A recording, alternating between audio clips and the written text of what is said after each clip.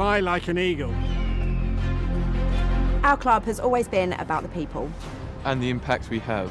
We create opportunities. We dare to dream. About what we can achieve together. We aim to entertain. And we deliver results. Our teams inspire our community. And our community inspires us.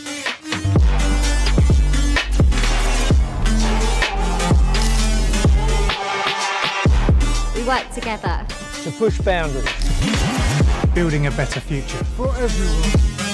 It's our spirit that bonds us. Our members. Our partners. Our players. Our staff. Our youth. Our community. Our county. We are Essex. We are the Eagles!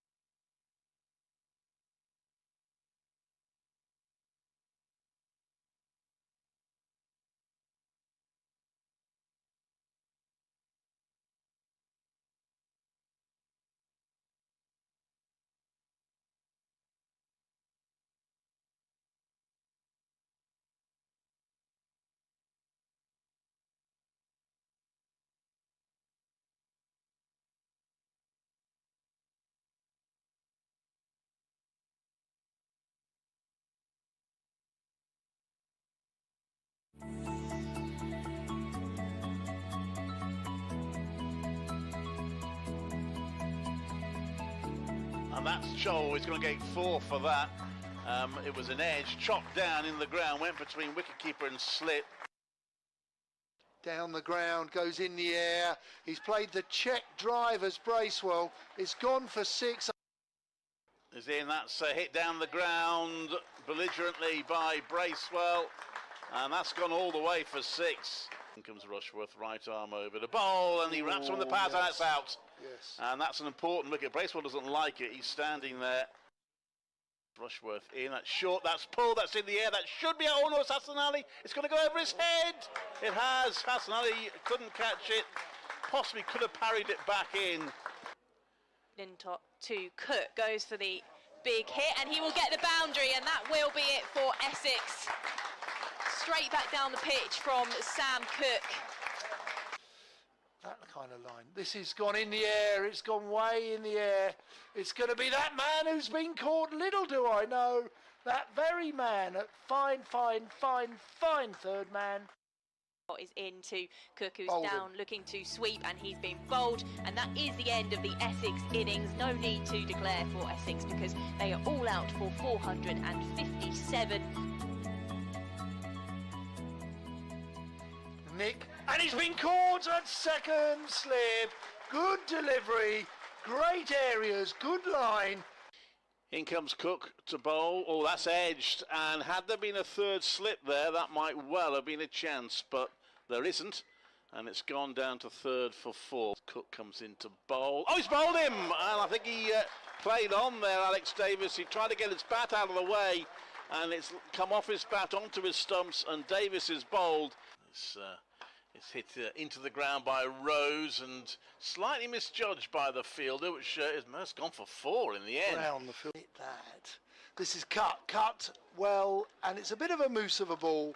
Not a great delivery from Harmer, invested in by Will Rhodes. Hayes close end to Jacob Bethel, pulls that one away. It's in the air. Feroz Kushi is under it, but it's going to bounce just inside the rope and go for 4 runs.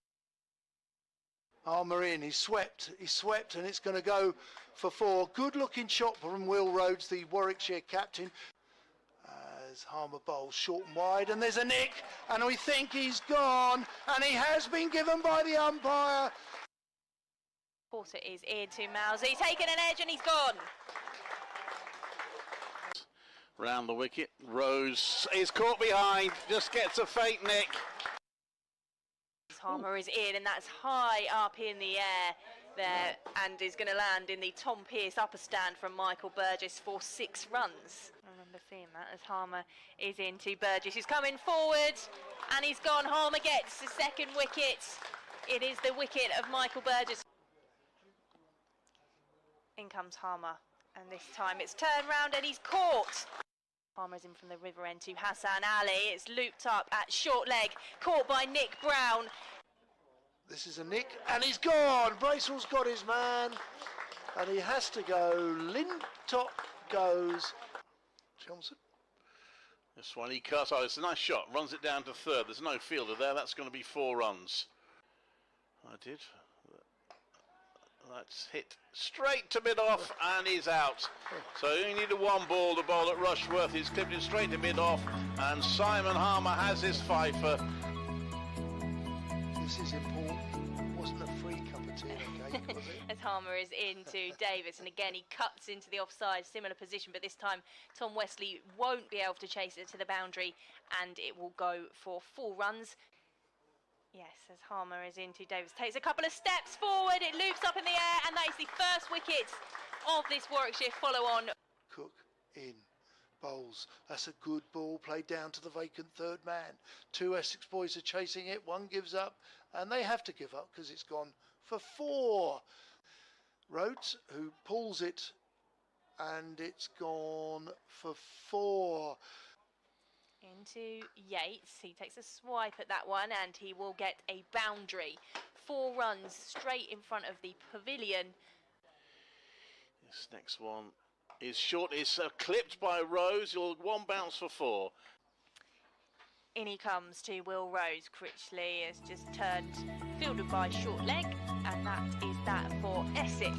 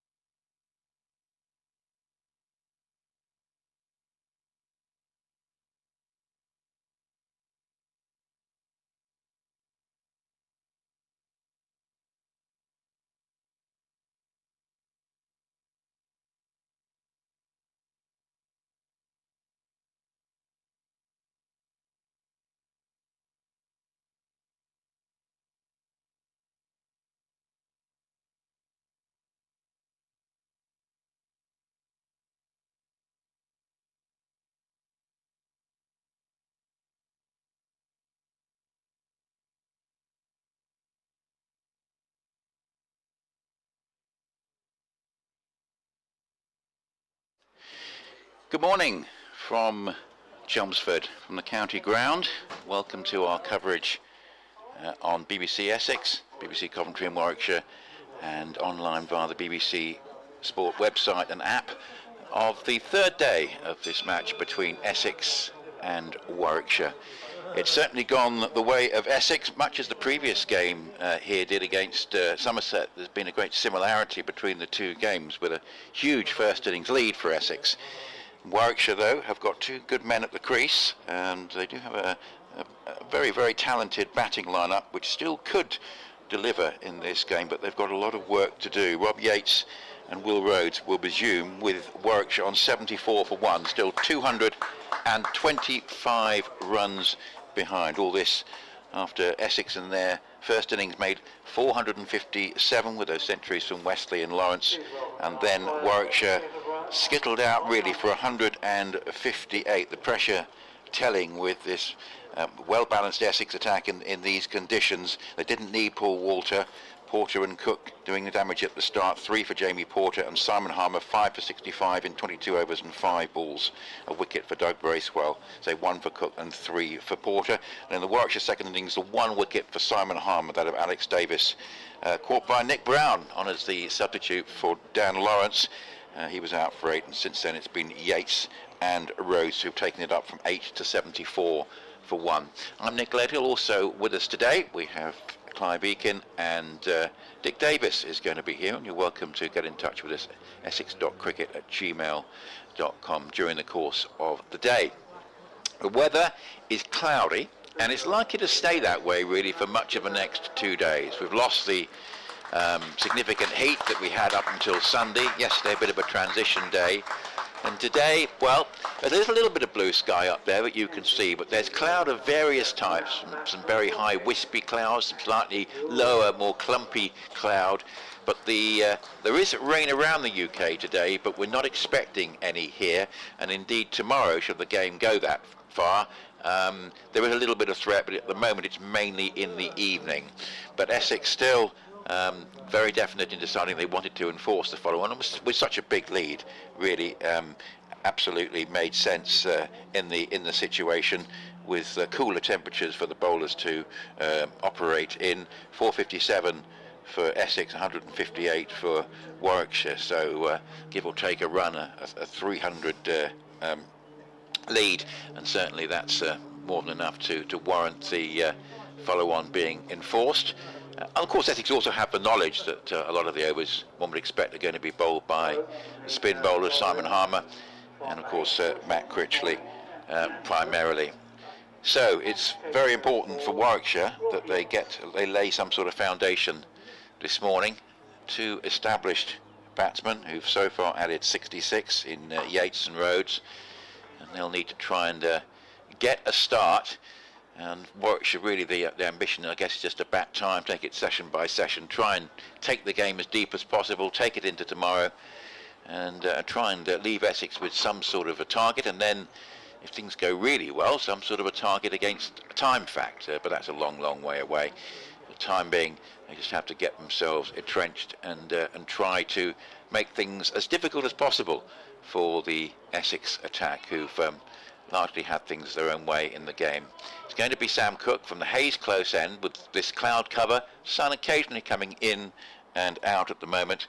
Comes up to bowl the first ball of the third morning, which is just played away into the offside by Yates, just covering up, playing it up to Paul Walter, who's there in the covers, and there is no run. So it's the sun we expect to sort of come in and out during the day. It's going to have quite a lot of cloud to contend with. Top temperatures just seem to be upgraded a little bit, might peak up to around about 22, 23, but not expected to get higher than that, so significantly cooler than it was on the opening day of the game as Cook bowls, and that's a good delivery, which just has Yates slightly cramped as he gets down on the ball and plays it out to Critchley at Gully, but had to make a late adjustment to do that. And Cook will be certainly a threat first up. Rested, of course, for those last 2 T20 games. That was rather an enforced measure. There's a lot of speculation that it didn't really matter for Essex that they were starting the competition a week, 10 days later than everybody else, but in the end has had a bit of an impact with Cook being rested. Certainly missed, and here is a stifled shout for LBW as Yates just comes across his crease and looks to work the ball away into the onside, but it only goes up as far as mid-wicket. There's Bracewell and there's no run. We've got first up this morning with Yates, the left-hander, on strike, a slip and a gully, a backward pointed cover, a mid-off, a mid-on, a shortish mid-wicket. Then there's a deep backward square leg on the boundary in front of the pavilion, and here's Cook coming round the wicket to the left-handed Yates, who just comes forward and plays up into the offside. And the one fielder we haven't mentioned at fine leg, just out of our sight in front of a Tom Pearce stand, Feroz Kushi, who'll soon disappear from our sight again as he goes back to his fielding position. Essex, I think, will sense today they might have to work quite hard. Don't think it will be easy, but they'll be delighted to have dismissed Warwickshire so cheaply first time round. A side who have caused Essex problems in recent years, particularly at Edgbaston, as Cook bowls, and a nice looking drive here from Yates up towards mid-on, and there's no run. It goes up to Jamie Porter, who's had a good break from the first team action with the T20. Of course, the occasional championship match these days comes in between, like the Somerset game, but he's very much fit and firing and looked in good form. Cook turning at the end of his run-up, start to move in again, coming towards us, bowls, and that's a delivery outside the off stump, which Yates just happy to leave alone. So a maiden over to start the third morning here at Chelmsford. Largely uneventful, no plays and misses. Slightly awkward second delivery for Yates to have to negotiate, but looked relatively comfortable. But certainly no Sam Hain, makes a bit of a difference in the formidable looking Warwickshire lineup. Essex pleased he's not there.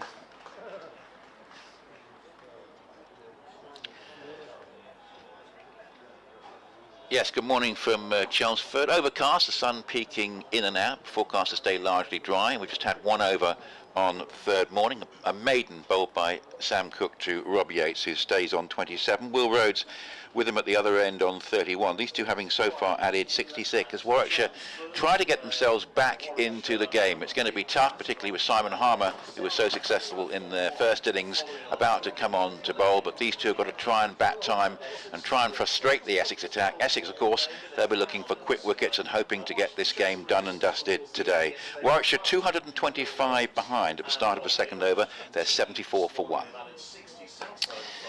And Harmer bowls, and that's just played defensively, just back down the pitch, and there is no run. So Rhodes is now on strike on 31, two left-handers together, and we've got a short extra cover with Rhodes on strike. That's played up towards mid-wicket. It's no addition to the score, and yep, certainly going to be a question, I think, for Essex of patience. They were looking, of course, at early success as Harmer bowls, and just coming forward here, Yates just covering up, playing defensively up into the offside, and there's no run. To the frustration of these two teams, Surrey got themselves into another winning position, having looked to be in a spot of bother in their game against Lancashire at one point. I'll keep you up to date with that and the other games going on as Harmer bowls. Oh, it's a bit of turn there, first bit of turn of the morning really, and well negotiated by Yates, who just realises what that ball's likely to do and is happy to leave it alone as it just goes by outside the off stump, and there is no run. Harmer again from the river end bowls, and off the back foot that's hit away for the first runs of the morning, and at least two of them. It's being chased back towards the extra cover boundary, and I think it's just about going to get there, and indeed it does. Just dropping a little bit short there, Harmer, and nicely executed by Yates, by Rhodes rather, hit away nicely for 4, 35 to him. Yates has 27, 78 for 1. First runs of the morning. Good morning to Clive Inkin. Morning. Interesting. Simon Harmer's gone back to the river end. He just bowled one over at the end yesterday from the other end, just to have a look. Yes, and that was quite unusual. Almost could have had pictures being taken of that. See, a very unusual sight indeed, as Harmer bowls and Rhodes on the drive up to mid-off, and there's no run. Just a question of Warwickshire trying to sort of dig in today and show patience and just try and take it as deep as possible, I guess, Clive. Yeah, they've just got to bat. I mean, by my reckoning, if they do manage to bat all day today, they'll be somewhere between parity and 50 runs ahead by the end of the day. So they've got to bat probably well beyond lunch tomorrow to have a chance in this game, which is a tall order. Two observations I would make, though. Firstly, Mark Robertson, the head coach, was honest enough to admit last night that even allowing for the toss, even allowing for the turn, and even allowing for the brilliance of Simon Harmer, Warwickshire should not have been bowled out for 158. That was a disappointing batting performance from what is a pretty young side and without its best batter in Sam Hain.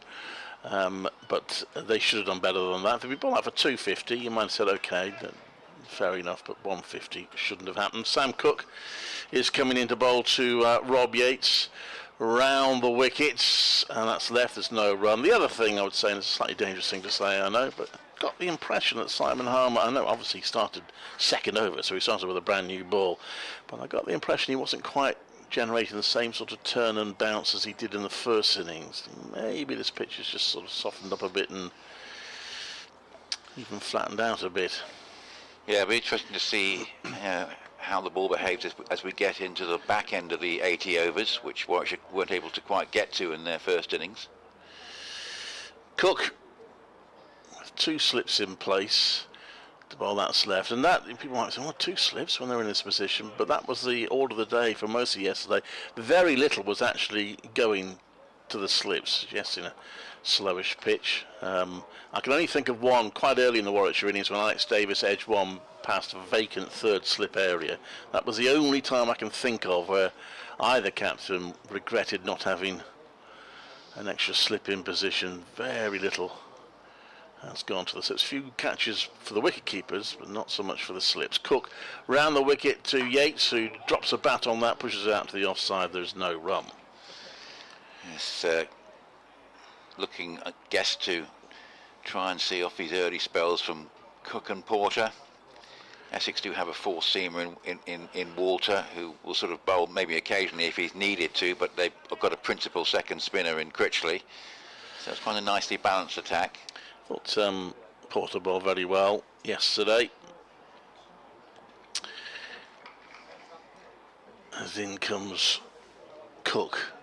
He's got the 1 wicket in the first innings, and that's a hint of an edge, but all on the ground to point by Rob Yates. He'll be wanting a big score. Tends to be the case for him. If he can get himself in, he's got a chance of going on to a decent score. There's been some discussion about his average not being high enough, which is undoubtedly true. I think there are 2 reasons for that. One is that he does get out cheaply a little bit too often. If he can get beyond cheaply, he does tend to go on to 100, but actually doesn't make big hundreds. That also will have kept his average down. It's driven Yates to mid-off. It's a slight exaggeration to say it, but it's usually 0 or 100 for Rob Yates. So never 200 and not sort of 40s or 50s. No, it's a good sign, but he's got as far as he has, I think. Big cricket news of the morning, certainly in terms of a test match, is Josh Tongue is in for Moeen Ali. He played against Ireland, but now the really big one for him at Lords against Australia.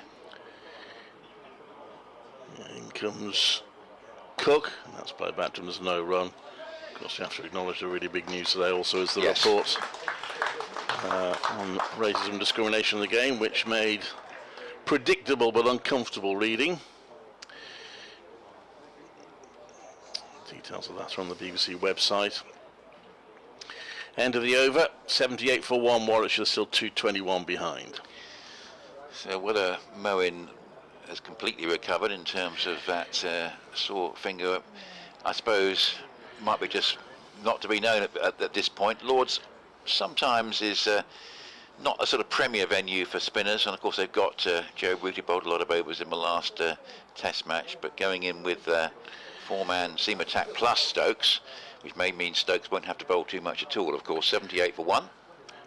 Interesting to see whether Moeen Ali is available for the Bears' 3 remaining group matches in the T20 Blast. Very interesting field here as Harmer bowls. This is just played defensively back down the pitch, and there is no run. Don't think the batsmen have changed ends yet this morning, have they? So it's been Rhodes facing Harmer exclusively. We've got a silly point and a slip, and also we've got a sort of silly mid-off, as that's just pushed defensively up into the offside, and there's no run, who is sort of almost behind the silly point in Nick Brown, but just a bit straighter in Doug Bracewell. So 3 attacking fielders, if you like, and 5 saving 1. This one played defensively, again, just back down the pitch, and no addition to the score. These two just happy to see off as much as Simon Harmer as they can, and hope that the ball maybe gets softer and then there's less purchase for him as time goes on. So Harmer bowls, and this one just thinks about a more aggressive stroke here, just riding the bounce, but in the end just playing it compactly out towards backward point, and there's no run, but secure shot again from Rhodes. 78 for 1. Warwickshire here following on. 4 runs added, and those were 2 Rhodes, as that's just played away on the bounce up to Bracewell. That's silly mid-off position. And we've got a conventional mid-off, a squarish cover, backward point, a mid-wicket and a mid-on. There's a long leg on the boundary. So it's played defensively up towards Harmer. The end of another very tight over. I think we'll see quite a few of these during the course of proceedings today. 27 to Yates is not added yet to his overnight score. 35 to Rhodes. 78 for 1 is the Warwickshire score following on. So just I'll talk about the discriminatory report in a moment, but just on Moeen Ali, it'd be interesting to see, because Warwickshire at the moment are without Danny Briggs. He was having a scan yesterday. At the time I spoke to Mark Robinson, he wasn't aware of what that scan was going to show. But if he's out, then it might be timely for Moeen Ali, if he can bowl 4 overs, to return in the T20 Blast. Sam Cook, right arm over this time to Yates, who pushes it out to the offside. There's no run. There is a slight lack of urgency from the Bears' point of view, in that they have already secured their quarter-final place. Of course, they want a home tie, but I mean, to be honest, they're pretty close to clinching that. Certainly, yes. 1 win in the last 3 will give them that. Even if they lose all 3, they may well find themselves at home. Mark Robinson did make the point, with the quarter-final coming much quicker this year, that they want to keep some momentum going. So they will want to continue to win games. So that might be an option, Moeen Ali, as in comes Cook, and that's pushed out to the offside. There's no run. I was going to look at the table, actually. He's still 4 points clear of the Bears. Something like that, very nice position with... I think that Worcestershire have done pretty well, haven't they, in recent weeks? They made a good start, fell away and have come back again, and I guess it's probably, Lancashire, Notts, maybe Yorkshire in contention with the other places. It's pretty open for the other places, but the Bears have secured theirs. Yeah. I think there's only really, Leicestershire and Northants are out of it. Yeah. Cook Comes into bowl to Yates, who defends that into the ground, back to Cook. Been very watchful, the Warwickshire batters this morning. They'll feel if they can get through the first hour, that will start to irritate Essex and raise Warwickshire's hopes of pulling off a escape. They saw Notts do it to them in their last match, batting really big in the second innings to save the game. So they'll be looking to use that example. Cook into Yates again. He drives that. Classic looking drive, but he doesn't get it away. And there is no run. He remains on his overnight 27. Yeah, certainly with this Kookaburra ball experiment, we have seen big scores around the country, obviously during the season, but we've seen a couple of instances of batting sides really getting on top, and it just seems, from what I saw on Sunday at one of the other games, that it can be quite difficult to get wickets in the back half of the 80 overs once the ball is less help for the bowlers. Cook in, that's short, and a nice controlled pull shot by Rob Yates. There's a fielder down there on both back of square leg and long leg, setting the trap, but Yates didn't fall into it. He hit the ball, hooked the ball, but straight into the ground, and he gets his first run of the morning. He's on to 28. It's 79 for 1. Essex.cricket@gmail.com, and good morning to Ken, who says, do we know if Essex still hold the record of having 100 partnerships for every wicket in county games? You say they did up until, certainly did up until fairly recently. Well, there's a way of checking, which I'll try and do when I'm off air, Ken. It won't take too long. So, but certainly that's a famous record of Essex, yes.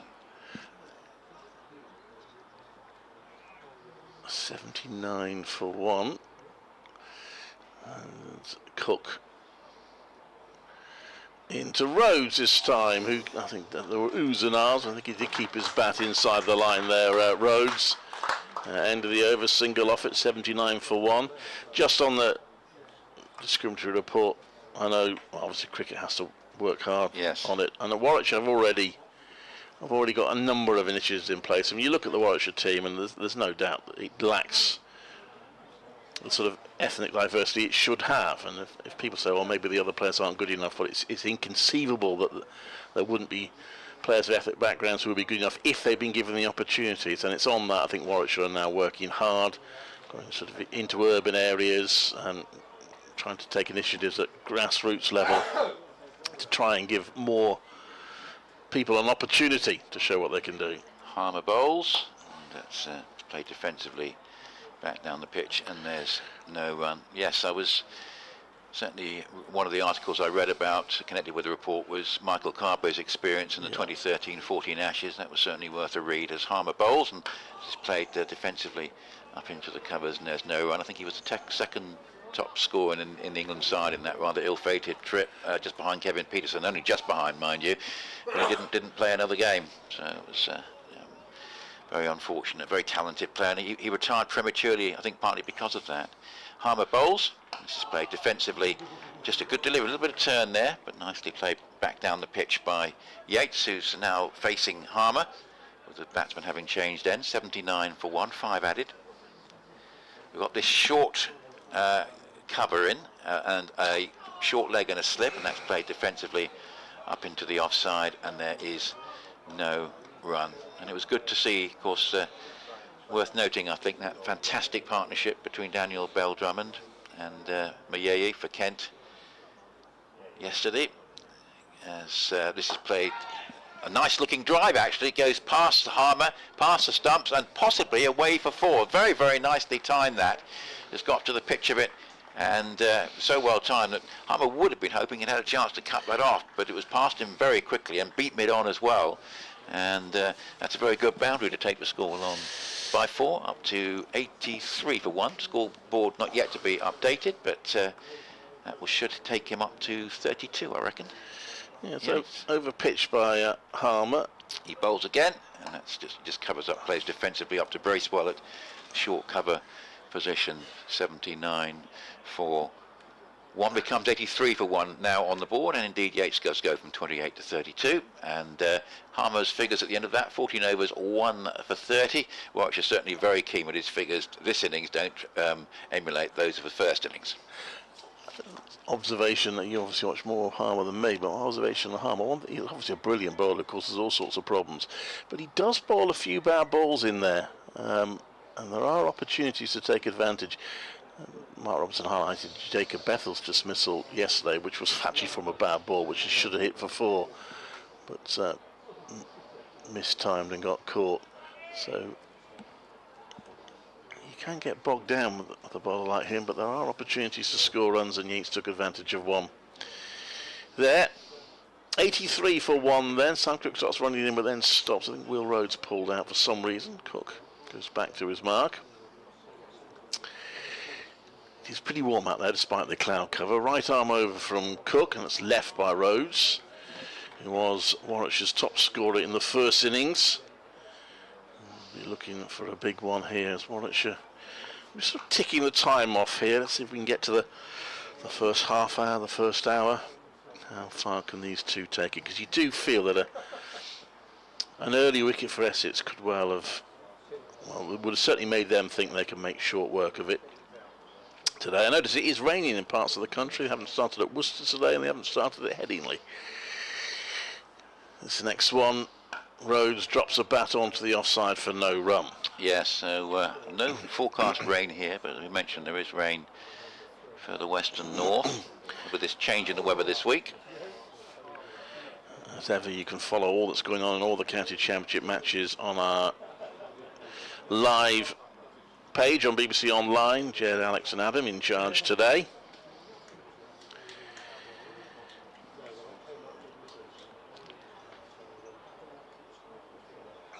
So, in comes Cook. Rhodes leaves that. It was difficult. I mentioned Porter bowled really well, but I think it was difficult for the seamers to get much out of the pitch. I thought Hassan Ali and Chris Rushworth bowled pretty well for Warwickshire, but the occasional one nipped away a little bit, but not a huge amount for the seamers. Talking to the Warwickshire bowling coach at the end of day one, Stuart Barnes said with the second new ball, he did very little for the seamers except occasionally, and he said it was a bit like the Kookaburra white ball. It just occasionally would swing. The odd one would swing, but other than that, there wasn't much there. And he did suggest that the seam bowlers won't be taking the Kookaburra balls home and putting them on their mantelpiece.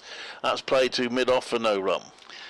My thought, Clive, was when I heard about this Kookaburra experiment was, why not try it in April or September, just to equal out the... What did you... Well, that's what Mark Robinson said. Yes. But his reasoning for that was to do it in the middle of the Ashes. I mean, Chris Wokes was not keen, I understand, to play in this game because he didn't really want to bowl with a Kookaburra ball in the middle of an Ashes series when they're not using that ball. So that was Mark Robinson's view on that. This one is over pitch, play to the onside. There's no run. He also just... He did ask me afterwards. I don't want to sound negative about it, so don't overdo it. But he did suggest it was a bit rough on Warwickshire that they were away for both the matches in which it's been used. Right, so no opportunity to sort of adapt the conditions to suit them. Yes, you almost think it's fair if each side plays one home game and one away game, and try and work it like that with the Kookaburra, even if it's not 2 consecutive rounds. But I suppose they want them all playing at the same time. Rose drops a bat on that, runs it down to third. There's a chase on here, but I think the ball's going to win. It does. So a 4 to Will Rhodes, who moves on to 39 and takes the score to 87 for 1. And David, thanks for your email about that report from the Independent Commission for Equity in Cricket about discrimination in the game. You're just saying, are you able to send an email on it? I mean, if you wanted to make any general points, you're welcome to hear. We probably can't deal with specifics, but if there's anything general about how opportunities can be improved, I'm sure we'll be happy to hear from you. So do get in touch. I attended a Warwickshire Awards dinner, not last season, the season before. I think it was the season before. And a couple of members came up to me afterwards. I'll go on about that actually at the end of it because it's difficult when the Harmer's bowling. I'll go on at the end. I'll go do it in the next over. I'll go on about that. Absolutely, Harmer, who tends to get through his overs pretty quickly. Short cover, slip and leg slip bowls, and it's played by Yates up to Gracewell. That short cover position, and there is no run. So 87 for 1 is what 13 added this morning. No great problems for this overnight pair. Yeah, you do feel they miss Hayne. If Hayne was coming in next in this situation, yes, you could think this could be quite a long day. But also Warwickshire would have been 300 all out in the first innings. Yes, with his form this season as Harmer bowls, and it's just coming forward. A little bit of turn there, just takes the pad and bowls away into the offside, and there is no run. Solid cloud cover. Some areas of lower cloud, wispy higher cloud, little bits of blue sky, with a bit of a mix in the skyline today as Harmer bowls, and here defensively and resolutely forward comes Yates and plays it up into the covers, and there's no run. It's Bracewell picking it up there. That short extra, there's a silly point in. It's actually now gone more to that silly mid-off because the silly points come back in. And this is with an angle bat played down towards backward point. It's Jamie Porter. And there is no run. Middlesex all out for 150 at the Aegeus Bowl, so that's 269 behind. I expect Hampshire will enforce the follow on there to see how many wickets that Dawson got in the end. That's played nicely off the back foot. That's going away for 4, I think. It's quite a long boundary out there, but even though good chase being given by Kushi, he's not going to stop that. And there's a lovely stroke off the back foot. Warwickshire have started pretty well this morning. Yates in particular, I think, he's looking in good touch. 36 out of 91 for 1 as Warwickshire follow on. That's a perfect four. Just make the fielder run the largest part of the ground, sprint all the way and hope of stopping it, and then not get there. Deficit 212. Just Middlesex will only get 1 point if they lose that match, which is going to put them in some trouble. Yes, this is just played with an angled bat by Harmer up into the offside, and there's no run. We're just speculating off air that with Kent seemingly transformed by their T20 form and looks like they're going to beat Northants, it's really going to be a question of who will go down with Northants this year, and it really could be not quite anybody, but it could be a very wide open field in terms of that. But yeah, as you say, Middlesex in quite a lot of trouble in that particular game, and Liam Dawson didn't add to his figures. 6 for 40, having got the century. Kyle Abbott 2 for 24, but I'm sure there'll be a follow on there. 91 for 1, and Yates 36 and Rhodes 39. So the tale I was telling, I think it was the season before last. I'll have to forgive me if I've got that wrong, but I was at an awards dinner, and a couple of members came up to me afterwards, and they were unhappy about the fact that, frankly, the only non-white faces involved in that dinner were really the catering staff. As Cook comes into bowl, and that's left by Will Rose as no run, and they had a constructively heated conversation with Tom Rawlins, who was the media officer at the time that I witnessed, and Tom did point out the many initiatives that Warwickshire are already working on to try and improve things. I think they did get it wrong slightly in that dinner. That Asif Din, I think, was there. They could have had him present one of the awards. Absolutely. Everyone from the host to all the top table were, missed opportunities, if you like, in terms of making it a little bit more diverse. I think the members had a point, those two that mentioned it. Rose drives that to mid-on, but it's cut off. There's no run. But as I say, Warwickshire, I know, are working very, very hard to improve, not just on ethnic diversity, but also on gender. I mean, they support the women's teams very strongly and have initiatives for girls as well, and sexuality as well. They're working on, and disability cricket, so they are trying very hard to improve things. I guess that's what everyone has to do within the sport now. Cook comes into bowl to Rhodes, who plays that back to him, and there's no run. Yes, and so you can read about that on the BBC Sport website on the front cricket page. A horrific cricket report shows rotten culture, piece by Matthew Henry, which gives sort of full details of the issues.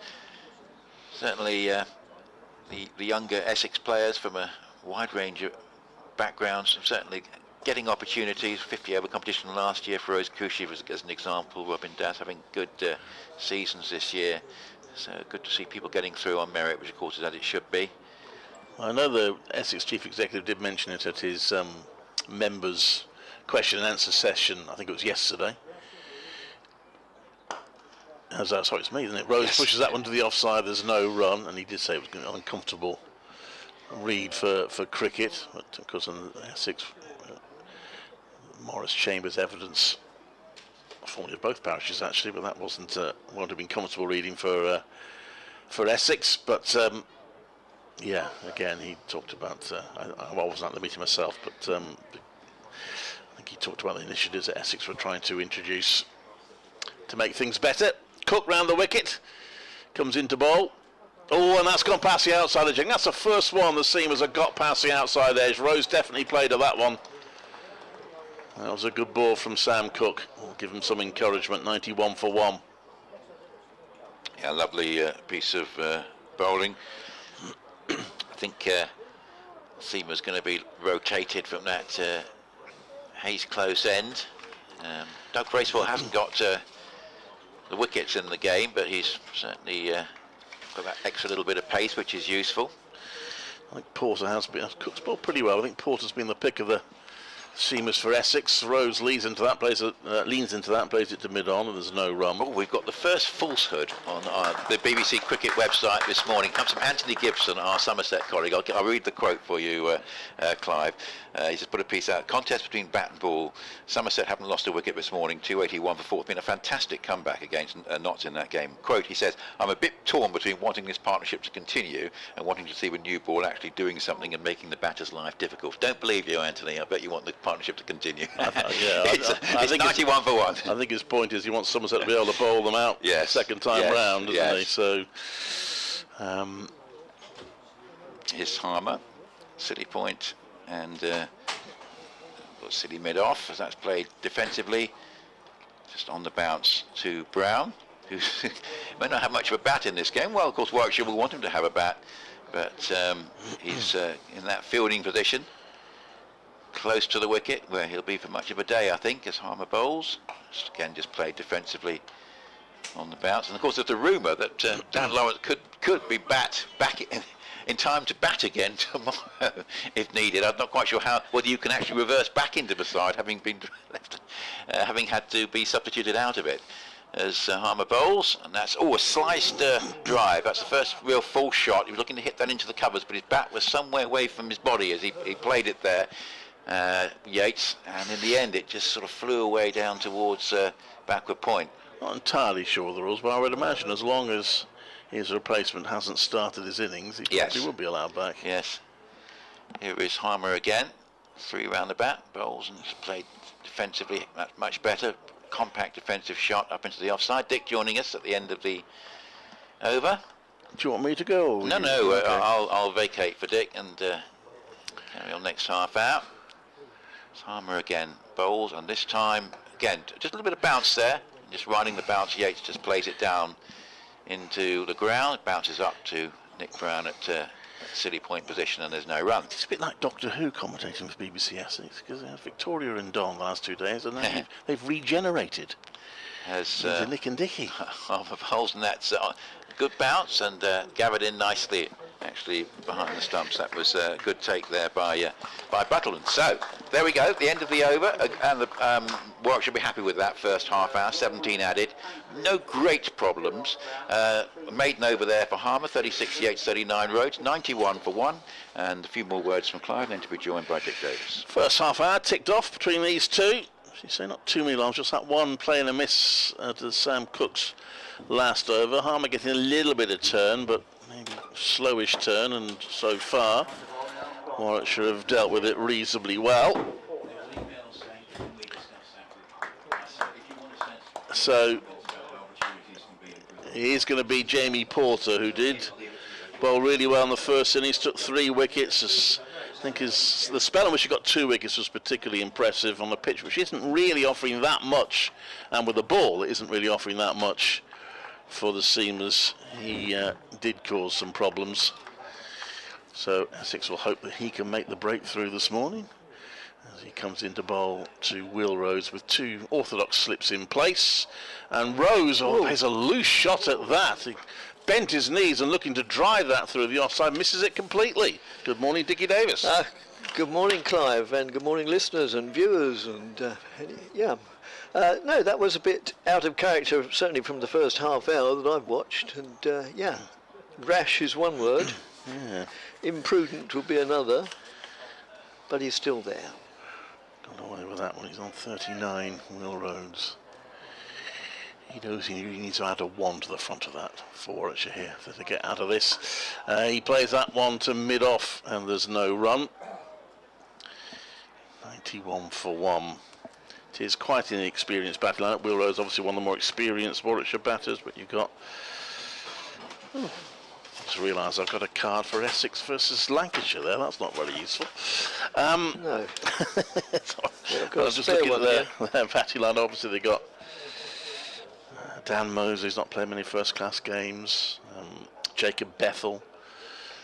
This next one is driven by Rhodes, and that's a better shot. It is cut off, and Essex have been really mean in the field. I reckon they've denied Warwickshire upwards of 40 runs with very good ground fielding in this game, and that was another very fine stop,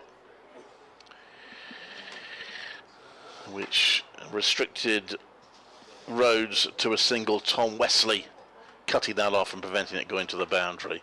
Rhodes on to 40, 92 for 1. Yeah, that was a good stop. I'm amazed you say they've stopped 40.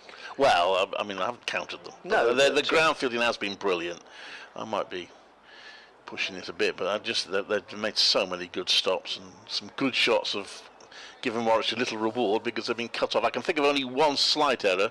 That was played up to point, by the way. It's fielded where Nick Brown slightly misjudged when to try and bend over to pick up the ball and conceded a 4 as a result, but that's the only one I can think of.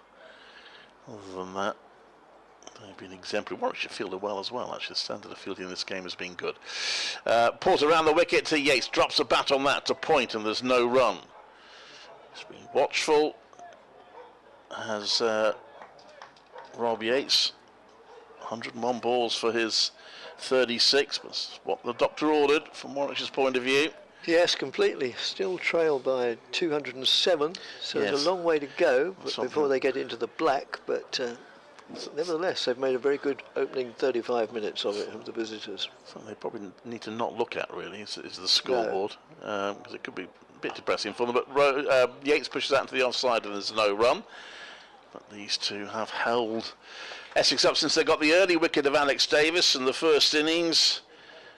In the second innings, but Rob Yates and Will Rhodes are taking Warwickshire to 92 for 1, 35th over, so the scoring is slower than it has been during the course of the game. So at this rate, Warwickshire probably have to bat all day to get about on parity at the moment. Yes, you'd think so, wouldn't you?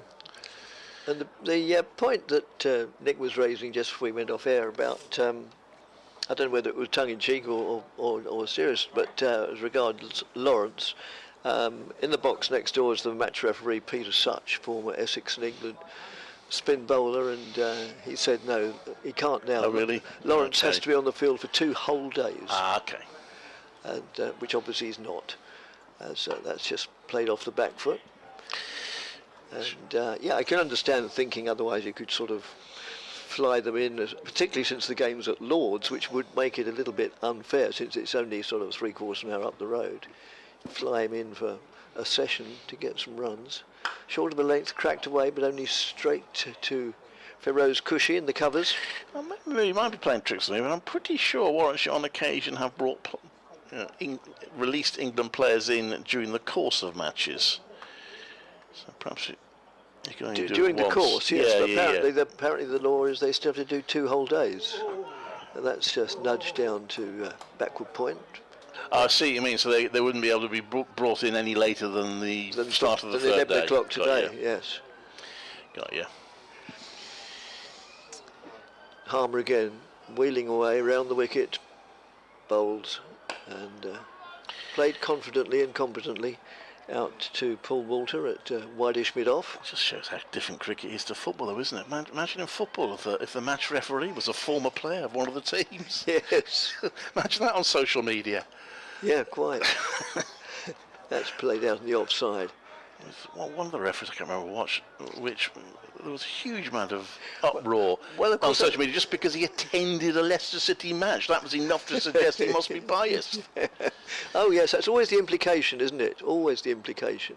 That's outside the off-stump allowed. Bit of bounce there, and the keeper takes it up by his right ear.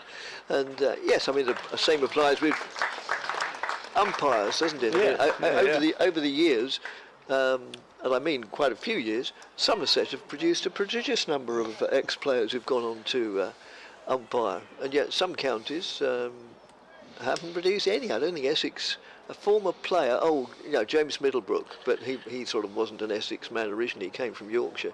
He's now on the umpires list. Haven't been too many for Warwickshire either, actually, over the years. There's 1 or 2, and it's a bit like James Middlebrook. There tend to be players that have sort of played briefly for Warwickshire and played for other. I mean, Michael Burns is one, for example. Anyway, Jamie Porter comes in to bowl around the wicket. It's played back to by Yates because I don't know what the conditions are like, but Scotland's good efforts in the 50 over World Cup may be continuing because they bowled Sri Lanka out for 245. Mark Watts taking 3 for 52. If they win that, that'll put them in a very strong position, Scotland. We know Ireland won't be in the World Cup, alas, although they're finally finding a bit of form too late. 334 for 4 against the UAE in the final over. Porter comes in to bowl, and that's pushed out by Yates. A bit of an inside edge. He's going to get a run to a back of square leg to move on to 37. As usual, we would warmly welcome emails. You've sent in a few this morning, namely 2 actually, at BBC Essex Cricket at gmail.com, and although the email address suggests it's Essex based, well, it is Essex based, but you know, whether you're an Essex supporter, a Warwickshire supporter, in England, just a cricket supporter, we'd be delighted to hear from you. No bias whatever. Just going back to the Ireland match, worth mentioning is this one is Rose pulls onto the leg side, and he's going to get at least 2, might get 3 here. I don't think the ball's going to go all the way to the boundary. It isn't. He will get 3 for it. Sam Cook chases it right to the far corner of the ground, and Rhodes gets 3. Paul Sterling, 162, the Bears, but I don't know whether he will come back into the Bears side. I'm not sure that he will, but anyway, he did start in the competition this year, but he made 162 off 134 balls, hit 8 sixes in that Ireland, total of 339 for 4. Actually, it's not, they've got 3 balls left, so they might add a few more yet. Cook to Rhodes, who defends that. There's a no run, and it's 96 for 1. It's a pleasant day here. Personally, it's the sort of day I prefer to watch cricket rather than the bright, blaring sun. It's a good day for watching cricket, and from what I can remember, when I played club cricket for many decades, it was a sort of day that was better to play it as well. Not too warm, but very pleasant. I bumped to my hotel this morning. This is pushed out to the onside and mid-on. There's no run. I went out last night for a meal in an Italian restaurant in Chelmsford. Very nice it was too, and there was a group of fairly noisy Lancastrians on a table, and they were talking quite a lot of cricket, and it turns out they're in the same hotel as me. Oh. I chatted to one of them this morning, and apparently they're all of a certain age. It made me feel slightly younger. So they're all of a certain age, but apparently they played cricket together years ago, and that's a good ball from Porter, which has Yates tucked up. He survives it. So they apparently they play cricket together as young men, and they've stuck together ever since. And occasionally they go off on a sort of they don't go on playing cricketing tours anymore, but they do get together for a few nights every now and then.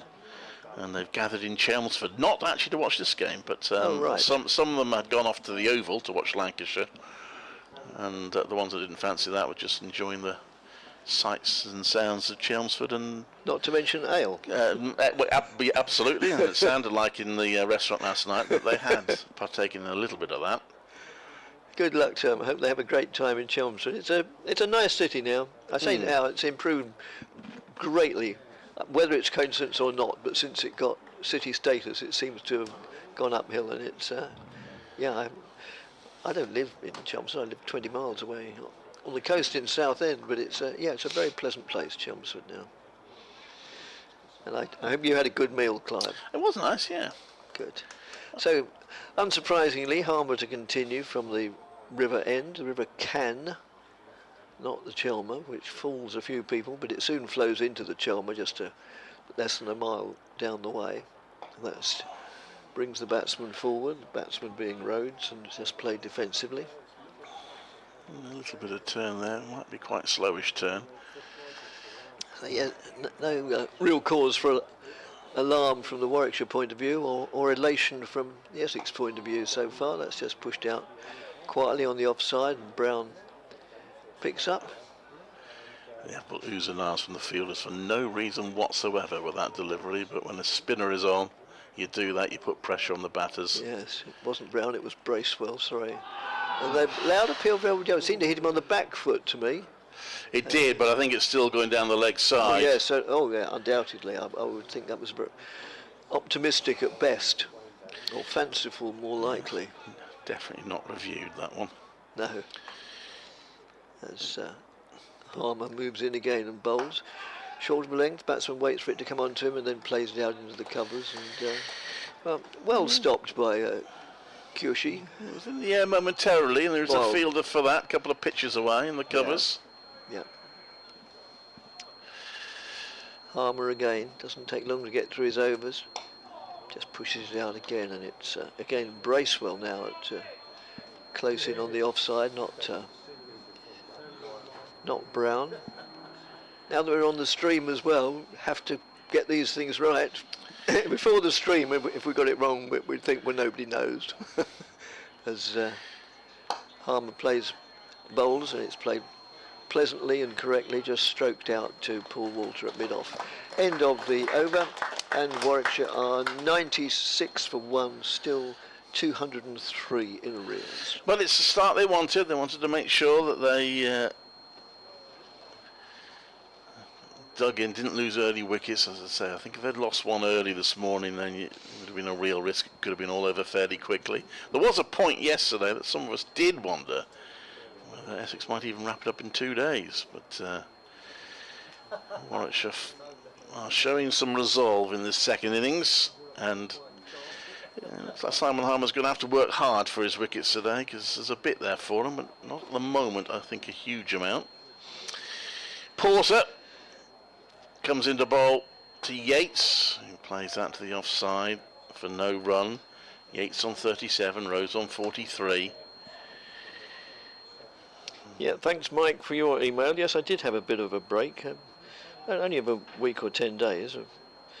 Up to then, Essex had been doing well in the T20 competition. As soon as I take a break, they start losing games again, but purely coincidentally, I hasten to add, I have no bearing on such matters. Porter in round the wicket. Yates again very solid. He's been very watchful. Rob Yates happy to wait for the bad ball, of which Porter doesn't bowl many, and that was played into the ground back to him. There's no run. No, he doesn't. No. Very useful opening Essex seam attack Essex have got. Cook and Porter. We like to think they're second to none, but I expect most counties think their attacks are second to none. I mean, Warwickshire's attack, when they're all fully fit, is pretty strong. Yeah. Porter into bowl, and that's nicely played by Yates off his toes. He's got that through on the leg side, and it will be 2. They look to see if there's a third, but the throw is already coming in from Sam Cook, who does well, and restricts them to 2. And Yates onto 39, 98 for 1. Now, Chris Rushworth has done everything that was hoped of him since he signed. And you've got Hassan Ali. Leo Norwell, unfortunately, injured so far for the whole season, which is a real pity. And you've got Ollie Hine-Dolby as well, not playing in this game, so Warwickshire opted for the extra spinner. As that's played into the offside, there's no run. So not a bad Warwickshire attack. By any means, Ed Barnard is back up. And they've played some good cricket so far this season, but they're up against it here. If they lose this game, they only get 2 points, which would be pretty damaging. So they at least want the 5 points for the draw, and also to deny Essex 11 points. Well, would be yes. Nice. Porter in, and Yates pushes out to the offside. There's no run. I guess from Essex point of view, Dickie, they just have to be patient here. They'll hope that one might lead to others. They've still got plenty of time. Oh, good grief, yes. Well, yeah. We're only just into the, past the midway point, and in the 7th session of 12, so... Just to say, Daniel Bell Drummond, 292 not out now.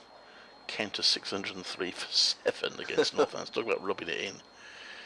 In comes Porter, excuse me, and Yates pushes out into the onside. Has gone for a quick single, and in the end it's a fairly comfortable single because the ball just rolled away from Nick Brown, and they're able to get through for the 1 easily.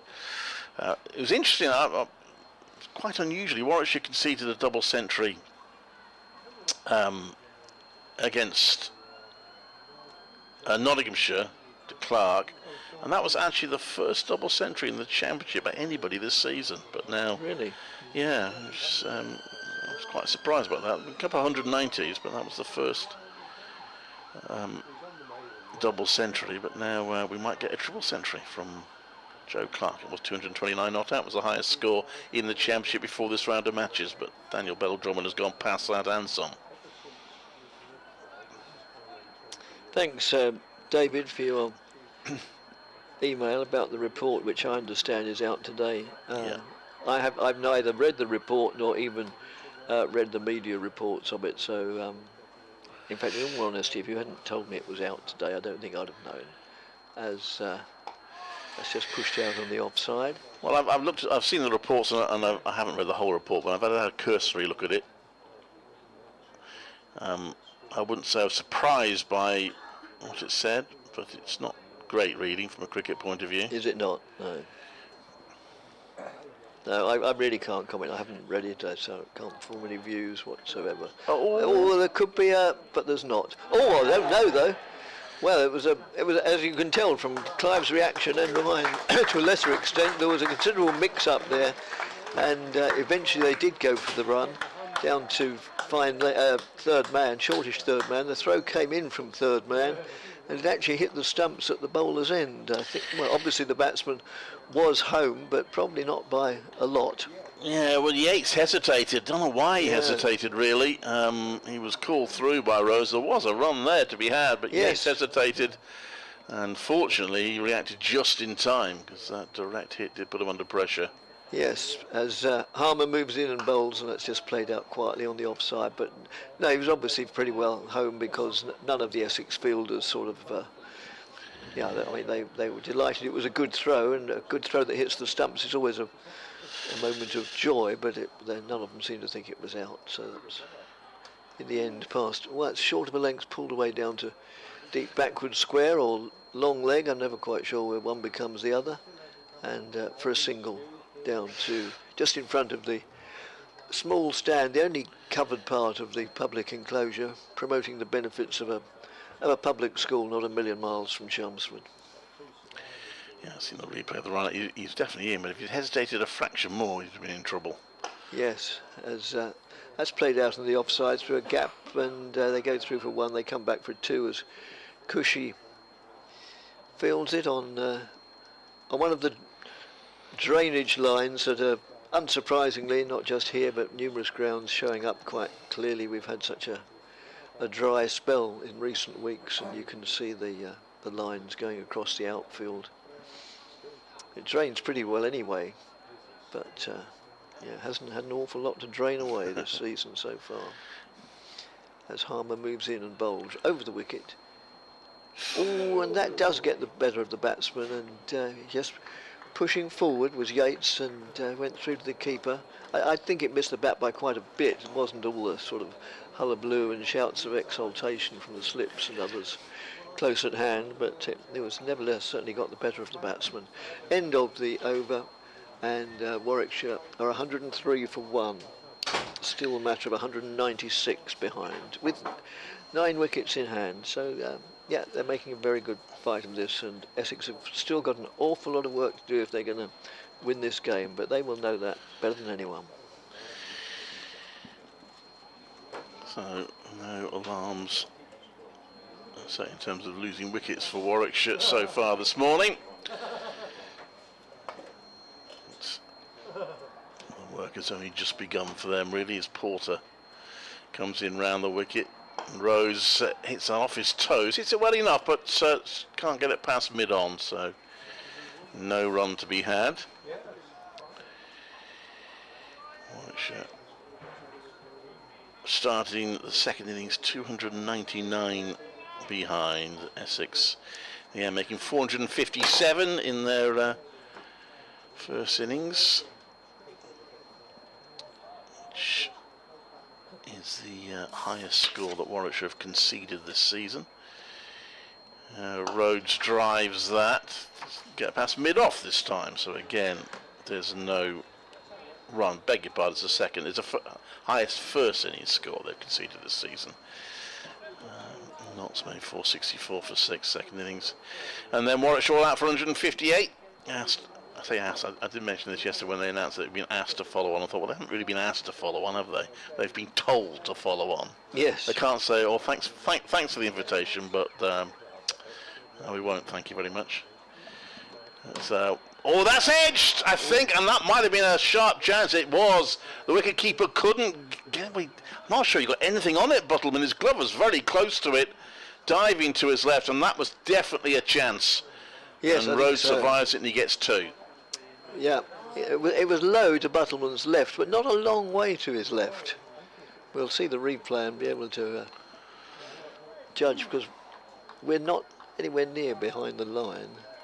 It did move quickly, but he'd be a bit disappointed, I think, Buttleman, not to have grabbed that. I'll put it this way. The bowler is not very sympathetic to him, judging from the way he turned. He comes into bowl, and he's got him this time! Rose edges that, and Buttleman takes the catch. And Rose doesn't take advantage of his life, and Essex make the crucial breakthrough.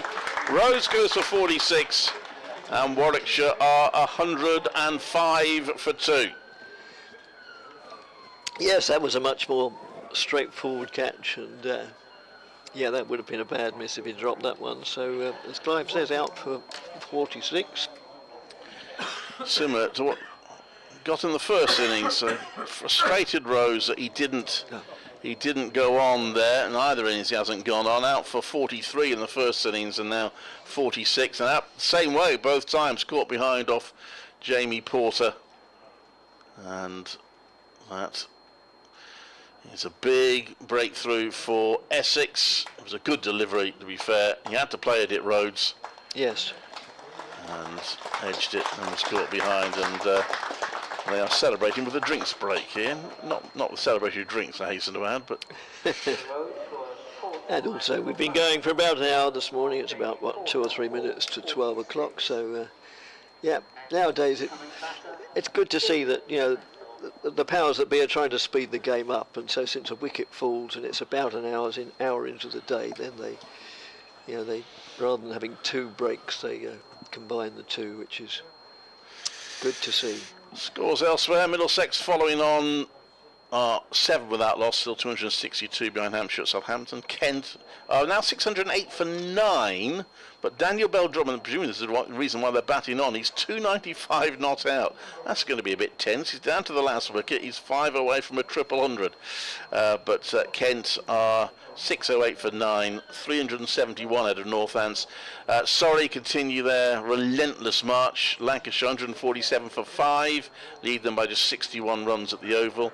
Somerset still piling on the runs, 314 for 4, lead Notts by 291. Glamorgan 70 for 2 at Cardiff, lead Sussex by 109. They haven't started today at Headingley or at New Road due to rain. At Leicestershire offering some fight, 376 for 5, now just 141 behind Durham's first innings total. So new batter in is Jacob Bethell, who struggled at the start of his first innings, then began to look pretty good, but then got out to a really quite a soft dismissal. One that Mark Robinson was saying was really a 4 ball, should have hit that way for 4, instead he edged it and got caught behind off Harmer. But what Essex will want now, and Warwickshire can't afford to happen, is for 1 wicket to be followed by more quickly. Warwickshire need partnerships everywhere they go. Another left-hander. 3 shy of a century partnership for that second wicket as Bethell pushes that to the offside, and there's no run. At the end of this over, I will invite Nick back to join you. But Essex back on top really with that second wicket, because Warwickshire are still 194 behind, 97 added. Couldn't quite get to the end of the first hour without any loss. And it's Jamie Porter again. He's bowled really well in this match.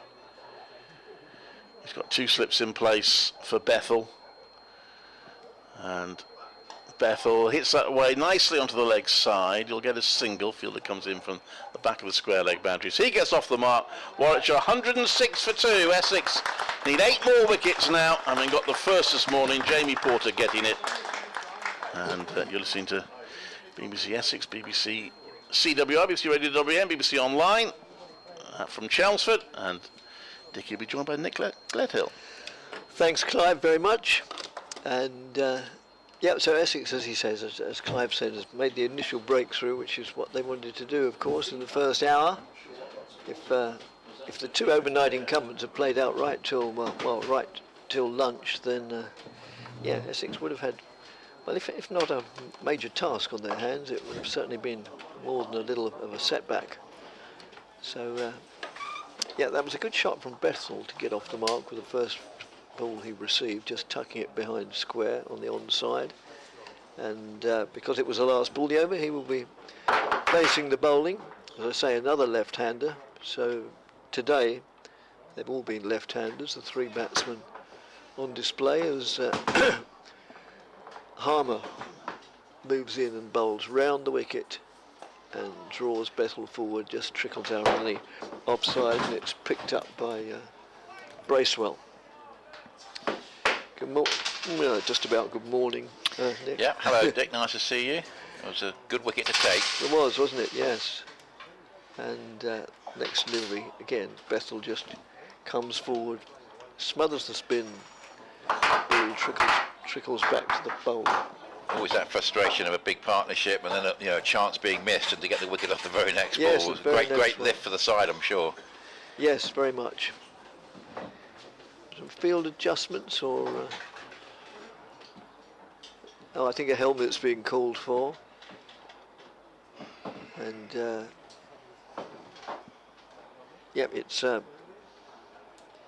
very obvious signs being given by Paul Walter that a helmet is needed. It comes out now. 97-run partnership, and they looked like they were going to add a few more as well, because they looked relatively comfortable, I thought.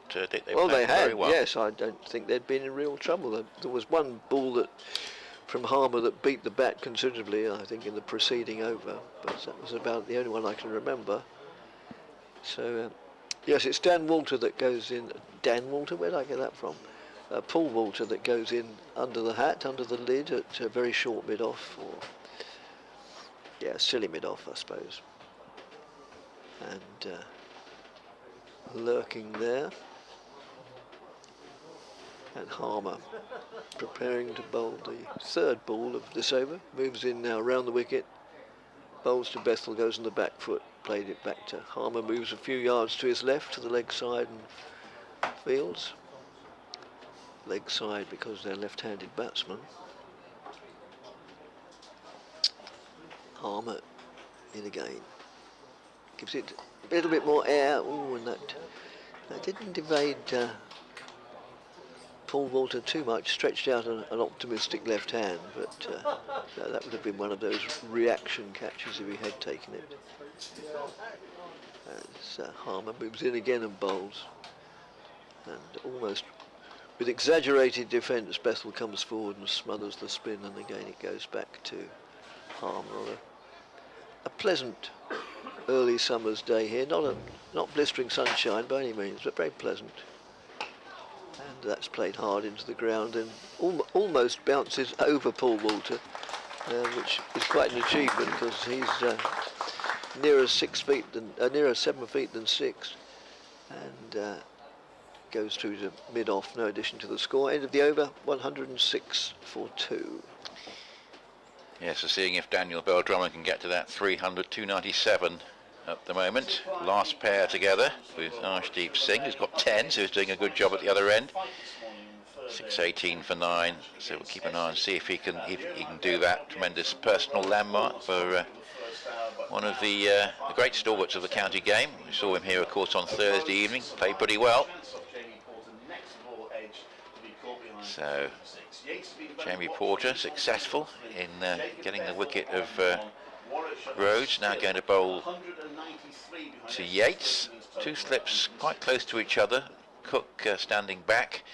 And here is a nice stroke actually from Yates to a full-length delivery, just down towards Cushy at long leg. And I suppose if Essex do bat again and we've got Brown opening, Cushy will be back in the middle order, Dick.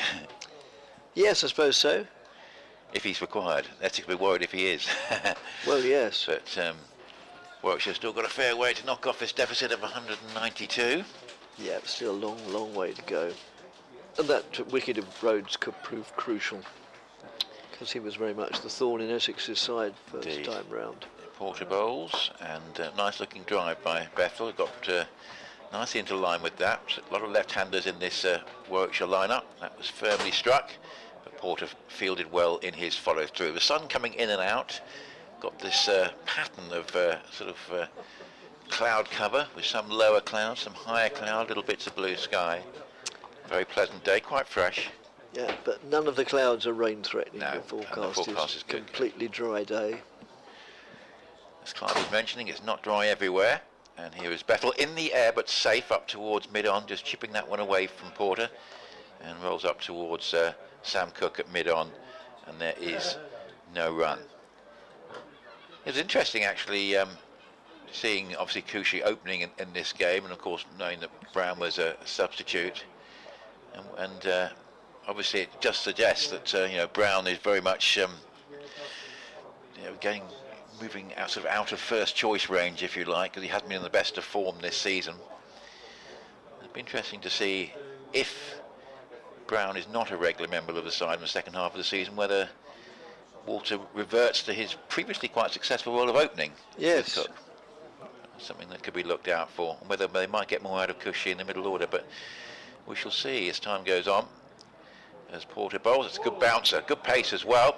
And Bethel actually had to deal with a few of those in the first innings, but got into the line nicely there as it went through to Battleman, who'll be feeling as pleased as anyone at the moment that a fielding lapse was about as unexpensive as it could be, in the sense that the wicket was taken the following delivery. Yes. And Beldrummond has done it, 300 from 439 balls with a 6 and 26 fours. Well done to him. A slip and a short mid-wicket in, as this is delivery heading down the leg side. Bethel tries the leg glance, doesn't make any contact. Well taken by Battleman down the leg side. So how long would it be, you're certainly across these sort of things more than I am, how long would it be since a county player in a championship game last got a triple century? Well, certainly North East did more than that last year, got a 400. Yes, he did, of course he did, yes. Against Leicestershire. Yeah, I've forgotten that. But it's always, when you get that sort of landmark, it's always very notable. Yes. As Porter bowls and to an angle bat, Bethel just plays it out towards backward point, and there is no run, so 107 for 2, and 44 on the board to Yates, who's looked pretty good, and 1 to Bethel. 107 for 2 means that Warwickshire trail by 192 following on here on the third day at Chelmsford. And just a reminder, we warmly welcome emails at bbcessexcricket@gmail.com if you care to communicate with us and give us your views on any aspect of cricket. We'd be pleased to have them. And that the number 11, Arshdeep Singh, was out the very next ball after Drummond got his 300. Oh, right. So Beldrummond much more happy than he'd been out the previous delivery. Yes, well, but 621 all out. Presumably the number 11 quite rightly thought, oh, my job's done at last, I can relax a bit and have some fun. I don't expect Beldrummond minded. As Harmer moves in and bowls, that's outside the off stump. Taken by the keeper. So how many did the last wicket there have to put on to sort of shepherd Beldrummond to his triple century? I'll have a look and see. Oh, it doesn't really matter that much, I suppose, but I often think what goes through the head of number 11 and how much responsibility there is. They're basically in the side for their bowling ability, and then occasionally, more often in the short form, but sometimes they're called upon to bat. Yeah, they put on 17. Oh, well, that's quite a lot for a last wicket partnership. That's just pushed out on the onside, no addition to the score. Yes, Beldrummond would have been worried when Matt Quinn got a first baller at number 10, but Yes. Arshdeep Singh with 10 over 17 did the trick, saw the opener through. Excellent. As a bit of a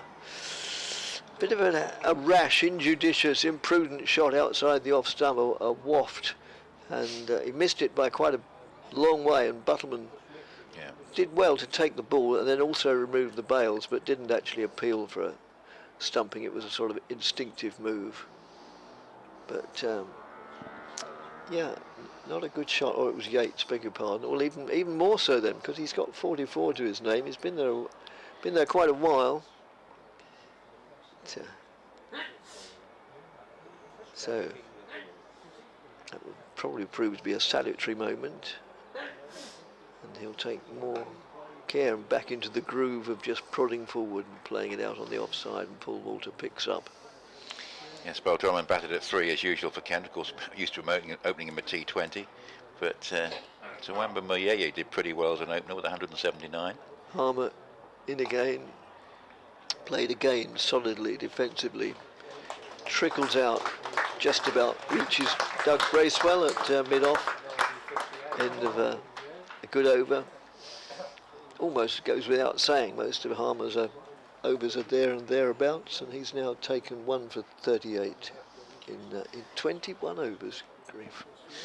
Having a bit of a chat next door about relegation in the championship, and obviously who goes down with Northants and the way Kent are going at the moment. In all competitions, it would seem that they're on a bit of a crest of a wave, but Peter Such, former Essex off spinner who's in the box, was pretty certain. He came up with a very definitive answer. He said Middlesex. He said they're the worst team he's seen this season. Of course, Essex play Middlesex and Northants in September. If they could possibly get close enough to Surrey by then, but can anybody? No, I don't think so, realistically. And not only, I would say, not only they couldn't, but they don't deserve to. Surrey are, you know, like it or not, Surrey are by quite a distance the best side in the country. Yeah. And so they should be, with their much publicised and well-known resources at their beck and call. Doug Bracewell is into the attack. 3 overs for 25. Understand bowling good pace. Hasn't quite got the wickets, but let's see if he can unsettle Bettle. I think he gave him a few problems in the first innings. 2 slips waiting. He's up to the wicket now. Bowls, and that's well pitched up, and I'm sure he'll put in the short ball as well. That one's played up towards mid-off.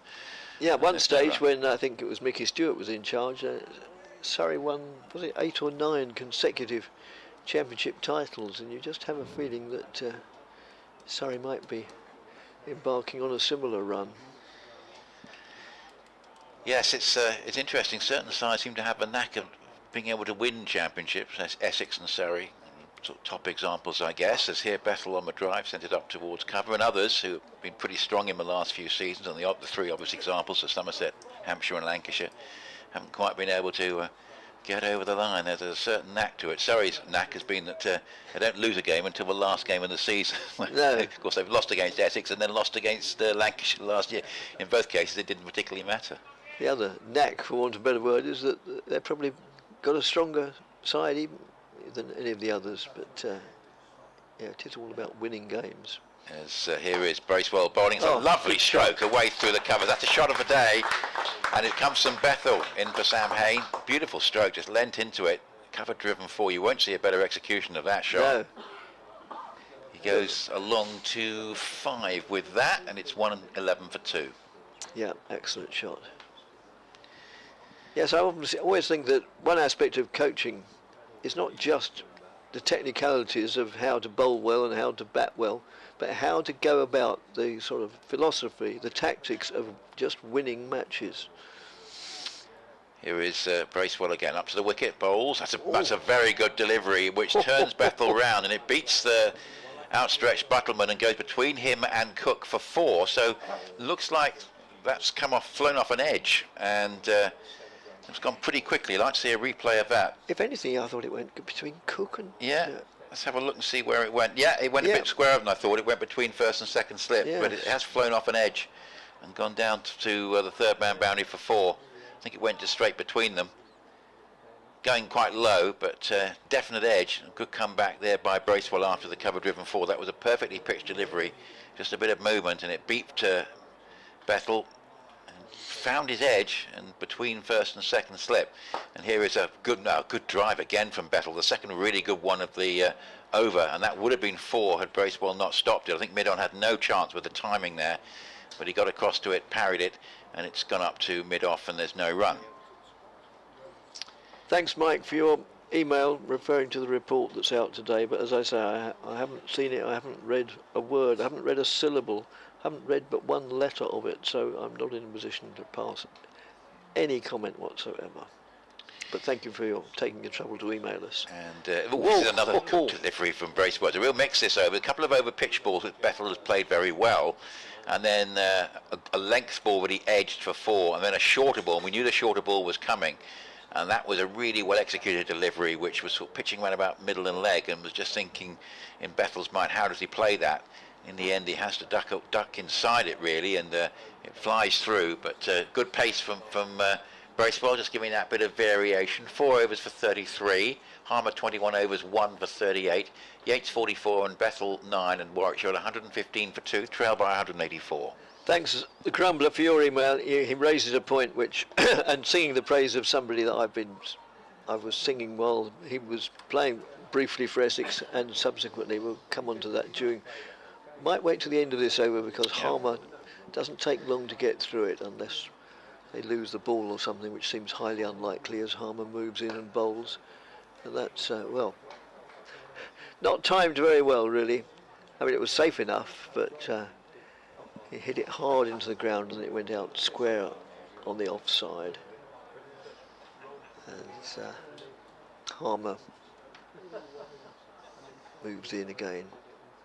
Oh, and that found the edge, and for a moment I thought the umpire wasn't going to give it, but I think the batsman was almost walking it anyway, the batsman being Yates. So the 2 wickets to go have been the overnight incumbents for 46 and 44 respectively, and Essex have had a really good first hour and a quarter, and yeah, they've got the 2, well, it'd be unfair on the rest of the batsmen to say the prize scalps, but 2 highly valued scalps this morning, and that was an excellent delivery. And we've seen so many dismissals like that in the last few seasons since Harmer's been here, particularly against a left-handed batsman who just pushes forward, he turns it away from the bat, and the keeper takes a relatively, I say relatively because no catches are easy standing up, but a relatively easy chance. And so the visitors are 115 for 3. Yeah, typical Harmer dismissal to a left-hander. There's quite a few left-handers, of course, available for him to bowl at in this Warwickshire lineup. But a superb delivery, just gripped and turned, and I guess Yates will feel that he couldn't do much more with that. He played very well for his 44, but problem for Warwickshire, of course, is that there's no Sam Hain. So having got the experience of Rhodes and Yates back in the pavilion, there's still, good batting to come. Barnard, Burgess still to come, but you feel as though that's big breakthrough for Essex. And I say it's just going to be, I think, a day for chipping away. Mousley, Burgess, Barnard. Yeah, there's some batting there. Don Bess, of course, we know can bat. He's on loan, but it's going to be Ed Barnard coming out to the middle at the moment. Yes. So. The Grumbler's email says, at a members' meeting yesterday, John Stevenson said that Cook, that's Alistair Cook, was only 50-50 to stay next year. Yeah, well, I suppose that's, he would say that, which is another way of saying he doesn't know any more than anybody else, including Cook probably. So who opens in 2024 if he goes? Well, that's clearly rhetorical, because we'll find out. But Brown, Cushy and Walter are options, but I think Essex need a specialist to support them. It's a key position, and 2 are inexperienced there, and Brown's form is always patchy, one might say, at best. I'd go for Rishi Patel, who is young, talented, and one of Essex's. I couldn't agree more. I was very sorry to see Rishi Patel go. He's had a wonderful season at Leicestershire. People will say it's only second-team bowling, but you can only play what you see in front of you. That's a super way of getting off the mark there by Barnard, just swept it away to the square leg or slightly backward of square leg boundary for 4. And I think Rishi Patel, the way things go on in the East Midlands, I couldn't see him staying at Leicester too long anyway, but Leicester seem to have troubles. They're all, jumping ship for whatever reason. That's just gets an edge and goes into the slip cordon, but down, well, cordon, there's only Alistair Cook there, but along the ground. So yes, I would dearly like to see Rishi Patel come back, whether he does or not. He might be happy to stay at Leicester, but who knows. But yeah, that would certainly be a very good move. And again, swept away. This time it won't be 4, as it's slightly forward of square, and they go through for 2 comfortable runs. So a confident start from Ed Barnard, who was not out in the first innings, not out 23, and carried his bat through, well, half the innings. Yes, you feel they'll want a Walter stroke Brown type opener when Cook goes, and then probably someone who might be more of a dashing stroke player at the other end. Yes, and just played with a bit of a cross bat shot. It's end of the over, a good over, took the wicket of Yates. It's surprising looking around the changes that go on, how many players leave their counties for 2 or 3 seasons and then return to them. There are a lot of examples of that, and I would dearly like to see Rishi Patel prove to be another one as well. Well, so we had a very good example of that with his destructive innings on Thursday night in Mr. Joe Denley, of course, who was Kent Middlesex. Yes, that's right. And interesting stat on the BBC cricket page that since Thursday night, Daniel Bell-Drummond has averaged 480 in professional cricket, 69 not out here in the blast, 111 against Middlesex at Canterbury on Friday night in the blast, and then 300 not out in the championship. So he's had a pretty good few days. Just to confirm what we were saying with Dick, that's the biggest score in the championship since Sam Northey's 410 against Glamorgan at Leicestershire. An extraordinary game that, where Leicestershire made a very big first innings score, and I think it was a record first innings score to lose a match. Actually, it was a quite extraordinary match. 121 for 3, and Essex will feel that they've got the 2 big wickets that they wanted this morning as Bracewell bowls to Bethel, and Bethel plays another lovely drive. It's just wide of mid-on. He's very good on that shot. He's played 1 through the covers, 1 straight and 1 through mid-on, all looking very stylish. Slater gets across at mid-on, and there is going to be a run because he has to move a bit towards straight mid-wicket to complete the fielding. So Bethel has started nicely. He's on 10, and Barnard will now face up to Doug Bracewell.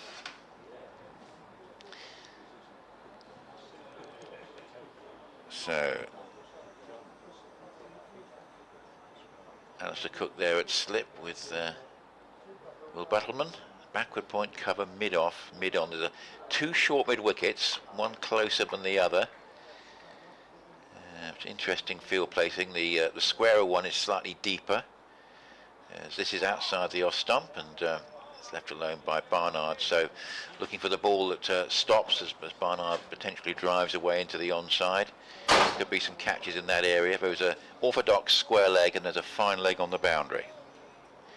Warwickshire having lost the overnight pair of Yates and Rhodes, 44 and 46 respectively. Rhodes went first to Porter and then Yates to Harmer. Both catches taken by Battleman. And here is Bracewell again from the Hayes close end. He bowls a full length delivery, and Barnard has to reach for it a little bit and plays it to the straighter of the 2 short mid wickets and the closer. And there is no run. A little bit of tossing the ball between the keeper and Simon Harmer. They do it a couple of times actually, throwing the ball to each other before it goes back via Wesley at mid-on to the bowler. So thanks Crumbler for your email very much, and for those who aren't aware, he does a very good weekly, I don't know, call it a blog, he calls it officially the Grumblers County Cricket Newsletter. Bracewell bowls, and it's played defensively up into the offside, and there's no run. And the one that I just recently received is number 93, so yeah, is very prolific and very interesting. I recommend it to anyone. I wonder what the Grumbler thinks of Kent having a possible advantage on Sunday in the T20 by their game starting 4 hours later than everybody else's. We shall see. Everybody has to win on Friday night first, but that could become a little bit of an issue. Surrey against Essex on Sunday afternoon. Of course, Essex playing Middlesex on Friday night. Well, as this is played defensively, back down the pitch and into the offside. You might have a comment on that. Well, with nine being in each zone, it's inevitable, isn't it? They can't all play. One side won't be playing, obviously, but the key point is that the sides who are in contention, Kent have the advantage of starting 4 hours later than everybody else, knowing what they have to do. Yeah, but when the fixtures were made, they didn't know they were going to be in contention. So I mean, no. All's fair It's enough. really just because of television tickets, simply because of that, not starting at the same time. It's just been picked for television, that game. So Bracewell with 2 short mid wickets in, and 4 overs saving 1, bowls, and it's driven away nicely, and attempt to stop the ball and this follow through by Bracewell isn't successful, but Snater picks it up at mid-off. I mean, there's no run. It's 122 for 3, 6 to Barnard and 10 to Bethel, and Warwickshire are 177 behind. Similarly, in the county championship. The way the fixtures pan out and the way they have to make room in August for other competitions, then sides don't play every other side twice, and it could easily be seen, and with quite a lot of justification, I'd have thought, that Essex are at an advantage by only playing Surrey once this season. In the T20, or in the championship? In the championship, I was referring to, yeah. So, I can remember years and years ago, my mother said to me, don't ever expect life to be fair. No. It's impossible, it can't be fair. That's just pushed back to mid-off. And she wasn't thinking of cricket when she said it, she was thinking of things far more important, just life in general, but it applies in cricket. Cricket and life. Somehow we're born with this innate feeling that everything has to be fair, but it's not the way of the world. That's just pushed forward. No addition to the score. Brown picks up from mid-off, silly mid-off, now taken up that position previously occupied by Paul Walter for a short while as Harmer moves in and bowls. That's outside the off stump. Goes through to the wicketkeeper. Buttleman, who's been responsible, had a hand literally in both the wickets to fall this morning. First of all, Rhodes for 46 and then Yates for 44. And that's just pushed back to the bowler. Yes, Harmer, another left-hander in his sights here. Harmer in again. Oh, and that gets the batsman decided not to play, and the ball lifted high and bounced. Well, obviously it bounced if it lifted high, and yeah, he almost got an involuntary edge there to that one. So Harmer's just beginning to work his magic.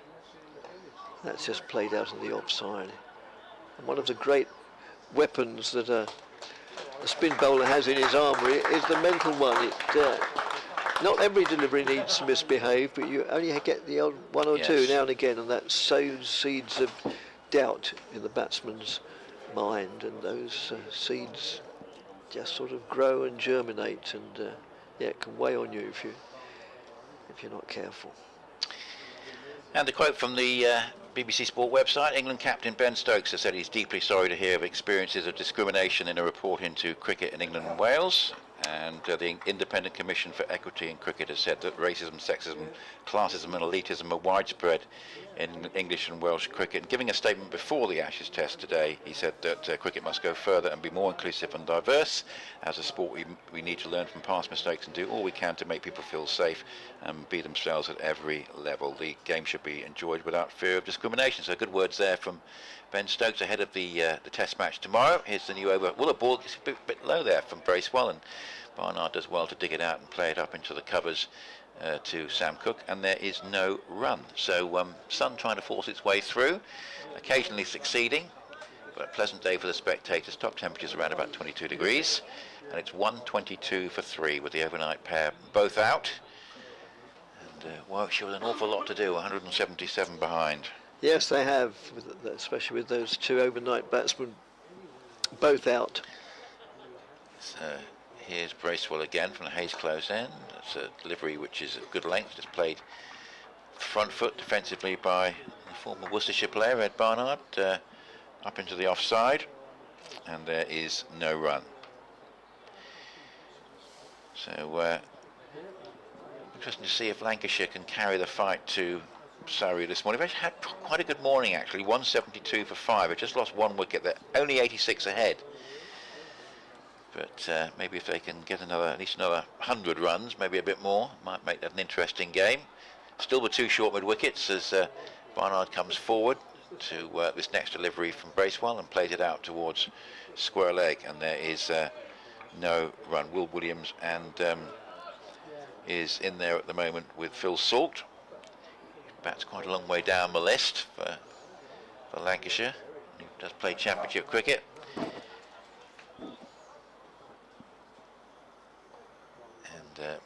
Bracewell, at the top of his mark, starts to move in again, and This is a nice looking drive by Barnard, but straight up to mid-on. But the thing about Surrey, as you've alluded to, Dick, is every time you think there's a hint of weakness, they did poorly in the first half of the Kent game. They needed the last wicket pair to get a lead against Lancashire. Something like that happens and they get 500 to win a game, or the last pair put on 100. They're very good at digging. Any time they get themselves into a bit of a hole, they're very good at extricating themselves. They are indeed. Much to the frustration of everybody else. Bracewell turns at the end of his run-up. Not quite got the results in the wicket column that he would like. Got a city mid-on now, as well as a short mid-wicket and a square leg, and that one's hit uppishly and caught at the second attempt at mid-off. Well, a bit of a field placing change there, and a juggle from Jamie Porter.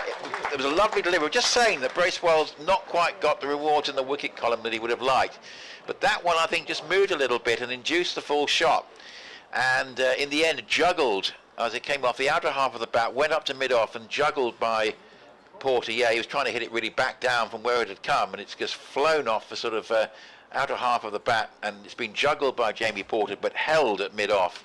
And that is a third wicket of the morning for Essex, who must be confident of winning this game today now. 122 for 4, and that's as I say, another very good breakthrough from the Essex point of view. It's Ed Barnard who has gone. He just made 6, with Bethel there on 10. Mousley coming out to the middle, but has to be said, it doesn't look very good from a Warwickshire perspective now. No, it doesn't. And Essex have already had a good morning, and there's still another half hour of it to go. So, yep, they'll enjoy their lunch, all right. So, yeah, Barnard made 6, 23 not out in the first innings. And that is the end of the over. I was going to say at the end of the over I'll make way for Clive, but it is the end of the over, so I shall do so immediately. Yeah, it's there might be, how many, we've got 1 ball left, but you can head off now, Dick, because that gives Clive a chance to come in. And unless something dramatic happens off this ball you want to comment on. But anyway, we'll do the swap in a moment. But it's just a 1 ball. It's a left-hander at the crease. Mousley joining Bethel. And Essex very much, well, they got these close fields in front of square. So this particular left-hander, what variation are they going to have? It looked like they're going to have a short extra cover. Let's have a look. I think we've got Kushi coming up into an attacking position. So we've got Cook at slip where he normally is. He's the one that doesn't tend to change too much. Harmer coming in, well, second slip, or yeah, I think we call that a second slip, quite fine. Backward point, cover. Nobody else actually close on the offside now. Just a sort of second slip come fine gully, if you like, in Simon Harmer. Backward point cover, mid-off, mid-on, square leg. And there'll be a couple of fielders on the boundary, out of our sight. And here comes Bracewell. Mousley, that's always played nicely defensively up into the offside, and Paul Walter picks it up, and Clive Eakin about to come in, but another big wicket for Essex to take. They've taken 3 this morning, and Harmer and Porter and Bracewell, the successful bowlers, 122 for 4, 177 behind, and say it looks a little bit forlorn from a Warwickshire point of view. You've got the feeling they probably needed the overnight pair to bat through the first session, and not only of course has that not happened, they've lost the subsequent wicket of Barnard as well. So a lot for Warwickshire to do to get more than 2 points in this game. Welcome back to Clive. Yes, I don't get the impression this match is going to go on much longer. Warwickshire, the one thing Warwickshire would have talked about, I'm sure, it's always easy to talk about and actually do it, is when we lose one, we've got to make sure that they don't lose them in a flurry. Every partnership's got to have to hang around, and that's not happened, unfortunately, for Warwickshire. And Simon Harmer's on a roll, and he's now bowling to Jacob Bethel, 3 round the bat. Bethel 4 defensive, very solid. Generally, the shots they got out to today, Will Rose got a very good ball from Porter. I think got an inside edge we caught behind, so not too much blame there. And Harmer comes in now, and that is cut. He didn't hit that correctly, Bethel, but he's going to get 4 down to 30. He was trying to cut that towards point and got a bit of an edge. He does get 4 runs. He's on to 14. Rob Yates played a solid looking forward defensive to Harmer, but just got an edge. Yes. So again, maybe not too much blame. Not sure what happened there. Barnard won, which was a pity because he batted well in the first innings. Ran out of partners, but he actually batted well. But maybe the ball just stopped him a little bit. Yeah. That was the impression. Harmer into Bethel, who pads that outside leg stump. Only the wicketkeeper shouts. And I have noticed Will Buttleman will never die not knowing, because he does tend to shout at anything. Made a few catch behind appeals which had his own teammates rather bewildered in the first innings. And that's turned round to a square leg for a single by Bethel, who's on to 15. Opportunity of young Jacob Bethel, talented player, can't bowl unfortunately because of a stress fracture of his back. I'm not a physio, but I do wonder if you've got a stress fracture of your back, whether diving full length to take what is already certain to be the Warwickshire and Bears catch of the season at Headingley, whether that actually helps when you've got a stress fracture to the back. But anyway, he's playing as a batter only in this game. Yes, we've seen some fine drives from him against Bracewell. Had to negotiate one nasty short ball as well from Bracewell, which he did okay. Yes, the bowling coach Mick Lewis was up with Don yesterday saying they knew that Bethel was inclined to hook, so wanted to tempt him with a few of those. It was actually Harmer got him out in the first innings with not one of Harmer's better balls. Bethel would have expected to hit it for 4 when he miscued it. Harmer now into Dan Mosley, forward defensive, a bit of an edge, but into the ground to point. Really has been a great comeback by Somerset, who made a mess of their first innings against Notts, 163 all out. Their deficit was only 23, and they're 344 for 5, leading by 321 in that one. Harmer into a quicker ball, which is solidly defended by Mosley. Another over goes by, but Warwickshire have a few more to tick off. What have we got? 70 left in the day. If they're still there at the end of the day, they'll have done very well indeed. 127 for 4. They trail by 172. And hello to Ed Howard on our essexcricket@gmail.com, essex.cricket@gmail.com, and you're watching the game from Queensland. Well, we've had Queensland type heat and humidity recently in the UK. You're enjoying the game, and thanks for your kind comments on the commentary. Go Essex, great team effort. Thank you very much for that, Ed. And the other Ed, who was out in the middle, sadly at the time you sent the email, is no longer there. But it's going to be interesting. This battle between Bethel and Bracewell's quite an interesting one. It's going to resume now. When the ball's been pitched up, he's looked very good on the drive, but Bracewell's clearly trying to mix it up. A short extra cover, a slip, who goes wider, and 5 saving 1. As this is driven nicely. That's a fine example of what we were talking about. First ball from Bracewell, slightly over pitched and driven past the short extra and wide of mid off for 4. Lovely shot indeed from Bethel.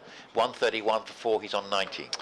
He's 4th for one of only 3 Bears and Warwickshire batters to get to double figures in the first innings. So far he's one of 3 in the second as well. Plays very stylish strokes he's played. Not all of them have managed to find the boundary, but it looks very good on the drive. Obviously, say Bracewell is trying to mix it up here and use a surprise element of a short ball. He comes in from the Hayes close end and bowls, and that one's a sort of good full-length delivery, which brings the batsman forward. And Bethel just plays it out to Harmer on the bounce at short extra, and there is no run. Still a little bit of a breeze. Pleasantly warm, not hot, and nice day for the spectators. Sun occasionally fighting its way through. Banks of high cloud, but not threatening, and generally lovely conditions as we've had really through the whole of June. So this one is short, and I think it was attempted sort of bounced there, but it just didn't get up, and he's able to just pull it away down towards fine leg for a single. Bethel, I think that wasn't quite what Bracewell was looking for. 132 for 4, Bethel 20. He looked like he was going to try and duck under that Bethel, then he realised it wasn't actually going to bounce very much. So he adjusted and played a good shot for a single. Just 19 years of age, Jacob Bethel. It's only his 7th first-class match. Yes, he looks plenty of talent. What does he bowl, Clive? Spin. Right. But he can't at the moment. Won't bowl this season. As Bracewell bowls and Mouse hits it up towards short extra cover on the bounce. And there's Walter there now. Left arm spin. Yeah. He's got a stress fracture to his back, and so Mark Robinson's adamant that he won't bowl this season. Yes, it's Harmer's in at that sort of second slip, forward second slip position, with Cook deeper at first slip, and Walter's in at short extra. And there's a backward point, Brown, cover mid-off, mid-on, square leg, and then it'll be fielder on the boundary out of our sight. This one, slightly turns Mousley round. He just played it out towards backward point in the end. Goes out towards Nick Brown, who's the substitute in the game, but a fully fledged substitute in the sense that he can bat if so required to do. If proceedings get that far, he's having a chat to the square leg umpire at the moment, but not a first choice pick, if you like, in the side, and that will be something that he'll want to try and redress with whatever opportunities he gets to make sure that he firmly re-establishes himself.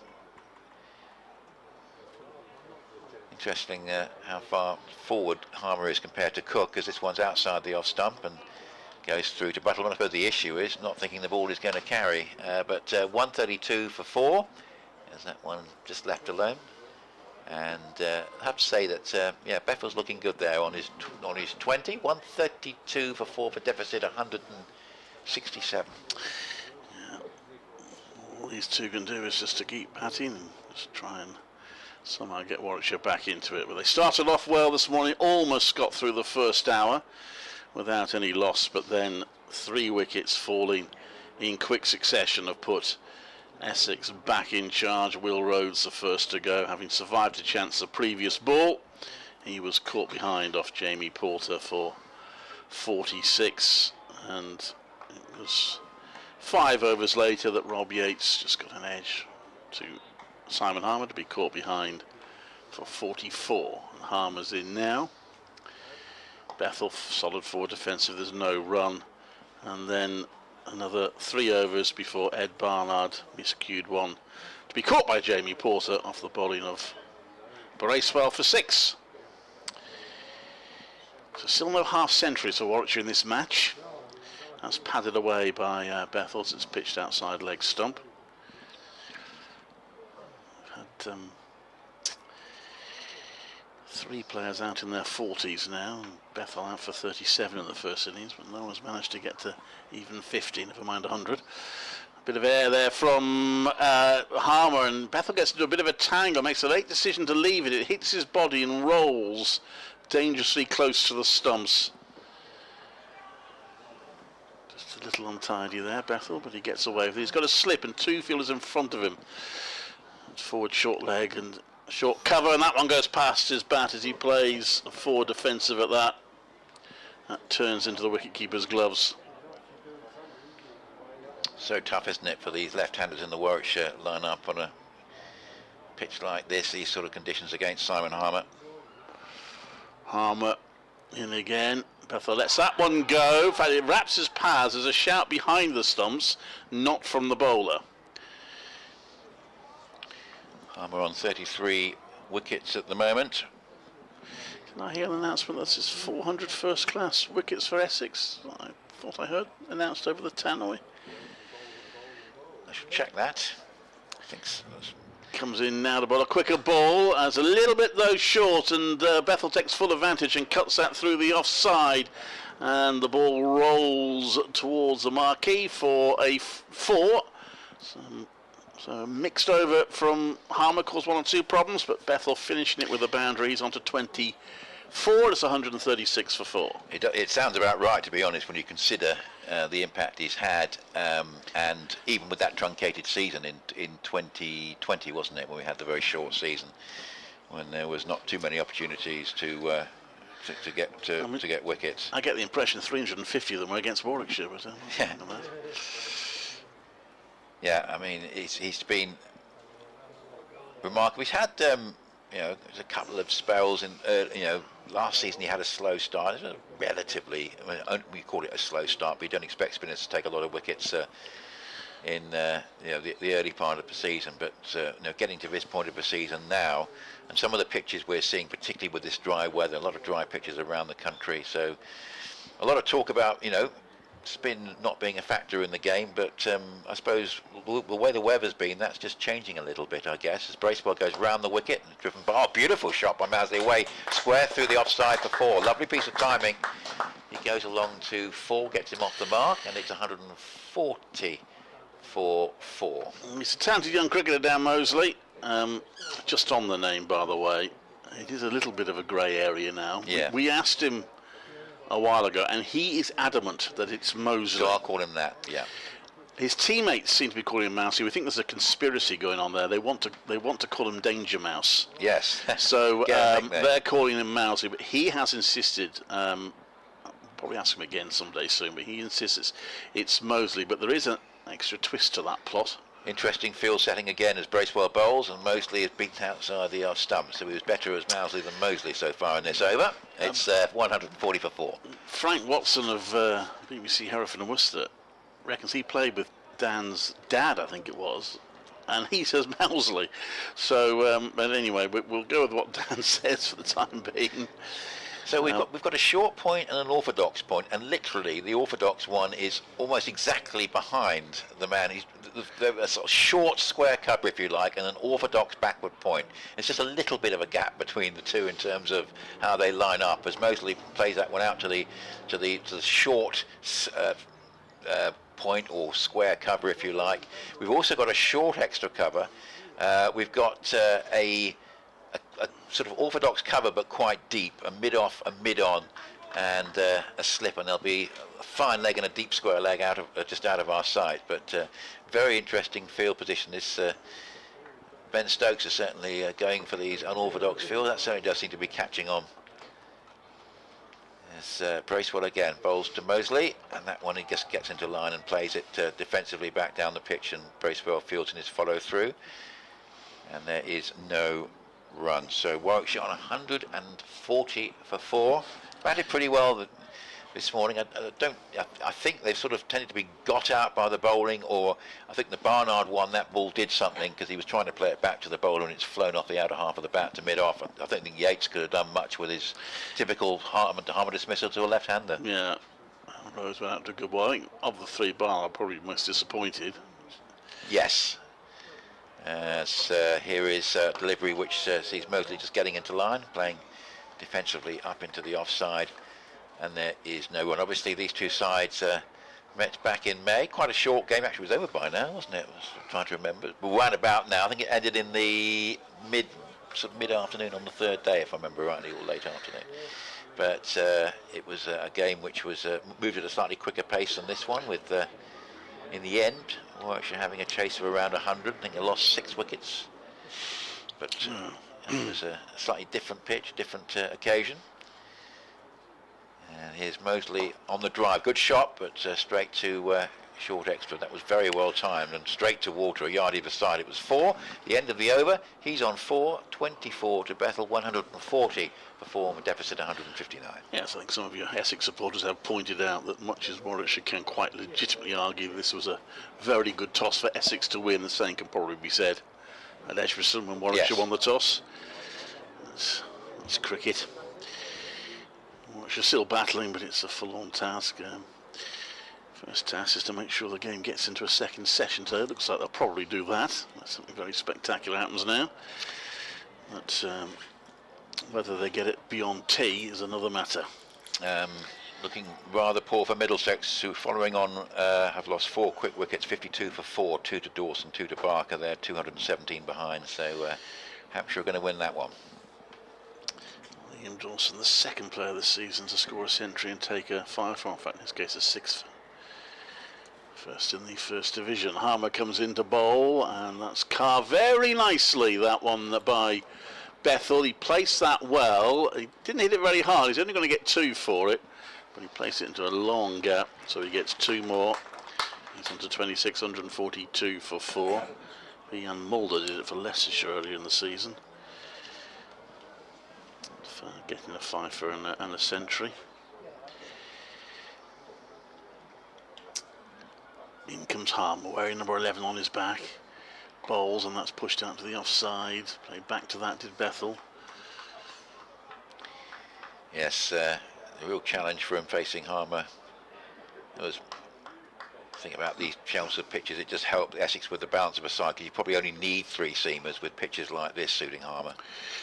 Gives that one a bit of air and it pushes out to the offside. There's no run. There's a problem that Essex have had away from home, where they went for 4 seamers away from home. Edgbaston's a good example, where they had 3 last year and wasn't enough for this year. But obviously those pitches aren't going to suit Harmer. Harmer in, quicker ball, played back to by Bethel.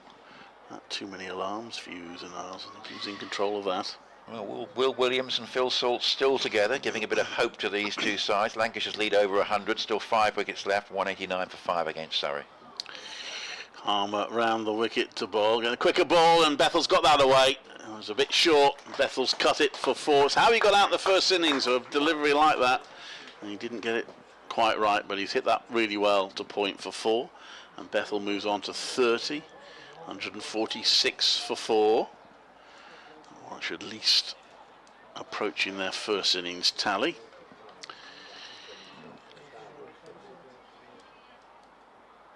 Yeah, some nice. He has played well, hasn't he? It's one of these things, and in probably a losing cause, Clive. And you've got a younger player who could get something out of a day. Harmer bowls. There's a 4 defensive by Bethel onto the onside. Well, he's a good cricketer. He's had a little run down the T20 side. Got the Bears over the line where they nearly made a mess of it at Chester Street against Durham. Afterwards, Alex Davis, the acting captain, was saying he was really disappointed not to have got Bethel in the team earlier. Couldn't quite fit him in. That's the problem, isn't it? You've got such a strong line up there. But he's now in the championship side as well. Don't know how long Hayne will be out for. Effectively in for Sam Hayne. So it is an opportunity for him, and he batted okay in the first innings. He actually got no, I'm looking at the wrong one, beg your pardon. He got 37 in the first innings. We're going to see Matt Critchley now. Finding a bit of a leg spin. And this is the principal reason why Essex, certainly once we get to mid-season at Chelmsford, the balance of, obviously Walter can bowl if needed, but with Harmer bowling so many overs on pitches that are going to suit him, having that second spinning option, of course, when Dan Lawrence is there, he can be a third, but Matt Critchley's had a very good season, had a poor time of it with the bat last year, but his extra dimension of his leg spin just gives that extra option for Essex, particularly when you get to mid and late season. And there's something in it for the spinners, as will be the case on these dry pitches. He's become increasingly effective.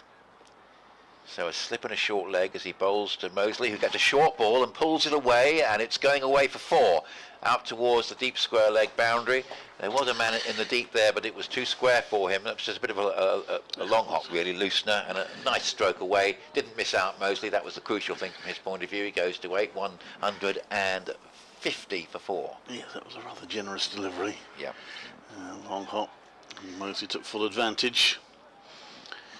Deficit, well, still pretty significant. Warwickshire just need to have a big partnership, but takes up a lot of time.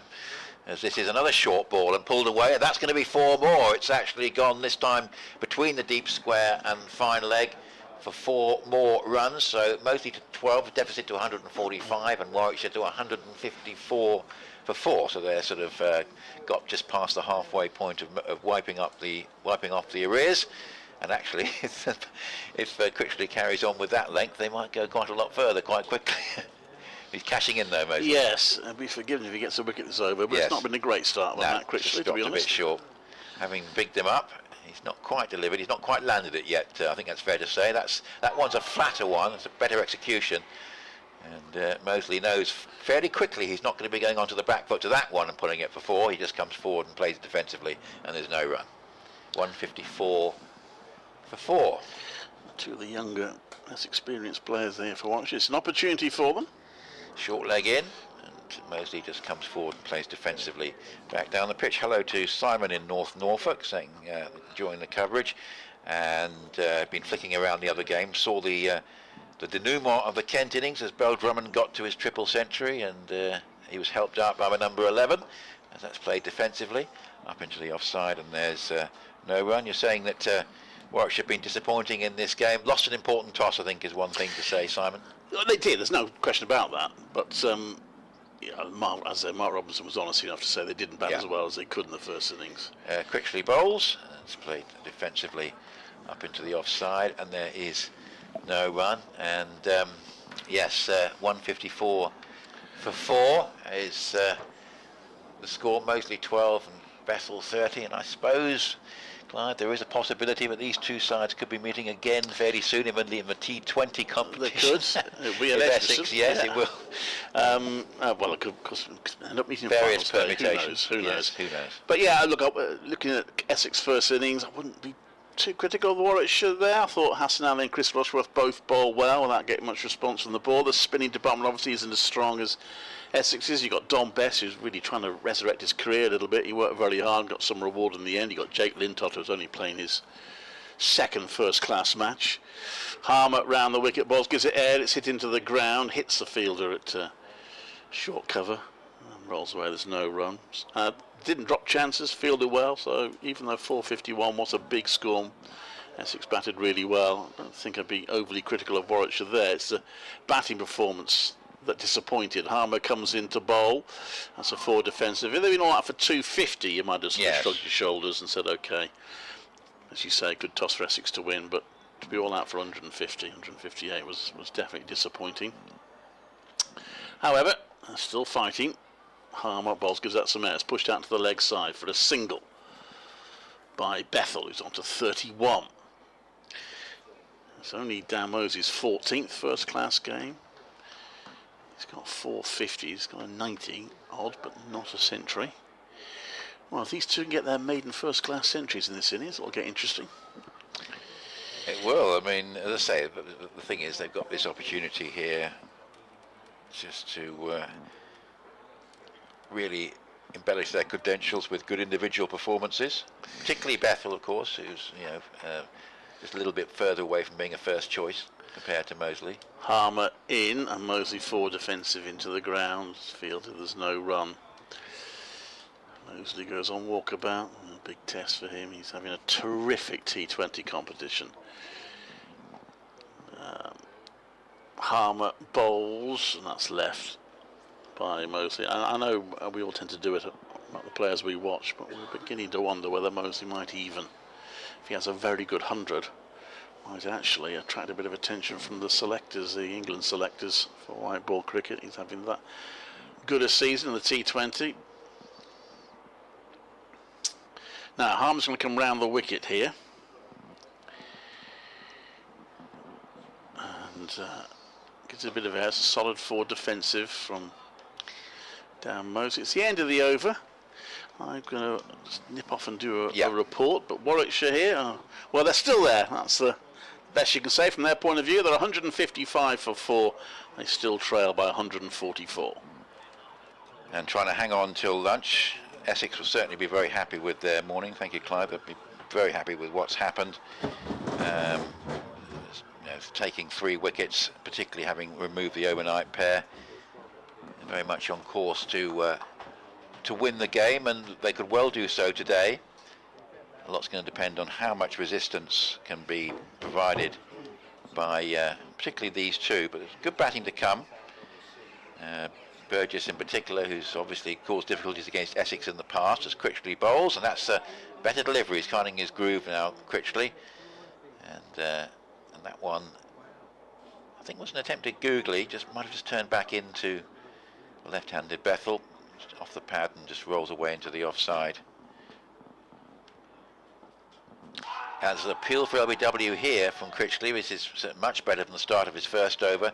Bethel comes forward. Nothing from the umpire. So we've got a short leg and a slip. A short mid-wicket, a mid-on, nobody else saving one on the leg side.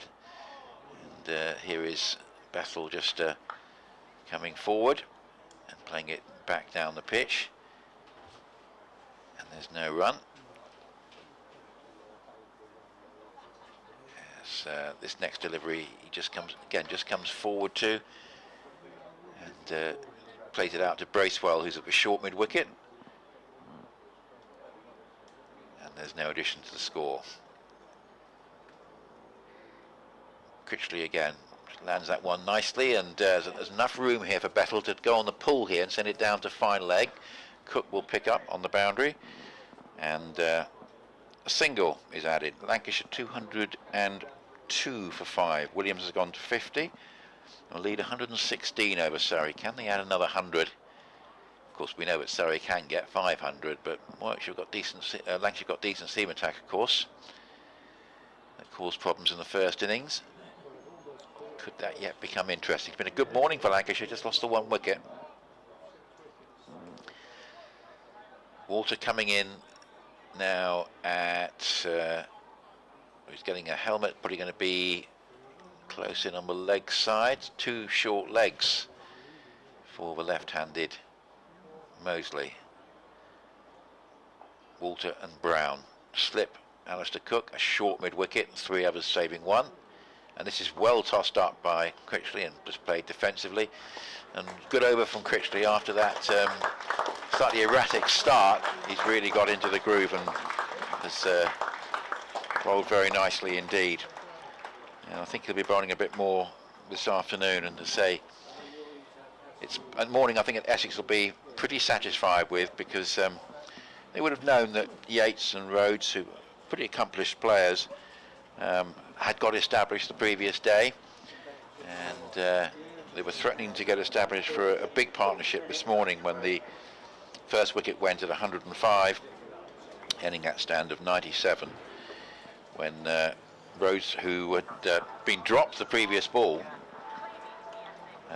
managed to then the following delivery be caught behind by the same fielder, Battleman, off Porter, who was delighted with that, for 46, and then Yates 44 before he was, well, he couldn't do, I don't think he could do much with a perfectly pitched delivery from Harmer to the left-hander, which drew the edge, and Battleman took a smart catch behind the stumps. And Ed Barnard got one from Bracewell that just seemed to stop on him, or might have been a little bit of movement, but it just took the outer half of the bat. He was trying to play it back down the pitch, and in the end it flew off the outer half of the bat, and it went, yeah, up towards mid-off, where Jamie Porter, probably at the second attempt actually, took the catch, but hung on to it well enough, and Barnard out for 6. Bethel has played really nicely for his 32 from 53 balls. Mosley is there on 12. And these two have so far added 34 for the 5th wicket to give Warwickshire a little bit of hope, but Essex by far the happier over two sides at lunch. Still with a lead of 143, and Warwickshire with only 6 wickets to get to fall. So that's the situation at lunch. We'll be back with further commentary just before 1:40. In a moment we'll have an update for our BBC Essex listeners.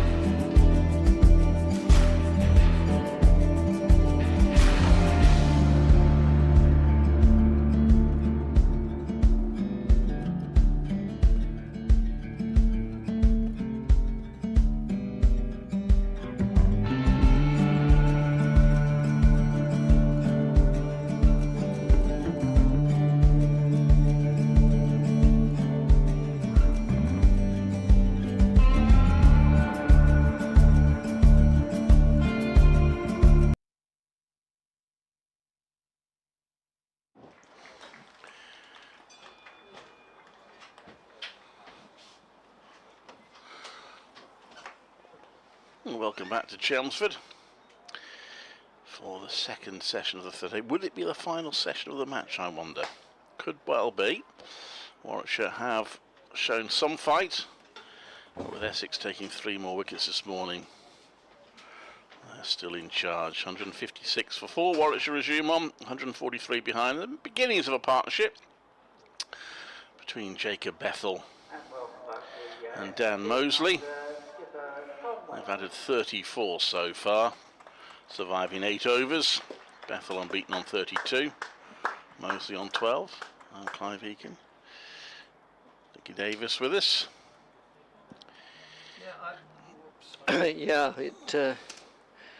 it could be the final session of the match, I agree, but I just have that feeling that it may well not be. I've always thought, as long as I've been, well, I was going to say doing this job, watching cricket really, or playing it, that the afternoon session is generally the most batsman friendly. Any gremlins that the pitch might have held overnight have long since disappeared, and the pitch usually plays at its best in the middle session, to my mind. So no, I think we've got plenty of cricket to watch yet. Well, Simon Harvey's not making every ball turn square, but he's doing enough. Do you feel that? Well, exactly. There's a wicket going to come at some point? Yeah, I mean, yeah, you don't need to turn it square, do you? The difference between the middle of the bat and the edge of the bat is not very much, which is all you've got to find. If you turn it too much, you just miss the bit of wood altogether. So, yeah, but yeah, I mean, it's not exactly rocket science to say it, but it probably will be Harmer who has the final say this afternoon. But who knows? 3 wickets of all. Oh, I didn't know who got Alex Davis out last night. That was Harmer. Oh, it was. So right, he's got 2, and Porter 1, and Bracewell 1.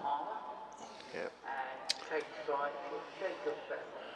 I guess he's opening the bowling after lunch for Essex. I think effectively bowled the whole innings. The only interruption was when he changed ends.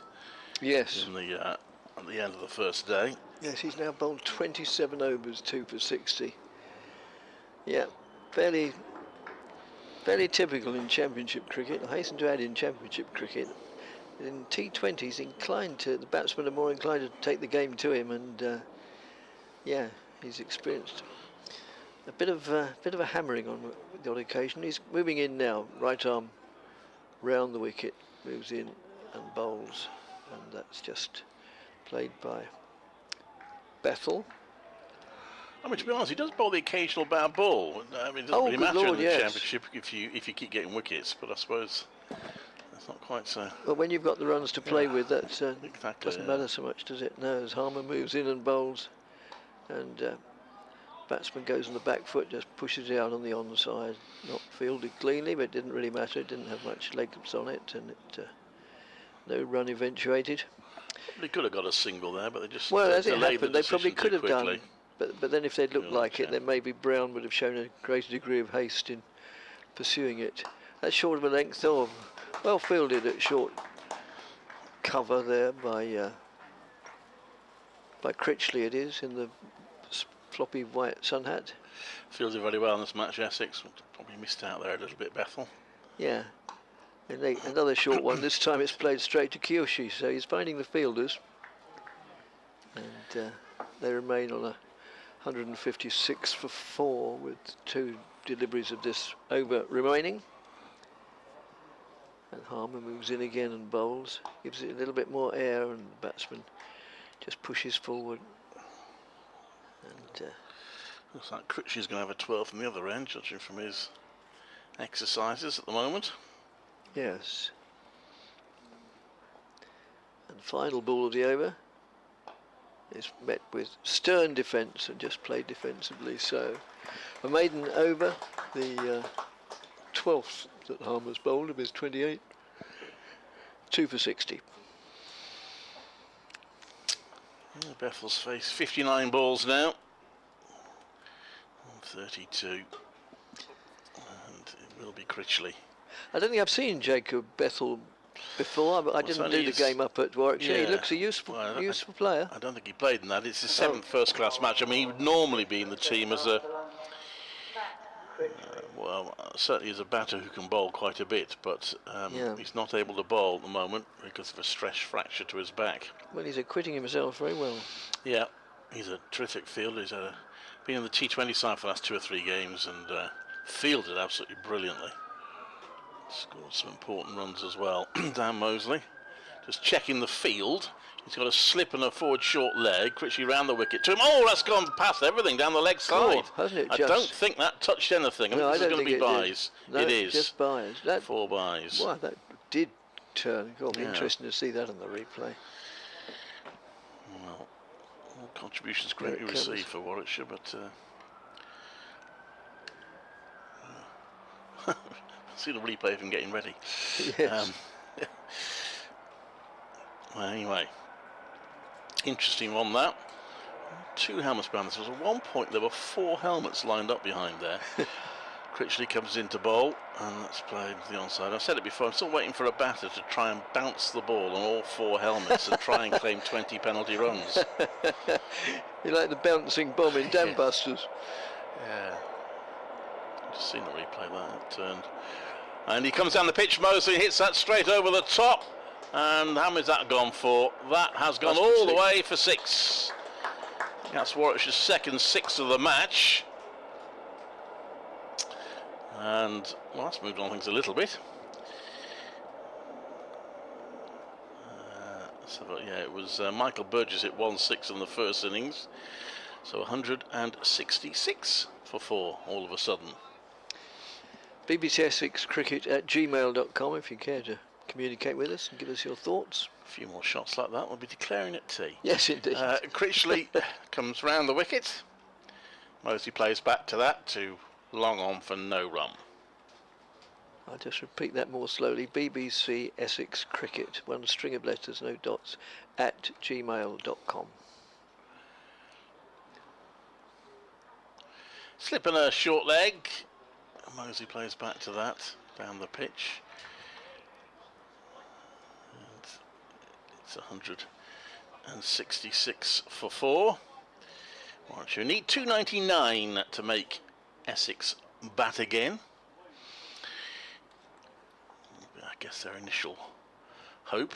And that's a full toss, which isn't really punished. Mosley hits it back down the pitch and Critchley fields well off his own bowling. Interesting over, that one that turned and went for 4 byes and then the 6. So the game moved on a bit. Warwickshire 166 for 4, trail by 133. Yep, bit of everything in that one. As often happens when a leggy is bowling, of course, it's rarely dull. Sad to say, same as Scotland, bowled Sri Lanka for 245. Could they be heading for a really big victory in the World qualifiers, but they struggled with the bat. They're 112 for 8. I was probably asking a little bit too much for them.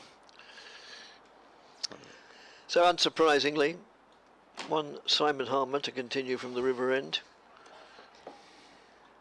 Bowling round the wicket to Jacob Bethel, who goes on the back foot and plays it quietly and correctly out into the covers, where it's fielded by Matt Critchley. We don't have to shout bowler's name very often from this end, do we? No. As Harmer moves in again and bowls. Oh, and that scuttled through. I mean, it was played competently and confidently in the end, but just gave the close fielders a little cause for excitement. There's 3 very close fielders, 2 in front on the offside and the onside, and a Sir Alistair almost inevitably at slip. That's played to Brown at short leg. Goodish crowd for the third day, particularly in the members' enclosure. Very, very well supported, and of course, at shorter lengths, as most Warwickshire, obviously all Essex supporters, but most Warwickshire supporters will be aware, it's a pretty small ground, especially compared with Edgbaston. So, yeah, it doesn't take too much to fill it up. I think the capacity is about 6,000 top back. As that beat the forward prod. I just turned a little bit there. Didn't it? Yeah, just that bit. You don't want to do that to Rob Yates and just got the outside edge to a forward defensive. Yeah, Harmer, understandably, as an off spinner, is in his element bowling against left-handers. And that's swept away for 4 to mid-wicket. Very good shot. Down on his knee, and yeah, there was a fielder at backward square, but nobody within the same acreage as where that crossed the rope. So the end of the over, and the visitors move on to 156 for 4. 166 for 4, I beg their pardon. They're 156. 170, I think. You keep taking the runs off us. Well, the board has, yes, the board has now caught up, 170. Yeah. Oh. Yeah, we've got various means of finding out the score, and they don't all tally with each other. But we'll settle on 170 for 4. So Critchley into Mosley. Round the wicket. Mosley comes down the pitch, and I think Critchley anticipated that, bowled a quicker ball. Mosley managed to adjust and plays it to square leg for a single. Yeah, there's been decent crowds throughout this match. This is probably the lowest, understandably. Yes. But the big shot was Annie's pantry was closed. Obviously, Annie did not have great faith in the Warwickshire batting. I probably thought it was going to be all over by lunchtime. Wow. I had to wander off into the city and patronise a well-known firm of multiple bakers. That one. Ooh, it's a caught. That's a short leg. Yeah. A forward offensive by Bethel, inside edge. And he goes. Brown. Brown takes the catch, and another step towards victory for Essex. And Warwickshire 170 for 5, and Bethel 2 reasonable innings, but not got beyond his 30s in either of them. He goes for 36. Yeah, it was a bit of a, I wouldn't say it was a lucky catch, that would be unfair on Brown, but it was very much a reaction catch, one of those that either stick or don't. He was so close in front. We're just having a square on. Oh, they just show us. Yeah, we'll just have another look at it. I mean, it was. There's no doubt that it was Anot. Yeah, I'll take. Yeah, no, perhaps I was being a little bit unfair on Brown. He did have to judge it there. So 36 Bethel went for, one fewer than he made in the first innings, but that's a useful contribution. 73 in total. But maybe Warwickshire, well, undoubtedly Warwickshire were hoping he'd get considerably more than that this time round, and he looked as if he was going to as well. I was impressed. Yeah. Sometimes players suddenly appear on the scene, and you think he's got something about him. I was looking at when Essex, admittedly they beat them very convincingly, Somerset a couple of weeks ago. They've got this young spinner who's Asian player whose name escapes me now, but he looks as if he's got a bright future to me. Tall lad, Bashir. So 171 for 5. Which is still 128 behind, so still a tall order to even make Essex bat again. Yeah. Critchley getting the success. 2 slips in for Burgess, who sort of went single 6 and out in the first innings. He's capable of scoring big runs. Critchley, quicker ball, and Burgess was a huge gap from there on the leg side. Yes. So he says, thank you very much, I'll pop the ball in there. And he gets 2 easy runs. 173 for 5. So they have at least bettered their first innings total. Yep.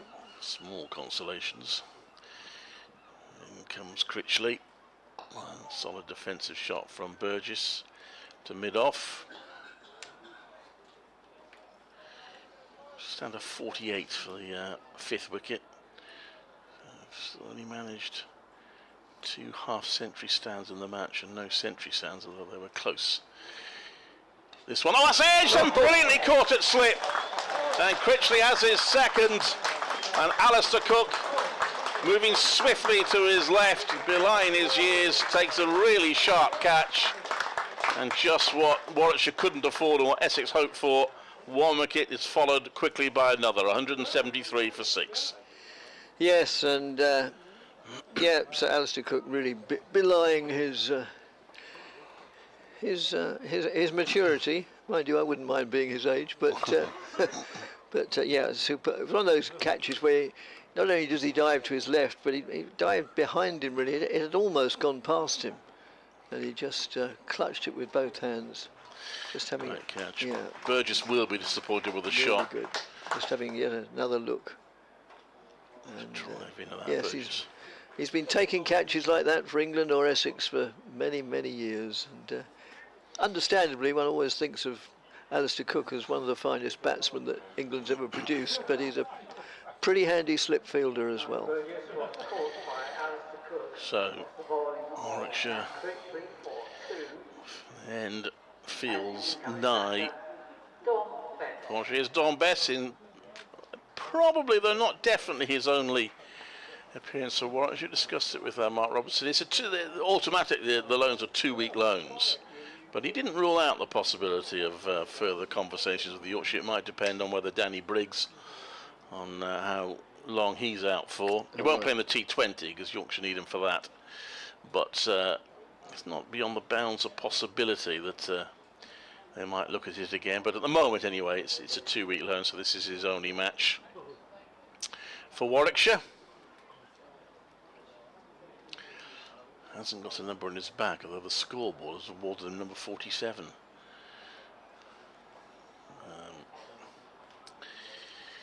Well, Critchley, 2 wickets at the over. What do we say now? Simon Harmer, pa. Yes, who's he? So forward, short leg and 2 slips.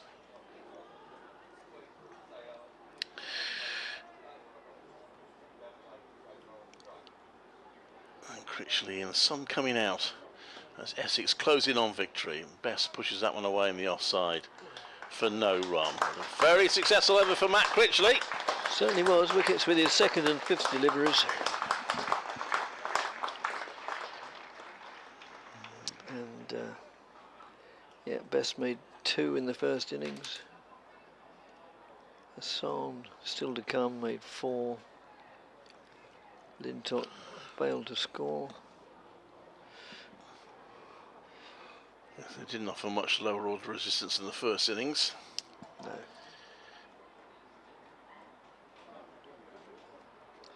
So, Harmer to... Although you do Lintott a slight disservice, he did get 8.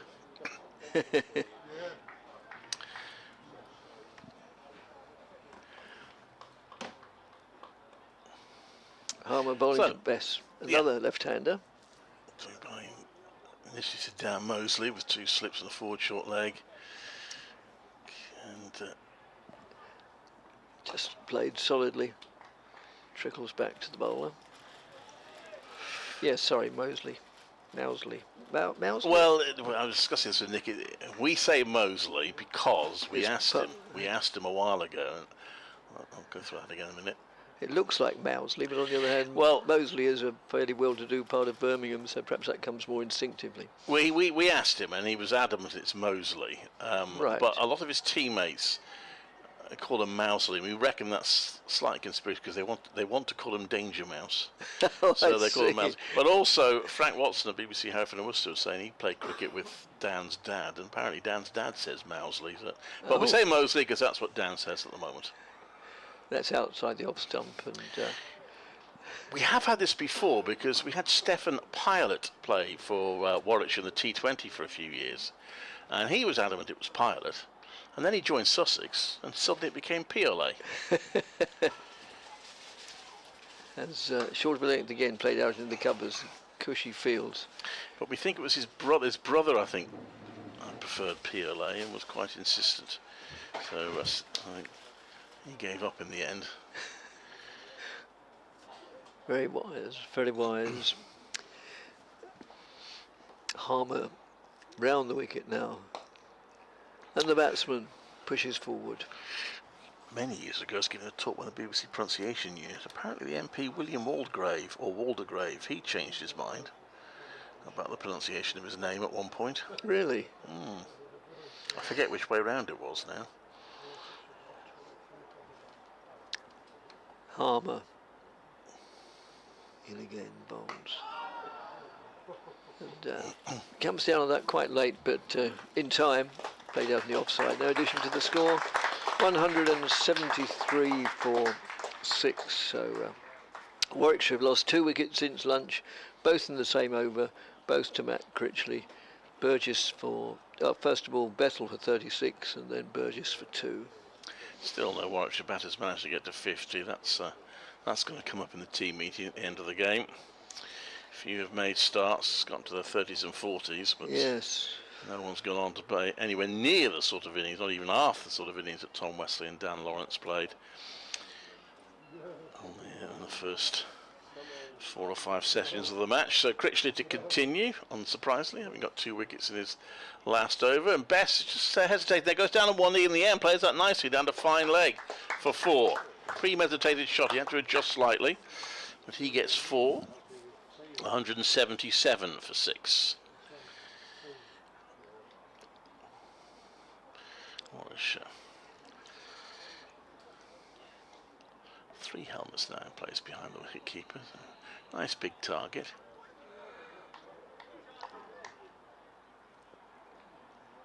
In comes Critchley's coming over the wicket. He's gone for the same shot. Bessie actually did. He hit the helmets there. He's going to get another 4 if he got bat on it. We'll find out in a minute. He did. So successive boundaries down to fine leg for Dom Bess. He's on to 8. 181 for 6. I will describe one more ball, Dickie, and then I'm going to have to leave you to it because I've got an update to do. All right. So they're adjusting the field with Bess having played the same shot 2 deliveries in a row, and I think he's probably going to get a field at short leg. He's got one, or a leg slip really. We'll try and cut that off and possibly catch it if he plays the same shot again, which he does play onto the leg side but finds a gap and you'll get a single. So good work from Bess. He gets 9 off 3 balls, 182 for 6. Yes, and so 182 for 6, yes, as Clive says, as he goes off to do his update for Midland radio stations. And Mosley takes guard. From the umpires, we haven't mentioned the umpires, Richard Kettleborough and Tom Lungley. That's just played solidly defensively. We've had an email which I've just been reading to myself, and will now give it a wider audience than just one, from Robert in doesn't say, but wherever it is you're from, you're very, very welcome. That goes through to the keeper, no addition to the score. So after one delivery, assuming it's a valid one, I'll tell you what Robert has to say, or ask, or share his thoughts. That's pushed out in the offside, no addition to the score. 182 for 6, and Robert says, I write this not entirely sure of the contract situation of either player. You were speaking about Rishi Patel earlier and how you'd like to see him back. I agree, and as I look at the Sussex score always to see how he's doing, yes, so do I. Do you believe that that's we meaning Essex, we're always drilled, never refer to the county, we can't as we, but there's nothing to stop supporters referring to them as we. Do you believe that Essex may lose one of Butterman or Pepper, as they did with Adam Wheater years ago? Well, not that many years ago either, really. Only a couple of seasons, I think, if that. Come back to that during this over, but it's not that easy to sort of interrupt the bowling when they're both slow bowlers with short approaches. That's a single out to wideish mid-on. I don't think we are bound to lose one of them, to be honest, because they're both in the spring, the early days of their careers, whereas Adam Wheater had been round the blocks a few times. If I were forced to pick, says Robert, if I were forced to pick, I'd rather keep Butterman. That's given a bit more air, just met with a defensive bat. Pepper is undoubtedly exciting to watch, but a complete maverick, at least in T20. Yes, I know what you mean. You're never quite sure what he's going to do. But then that can be said for many of the even more illustrious players in the Essex side. That's also given a bit more air and almost held at the second, if not third attempt by Brown at short leg, but could be argued he dropped it twice rather than once. It wasn't an easy chance, but he'll be annoyed at not taking it. Just looking at the replay now, and he parried it, or if not 3 times. Oh, he had good juggling act to get into Bertram Mills' circus. That's just forced onto the back foot, playing it back to the bowler. And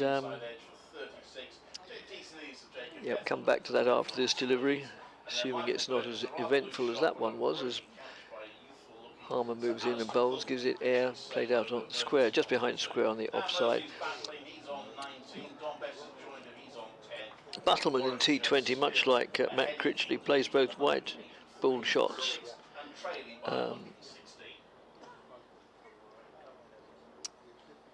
Next delivery, just met with a solid bat.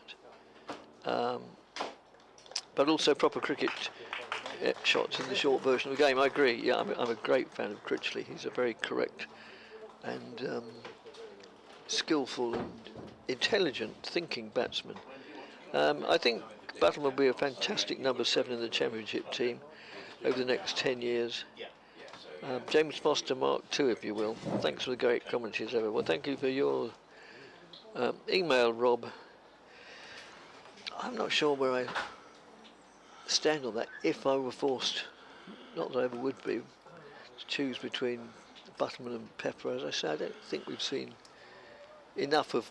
Well, we've seen plenty of Pepper. I don't know that we've seen enough of Battleman to really form an opinion. As Clive's back now and about to describe the action of Critchley. Kept making pretty well in this match, Battleman. He missed one opportunity. Didn't matter in the end because he got Will Rhodes' next ball in the second innings. Oh, that's edged, and that's come off his gloves. Now, did he get bat on that? We'll find out. It's Dom Bess. It's come off Battleman's gloves. I didn't think almost landed to slip, and it is a bye. Yeah. So that turned away, and a bye added to the total. 184 for 6. I thought he missed that by quite a distance. We'll find out when we see the replay. And, slightly in our way, isn't he? But yeah. Anyway, encouragement for Critchley. It's now bowling to Dan Mosley, who's solidly behind that, defending. So I'm pleased that Nick has confidence in the Warwickshire batting, because he's just said to me, your next break's at 3. I'm thinking, well, we might all have a break at 3 the way things are going. That one comes with an inside edge to Mosley, it rolls towards the stumps, and he survives it just.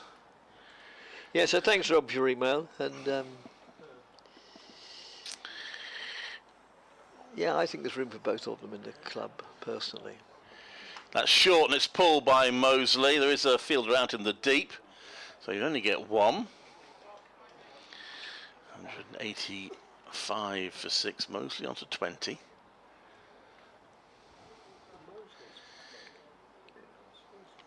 Bess certainly playing positively at the moment. Yes, he certainly is. 10. Critchley comes into bowl 2 and gives up plenty of air. It's off his toes. It's a bit of excitement because it's in the air momentarily, but it got nowhere near a fielder. At least not in the air. It was cut off at mid-on for no run. I mentioned that Scotland match in the World Cup qualifiers. The 9th wicket pair are making a bit of a fit battle of it. That is short and a little bit of a gift, but it'll only be a gift that yields 2 runs as it's cut to backward point by Bess. Moves on to 12. 153 for 8 now, Scotland. They still need 93 more to win. End of the over. The visitors still trailed by 112, it says at the bottom of our screen, saving us from yes, it's useful mental arithmetic, at which I don't really excel. Well, I'm not bad at it some of the time. I used to Except be when right. I get it wrong, that's when I'm not so good at it. I used to be quite good at maths at school. It's the sort of thing you don't keep up. And I was good at arithmetic. I wasn't so great when it started getting to cosines and all that sort of stuff. Yeah. That flummoxed me a bit. I never had to use a slide rule. I was in the first year where slide rules weren't used. We had to buy one and we never actually used it. As Harmer moves in, bowls, batsman comes down the wicket and hits the ball over the top for 4 runs. The leg side of over the top down to mid-on, bearing in mind he's a left-hander. Yeah, I got on all right with arithmetic.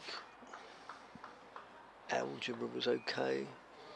Geometry I quite liked. Trigonometry was another world to me. Your day, and there's chalk on the blackboard in front of you. Oh, good Lord, yeah, slate. Slate. Thank you. That's played out on the offside. And well, no, most of our masters didn't wear mortarboards, but they nearly all wore cloaks. Yeah, we had gowns. a few that wore gowns. Yeah, and that's just played solidly, defensively, pushing forward on the off. Ball trickles out on the off, fielded by Brown, who, yeah, I was going to say it could be argued. No, I think probably did drop a chance. Yes, if you're put there, you're probably expected to hold those. And the batsman studiously waits for that to come on, then sees it turning away and lets it go by through to wicketkeeper Buttleman, who is having a good game. In fact, he's having a good couple of games since Adam Rottington dropped out of the side. That's just worked well on the side for 2. Yeah, I'm in agreement with Rob to that extent that yeah, he certainly is. The great thing about Buttleman, to my mind, as a keeper, is you don't really notice him, and you know, keepers aren't meant to be noticed. They're a bit like umpires. If you don't notice either of them, it probably means they're doing a good job, and that's just played defensively, studiously. Mind you, we used to notice Jack Russell quite a lot, didn't we? But yes, quite. And similarly on the as regards umpires, certainly noticed Dickie Bird. Yes. But then those around at the time would argue that although he was a great character, Dickie Bird was far from being the best umpire. But yeah, he was a character, or still is. I mean, he still goes to watch Yorkshire. Yeah. Every home game, whenever you go to Headingley, you always see Dickie Bird there. 193 for 6, 106 required to make Essex bat again. And Critchley is coming into bowl. That's push out the offside, there's no run. What were Essex bowled out for? It was by 20 they bowled out for Lancashire a few years ago. So Warwickshire get 21 ahead. Yeah. Oh yes. Be in the game. Mind you, that's a long way away. Just getting ahead at all will be an achievement from here. He plays back to that best and guides it nicely past the inner field to the sweeper. Stops that, it's just 1 run. So it's 194 for 6. And Bess is on to 13, that's just 10 balls. Forward short leg and a slip for Mosley. Comes down the pitch and hits that down the ground. That's going to be his second 6. And taking evasive action in the stand there. Yep. I think it's gone right through. So a second 6 for Dan Mosley. And he... has that gone on yet? So he is on to 32. And brings up the 200, I think, if I've got the score right. Yeah, it has done. They didn't manage and lost the ball, so the match will have to be a draw because we've lost the ball. So we'll. That's it, right? Yeah, we'll go home. 6. Yeah, it's not 6 and out, isn't it? But anyway, yes. They are trying to find the ball, I think, over the top. They haven't bothered to go for another ball, so they're obviously optimistic they will retrieve it. Yes, maybe they think it did actually fall within the bounds. I mean, a lot of balls. I can't think of any of the major headquarters grounds where the ball could be lost so frequently. I mean, it could never be lost at Edgbaston, but they're frequently lost here because it is a small ground. A great many are lost into the river. I mean, it is said that, you know, if if the bowlers are not happy with the ball and keep on saying to the umpire it should be changed, and the umpire keeps refusing, then the answer is, put on somebody who's going to bowl donkey drops and get it hit out the ground, and then they've got to replace it. Well, the umpire's checked that ball because obviously could have done some damage done to it, but he's happy. Yeah. Mosley plays back to that onto the leg side for a single. It used to be they all sort of line at Kidderminster. She used to play that a bit. You could hit the biggest sixes in the world there, because if you hit a six down the ground that landed in a goods train, yes, it would end up somewhere on the other end of the country. The railway line around the back. Anyway, 201 for 6 here, Warwickshire. Mosley's on to 33. I chuckle because it reminds me of this one's guided by Bess, out for a single. He's on to 14. The railway line at Kidderminster is sort of in a cutting, isn't it? Yeah. Just beyond. Yes, well, I'll relate this at the end of the over. Some BBC Essex listeners have heard it, but I found it amusing at the time. It doesn't put other people under any obligation to find it amusing. It's the last ball of the over, 9 runs off it so far. But Gritchy has kind of bought his wickets, as this one Mosley had sort of half meets on the half volley, plays it back to the bowler, and there's no run. End of the over, 202 for 6. The deficit is down to double figures at 97. Yeah. Yes, I remember covering a game at Kidderminster. They couldn't play it at Worcester because the ground was waterlogged, which is not an unusual occurrence at Worcester. And they were obviously playing Essex. And I happened to be staying at some digs, very pleasant B&B, as well as another fan, a cricket fan. I think he was a Worcester fan. And we shared, as often happens at these bed and breakfasts, you share one big dinner table, and so you get to know the other guests. That's just a bit of an thick inside half of the bat there. And we were talking about the previous day's play. And he not only collected cricket grounds. This was the first time either of us had been to Kidderminster. That's appeal for LBW. And while he's appealing, nobody's going to get the ball, so Harmer chases after it and then feigns to throw at bowler's end. And he said, I'm in a bit of a dilemma, I think that was the word he used, because I don't just collect names of the grounds that I've been to, but I categorise them. And one of my categories is railway grounds, which means grounds that past which a railway trundles. That's just played down to third man for 2, hauled in just short of the boundary, and a good looping throw comes in right beside the bails. I don't know whether to categorise it as a railway ground or non-railway ground, because although I know it's there, you can't see it, it's in a cutting. And he said, what do you think I should do? And I tried to keep a straight face. I said, well, I think you should start a new category. That's worked away backward of square on the onside for 1. They go through for second. Good bit of fielding by Kyoshi. And yes, I said start a third category, a category of grounds where they do have a railway line going past, but you can't actually see it. Oh, that's a good idea, he said. So I may have altered his whole approach to his hobby of collecting cricket grounds. As Harmer moves in and bowls. And batsman goes on the back foot there. That'll be interesting to see exactly what happened there. I don't think he got an edge, because otherwise there'd been more excitement in the slips. Well, this ground could almost fit into that category. I think you can see the ground from the train as the railway yes. trundle past. You can see the floodlights anyway. Yeah, well, that's rather different kettle of fish, isn't it, really? But, yeah. And that's gone hard, high and safe. I hasten to add, dear Warwickshire supporter and listener, went hard and high, directly behind the stumps. 2 or 3 fielders thought just for a second they were in with a chance, then realised no, it was spinning away from them or bouncing away from them, and it finished up bouncing more or less equidistant between the stumps and the boundary, which, although that's not a great distance here at Chelmsford, they're very short boundaries at each end. Nevertheless, it's further than either of the slips or the keeper could get to. So at the end of the over, 208 for 6. So Bess on to 20. He's playing in a positive fashion, almost undone there for being potentially too positive. 25 they've added now.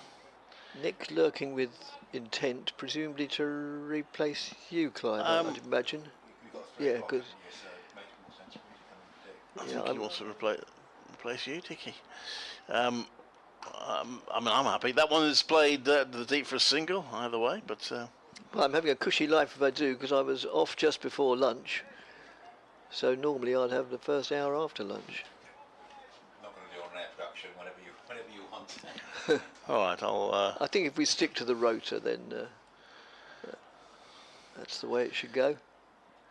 Just describe this delivery then, and... Oh, that's edge and just evades Sir Alistair Cook at slip. It was travelling quickly, and Don Best continues to be chancy, but he has got another 4. He's on to 24, 213 for 6. Thanks, Clive, very much. And yes, even Sir Alistair Cook couldn't. Well, I'm sure the laws of physics would say it's impossible, but that was one of those instances where, as soon as the batsman hit it, although it went behind the stumps, it seemed to gain pace. It probably didn't, in fact. As Critchley moves in, the batsman comes down the wicket, plays it defensively, pushes it out to mid-on, where it's picked up by the tall figure of Paul Walter. And ball's quickly back with Matt Critchley. Gives it a real rip, you can see from the action, well, you can with most leg spinners, I suppose. But it also gets results. He does get turn. Sometimes almost too much. And you can get too much turn. As I say, the difference between the middle and the edge of the bat is only a couple of inches or so. And there the batsman plays it studiously off the back foot. Trickles out on the offside. No addition to the score. BBC Essex Cricket at gmail.com if you want to communicate with us. We'd warmly welcome your comments. And that's short of a length, pulled away. I think probably Critchley is, may well be asked to, the euphemism goes, take a blow now, Matt. You've done very well. You've got 2 wickets, both in the same over, but maybe we'll try something else. And, yeah, but he has had a successful spell, but just lost his length a little bit towards the end of it. And he's done very well. He has. Warwickshire 217 for 6, a deficit of 82. Although Warwickshire also, showing that you can, do reasonably well on this pitch if you just get a bit of luck, and Bess has come in and been fairly comfortable in getting to 28. Mosley's batted well for his 34. Good little partnership taking shape. But Harmer bowls, and this is lofted away for 6, I think, straight down the ground. Very good connection, that. Lovely pick-up shot. And Mosley playing a fine hand here. He's been very good on when he's gone for these big shots against the spinners. He's pretty much nailed them, and that was got to the pitch of it and hit it away beautifully. Just to the onside of straight for 6, so he can be pleased with that. He's gone to a partnership of worth 50, and as I say, it's come without sort of seemingly too much effort. It's been fairly serene progress. 3 round the bat. In fact, all of them on the offside. As here's a short ball, and Harmer, having been hit for 6, bowls the worst ball he's bowled today, which is a bit of a half tracker and pulled away for 4. So Mosley just getting on top of Harmer in this over. Not that I'm suggesting he's trying to hit Harmer out of the attack, because it'll take a lot of doing here at Chelmsford, but it's gone to 44 and it's 227 for 6. Yeah, that was a slightly short delivery from Harmer and put away by Mosley. A slip, a gully and a silly point. Nobody close in on the leg side. That one just played defensively. Just up into the offside, and there's no run. So the ball turning away from the left-hander, hence the 3 fielders on the offside. Mid-off, cover quite square, backward point, short fine leg, mid-on, deep square leg. And this is again lofted away. He's got it over mid-off, and it's going to bounce twice before going into the boundary. Got pretty good connection with that. Not quite as clean hit as the first one. No. But still a pretty good connection. And once he cleared mid-off, mid-on, it was always going to be fairly comfortable boundary. Doug Bracewell momentarily thinking he might have a chance, but no, it was well over him. And that's, well, 6-4-4 in this over. 44 to Mosley, 227 for 6. Deficit, well, I was going to tell you what it was, because it's been whittling down anyway. This is played up towards Cushy at cover, and there's no run. Our one of our screens has gone off. I don't know what's happened to it, but we'll see if I can get it back on. Yeah, Bracewell has given 10 or 15 yards following that shot, so he did a better. He'll act more as a deterrent because. Harmer bowls, and that's played nicely off the back foot, possibly for 4 more, because there's a long chase to that boundary, and it's not going to be cut off. But what a fine over that has been from Mosley. He's hit a 6 3/4 off Harmer, and just trying to give something back. I mean, it's a great way to go to 50. He's got there 62 balls with 7 4s and 3 6s, and when he has been looking to play the aggressive shot, by and large, he's done it very well. And although Warwickshire is still likely to lose this game, at least at the moment they've got a batsman very much carrying the fight to the Essex attack. Oh, 28, yes, 28 to Des, very best 52 indeed. to Mosley, 235 for 6. Yeah, and it's far from impossible that Essex may well bat again in this match.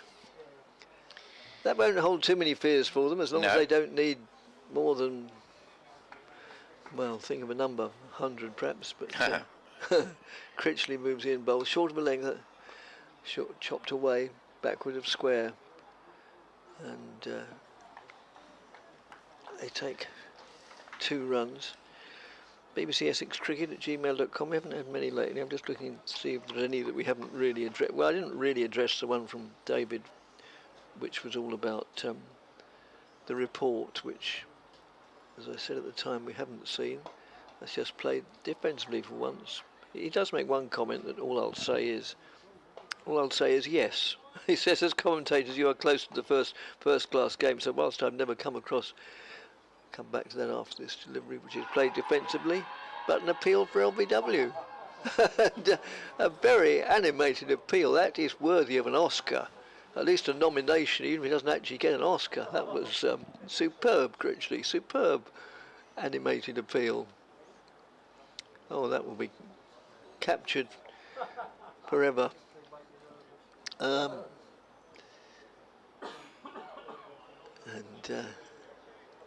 Critchley, the umpire unmoved, of course.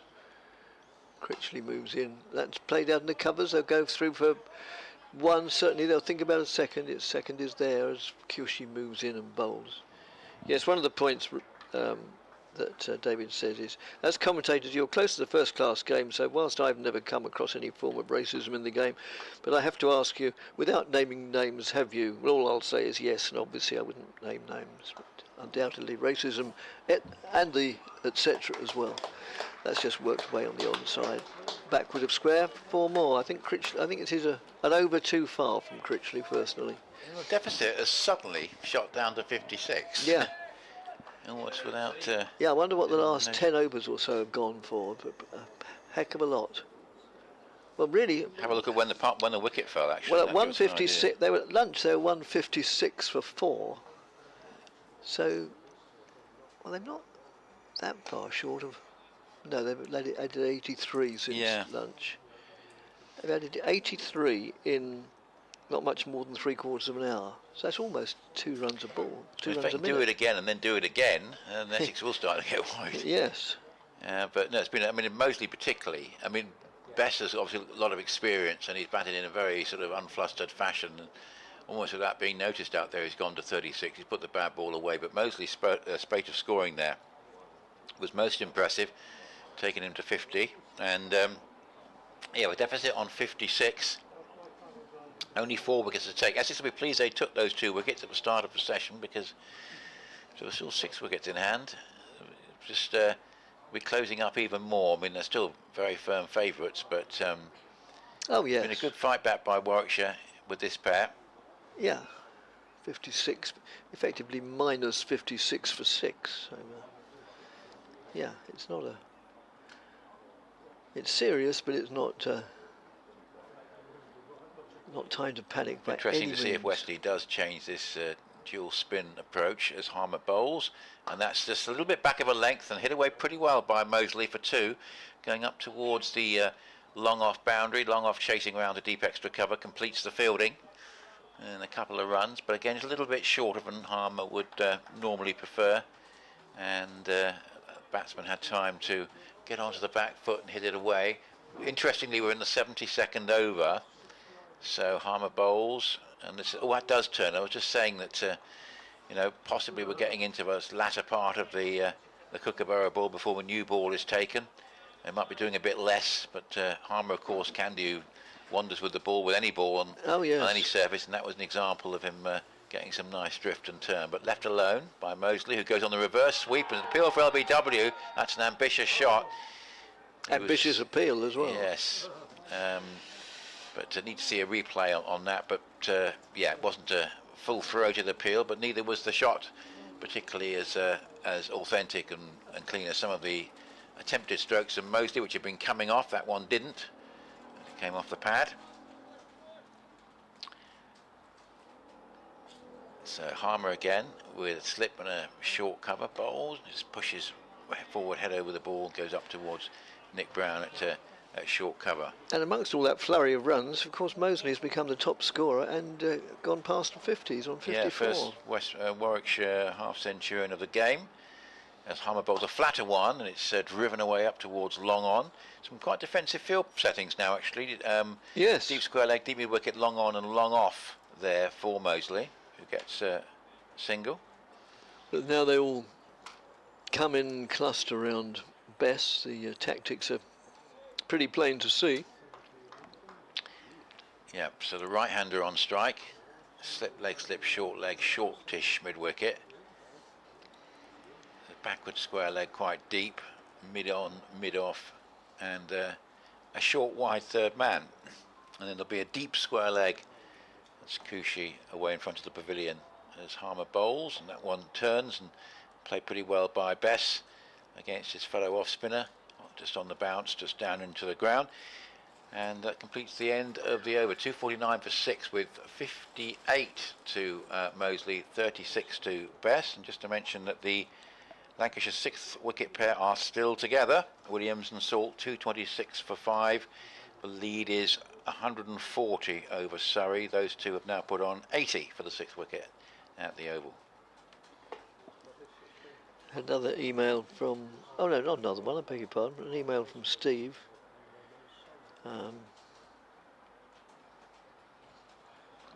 Who says, I'm not quite sure apropos of which one, but he says, I do believe the umpire made an error. That LBW was as plumb as anything I've seen this week. Fair enough, thanks Steve. And still going to be Critchley from the far end. And he'll be bowling to Mosley, who's batted very, very well indeed for his 55 off 67 deliveries, and he was fairly quiet at first, and he can augment that by 4 as he nudges that down through the vacant third man, 4 more. Well, certainly with these two bowlers in tandem, there's not going to be any problem in T being on time today. 48 overs left in the day. It's only 2:30. No.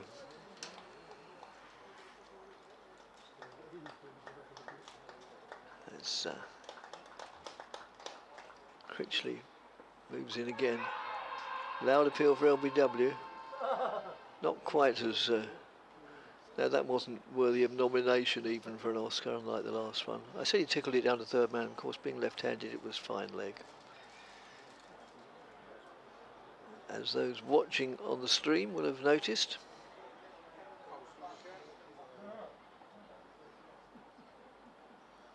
Critchley moves in again and bowls, gives it a very obvious rip as he bowls it.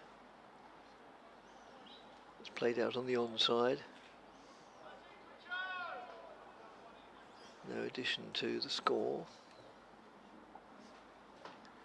Critchley in again. And again it's played out on the onside. And again it's Harmer in the action. Wearing a floppy white sun hat, which I don't see all that often. Perhaps he's just wearing Critchley's while he bowls. Obviously have the same size and go to the same milliner. Good old-fashioned word, milliner. That's pushed down the offside for 1. They'll think about a second, and indeed they can come back for a comfortable second. As the ball is thrown in underarm by Paul Walter, which was understandable. No point in risking putting the shoulder out when they're obviously going through for two. It's just played defensively off the back foot again, trickles out to Harmer, and it wasn't Critchley's hat he's wearing. He's continuing to wear it. Indeed, he'll now give it to the umpire as he's about to bowl his 36th over of the innings. Liam Dawson is 1 wicket away from that rarity of 110-fer in a match in terms of wickets from both innings. Got 141, then he got 6 for 40, and now he's just broken a partnership to get his 3rd wicket in the Middlesex second innings. Simpson and Higgins combining well in a stand of 78, and Dawson has just got Higgins for 54. So it's 129 for 5, Middlesex 140 behind. And down the pitch, this is hit away by Bess over the head of Westley at mid-off, and that will be just cut off in front of the boundary. He does well, and they come back for a 3rd run. Didn't quite get all of it, but certainly they're taking the attack to the spinners. They've obviously realised Warwickshire, the only chance they've got, not going to draw this match, they're going to have to try and get some runs quickly, and hopefully that they stay around long enough to give Essex an awkward target. Well, yes. And they're doing a good job about it at the moment. 44 is the deficit, 255 for 6. It's a nice counter-attack, this. As here is Harmer bowling, and that's hit away. Oh, stumped! Trying to hit it away down the ground. Battleman reacted quickly to that and has knocked out the off stump with the batsman quite a long way down the pitch, and that's success for Simon Harmer. It ends that battling partnership, and Battleman did well there, saw the possibility as Mosley went down the pitch looking to hit it away over the offside, quite a long way down. Just had to move across and gather it and then swing the arms and knock out the off stump, but it's a nice authentic stumping, of which James Foster wouldn't have disowned that one, I think, Dick. That was good stuff. 255 for 7. Yes, it was a very sharp bit of keeping. He didn't have that long to, you know, although the batsman came down the crease a certain distance, it needed very good wicket keeping to affect the wicket. Well, Mosley did really well there, and although it probably won't stave off defeat, it was certainly the match of the innings, not just in volume, but probably quality as well. Well, I suppose it could be, you know, some less charitable might argue, well, he's got nothing to lose. You know, Warwickshire were staring defeat down the barrel. You know, he could just go and play his own game and swing away to his heart's content. Well, yeah, that wouldn't be quite, wouldn't quite see it in context. I thought it was a very good knock. It was indeed, and took the attack to the Essex spinners most impressively. Hassan Ali, who got very important runs in the reverse fixture, but you're going to have to get an awful lot more of them, and for a lot longer in this one. James Brewer's got another 100, 104 not out for Somerset, and what a couple of days they've had after Nottinghamshire dominated day one. 437 for 5, 414 ahead of Notts at Taunton. It's been a fantastic fight back there in that game.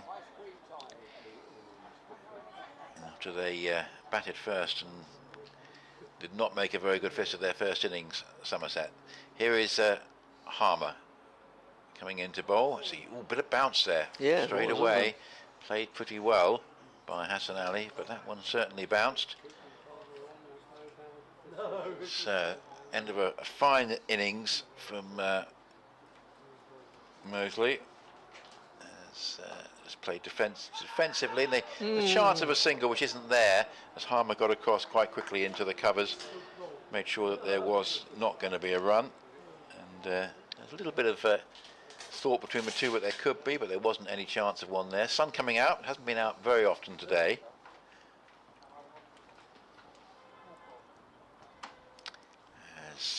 This is a sweep. It's uppish. I think it's going to be safe. It falls it falls short of Snater and then runs past him as one becomes two, as he has to go to 2/3 of the way back to the boundary to complete the fielding.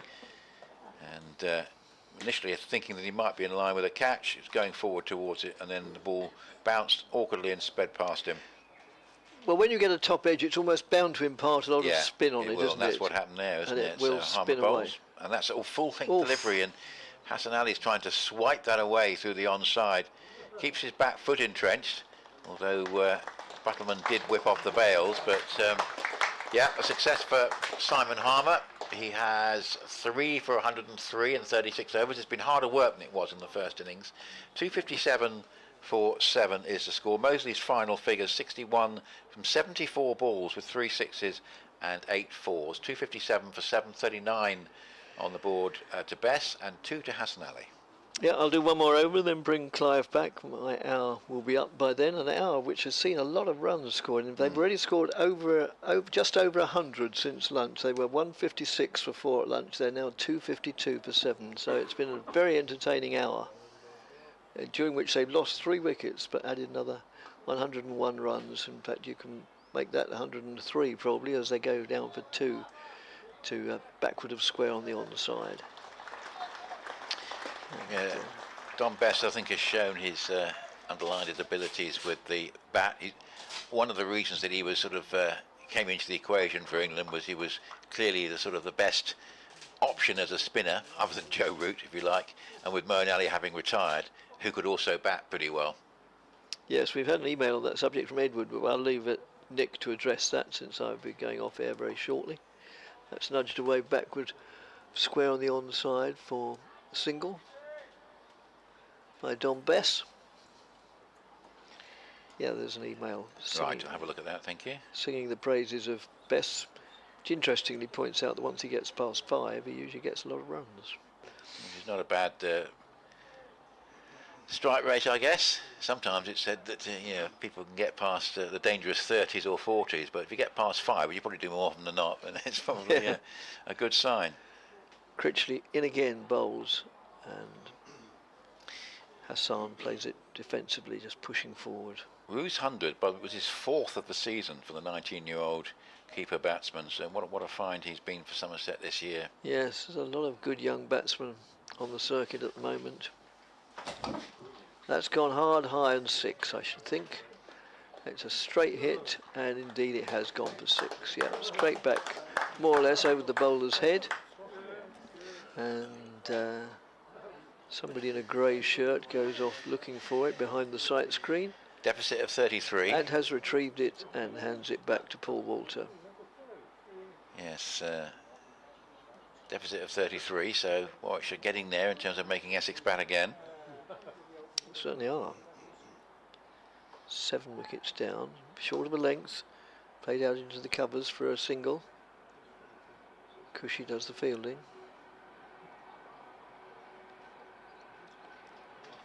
.266 for 7. Bess on 42, 8 to Hassan. 5 overs to a new ball. Perhaps that's why Critchley is staying on. And again it's short of a length, and again it's played out on the offside, and again it goes to Feroz Cushy, and they'll think about a second, but it will be ill-advised. So they think better of it, discretion being the better part of valour. Brings the over to a conclusion with Warwickshire 267 for 7 in their second innings, still trailing, but only by 31 runs. Thanks, Dick. And I think probably what's happened with Warwickshire prospering since lunch is just underlined the disappointment they would have felt in their first innings display, because had they just got that little bit closer to Essex on the first innings, 250, 275, even 300 maybe, then this situation we were putting Essex under a little bit of pressure, but it just didn't obviously get anywhere close enough, and that ultimately is going to be the issue, isn't it, Clive? Make the difference. As Harmer bowls, and that's swept away, and it goes out for a single out towards deep mid-wicket, but it's been a positive approach, particularly from Mosley. It has. I think they're slightly into the nothing to lose phase now, which they wouldn't be in the first innings, but I've noticed Hassan Ali play 1 or 2 forward defensive shots. He's not going to do many of those, I can assure you. In the reverse fixture either, did he? So, 269 for 7. Has he played any more cameos since that one at Edgbaston? Do you remember? Yeah, I think he has. As Harmer bowls, and that's an attempted sweep, had quite a long way down the pitch, and it just bobs up to Cook at slip. 269 for 7, a deficit 30. Well, that'd be something. As I was saying to Dicky, all they need to do is get 21 ahead and then do what Lancashire did to Essex a few years ago. Yes. Slip, leg slip, short leg, short mid-wicket. That's hit away in the air, and it's going out towards the mid-wicket, and it's a very good catch if he's taken it, Cushy has. Goodness me, that's a fine piece of work, because the odds would have been that would have just fallen short of him, and he wasn't quite going to get there. But it was a pick-up shot by Hassan Ali. Probably he felt he was okay when he hit it, but Feroz Kushi got in there and in the end was diving full length forward and taking it low to the ground, and crucially kept his hands underneath the ball. That was really a fine effort. It cuts off any prospective Hassan Ali cameo there. It was a good pick-up, he hit it pretty well. Probably felt he was going to be okay. Had not too much ground to make, but the ball was dying on him as he got there, and he was very pleased indeed to take the catch. So 269 for 8.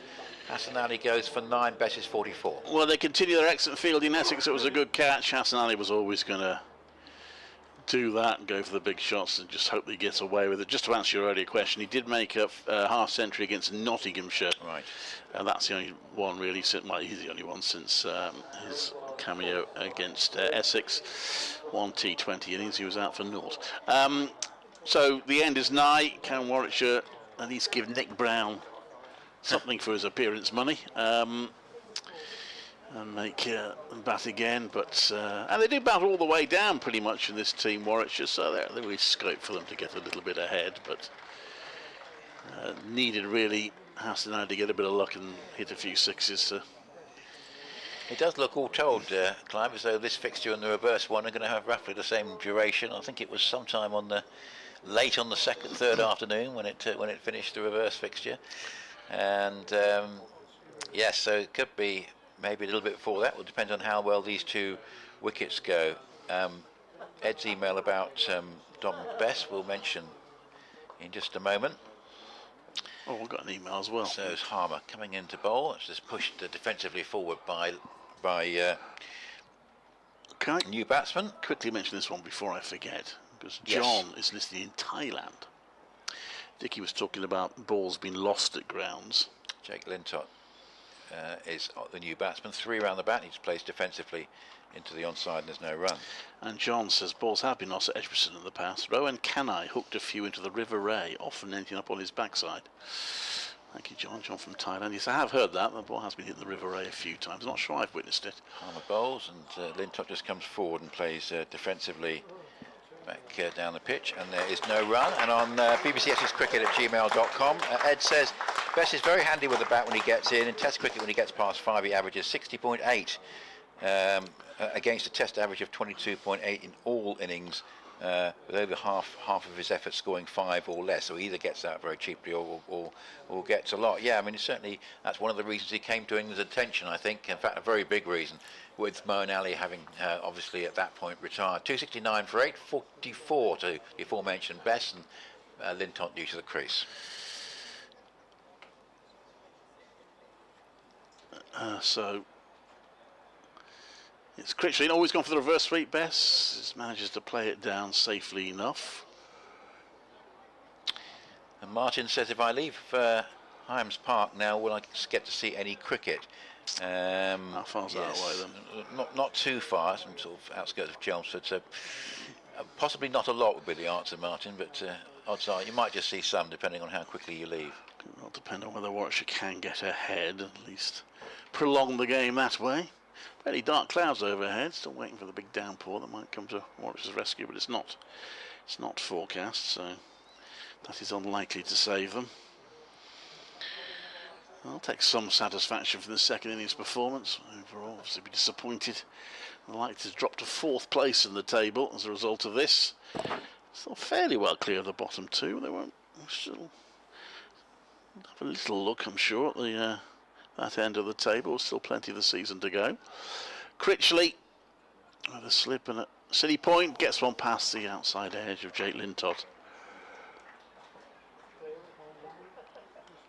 And there is no run. Now, Harmons Park actually, depending on where you are, a bit further away than I was suggesting. What have I got it muddled up with? Another park. That one's clipped around his pads by Lintott for a single, which will get Don Best back on strike, which I guess is what Warwickshire will try and do.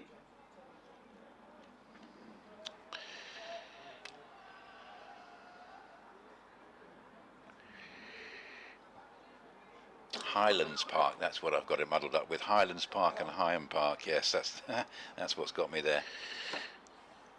The former is on the outskirts of Chelmsford. Just Chris Rushworth to come after these two. So Essex almost there. Tempted sweep shot there by Best. Doesn't get hold of it. Rolls onto his pads. There's no run. 28 required to avoid the ignominy of an innings defeat.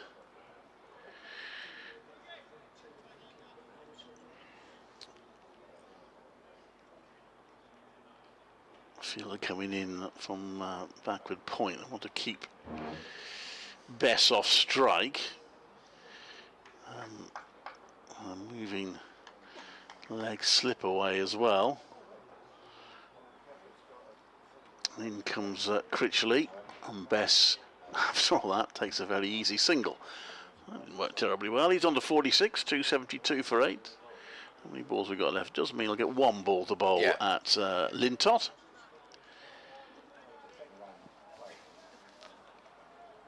Warwickshire 17 behind. If they needed 17 to win now, it'd be an absolute thriller. It would. But alas, they need 17 to make the opposition have to score some runs in their second innings. Lintott leans forward and he's actually taken a single, so he's quite happy to have the strike. One more run for the total, 273 for 8. So, yes, just going back to your email, Martin, from Highams Park, probably going to be quite a difficult journey as we head towards the rush hour now. So I'd say wait to see if Warwickshire are still batting in an hour's time and have a leave, and this nice wicket pair are still together, and then once they start building a lead, then there's more cricket guaranteed to be seen. The problem is, of course, it could all end in the next 10-15 minutes. Alas for Scotland, they fell short by 82 runs against Sri Lanka. Yes, I think Sri Lanka have been largely enjoying themselves, haven't they, against the other minnows in that World Cup. They've actually finally announced the fixtures for that. Yeah. 273 for 8. Harmer bowls. This is played defensively up towards mid-wicket, and water is there. It's one of those 50-over World Cup. I think it's October and November, isn't it? And it's all plays all, which tends to be quite the most popular format. Everyone plays each other once. And that's nipped off the glove and just falls short of leg gully. Nice piece of bowling from Harmer, just drawing Lintott forward, and just taking the glove but falling safe. 273 for 8 with deficit 26. Harmer bowls again off the back foot. That's cracked away. It's a nice looking shot for 4. I think that's going to be 4. Yes, quite comfortably. Well executed. Again, just occasionally dropping a bit short. Harmer obviously has been bowling all day. Understandably, the odd loose delivery will just come into play. But without having anything quite his own way, as he did in the first innings, he's still rattled up 4 for 108. 3 balls into his 38th over. A typical mid-season return for Harmer at Chelmsford. Pitches suiting him. 3 round the bat, and this one just played defensively forward, head over the ball, just rolls back down the pitch, and there is no run. Yes, Harmer certainly has had a key say in this match. As he bowls again down the pitch, this is played nicely actually by Lintott, but straight up to mid-off, and there is no run. 5 for 65 in the first innings, I say 4 for 108 in the second, so if he can get one of these 2 wickets, it'll give him another 10 for. Harmer floats that one up and it's just pushed up into the offside, and there's no run. So just a question really as to whether we're going to see a fourth innings in this match or not.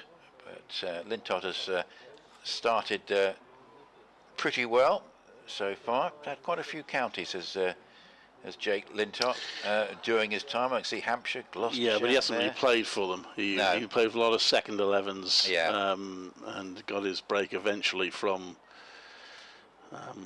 Warwickshire. Yeah, the T20. This is his second first-class match. He took his maiden first-class wicket during the course of this game. Because what people remember him for, I guess, is probably the 100, where he was with Southern Brave and made quite a big impact. Yeah, well, that was on the back of performing well for the Bears in T20. So we are getting, is it Sam Cook into the attack? 2 balls, 2 overs to a new ball. And that's turned round, swiveled around his pads there by Bess for a single. He's on to 47. The score to 278 for 8, 21 more required. Sadly, from a Warwickshire point of view, not to win, but to make Essex bat again and avoid, say, that innings defeat. For what it's worth, I'd be a bit frustrated because they would have got at least 1 batting point if they'd done this in the first innings. Cook with a slip in place. Also a fielder close in for the drive. It's a slow, short delivery, which is well carefully watched by Lintott. He plays it well, the square leg for 4. And Lintott moves on to 10, 282 for 8. Disappointment for both these sides. The news that big 6th wicket stand for Lancashire has been broken. Phil Salt has gone to Jordan Clark for 54. Will Williams is 57, not out. George Balderson, who can certainly bat anywhere in the order, is new to the crease. 246 for 6. They lead by 160. In comes Cook to bowl. That one kept a bit low, and Lintott's done well to keep that out. Yes, he's would have liked, I suspect, to been bowling later in the game, and he would have the chance to. It's certainly proved to be a sort of classic dry pitch, really, isn't it? Win the toss, get a lot of runs, and then the bowlers gradually will hold sway. Did get 3 wickets in the Essex innings, and that one again, I think he's quite low, but Lintott plays that one quite comfortably to mid-on. That's another dot ball. 17 behind Essex's first innings total now. Warwickshire with just 2 wickets left. He's scheduled for 340, but I guess it could be flexible depending on wickets lost, and it will. We're not going to have any issue with overs today. That's for sure. We've only got 41 left in the day, which is remarkable. This next one is pushed out to the offside for no run. Well, it is remarkable how quickly they can go when they want to, because both these teams on the first day and a half, or first 2 days, were really, given how much spin there was, both of them were pretty slow with their overs. In fairness, hot days, and I think they didn't want to rush around too much in the heat, so that was an accentuating circumstance, but neither of them were terribly brisk with their over rates, given how much the spinners were bowling. Anyway, Cook, last ball of the 79th over, is short, and again it's a very controlled shot by Lintott. He's not tempted to take on the fielders on the boundary, and he trots through for a single. So he's on to 12 and Warwickshire to 2. He's on to 11 and Warwickshire to 283 for 8, trailing now by 16.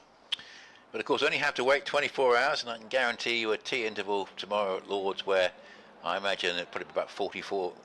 Yeah, about 44 overs left in the day, or something ridiculous like that. Probably will people get to tea. We do it so often, but maybe not that many. But we do get a situation where you get to tea in a Test match, and there's almost half the overs left in the day. Such is the slow progress that you often see. But I think it'll certainly be the longest session of the day tomorrow at Lord's, I'm sure. That's Harmer bowls, and that's played off the back foot and goes down towards backward point. There's no run. If you weren't with us earlier, the news that Josh Tongue has got his second Test appearance. His first was against Ireland. against Ireland at Lords a few weeks ago. Now he's back at Lords against Australia with Moeen Ali not in the side. As here Harmer bowls, that one just keeps it a bit low and is played defensively by Lintott, who's looked pretty secure so far as it goes up to Nick Brown at short leg, and there's no run. As Harmer comes in to bowl, and that's, oh, it pops up as it hit the glove. It's taken at short leg, but no, obviously not. But, again, Harmer asking questions. Interesting to see if he'll carry on beyond this 80th over with the new ball being taken. Will he bowl with it? Will he finally have a bit of a rest? Harmer bowl. That's a reverse sweep, executed extremely well by Lintott for 4. I mean, you won't get a better execution of that shot in terms of it coming off the middle of the bat. And Cook at backward point, you only see that one hurtling away to his left down to the boundary at the far end of the ground. 4-4, superb execution. That Lintott has looked pretty good so far, moving along to 11, 283 for 8. I think it's 15 and 287. Yeah, just a little on the slow 15 side. and 287. That's all. It's just a little tentative push there, and not far away from the edge. Might have just flicked off the keeper's gloves and gone to Cook. Looked pretty confident, Lintott. It's almost as if he's teaching his schoolboys how to bat. So that is 287, as you say, Clive. Takes the deficit down to just 12, so we may yet have this 4th innings, perhaps with a tea interval in between, as that's played defensively, just into the offside, and there is no run.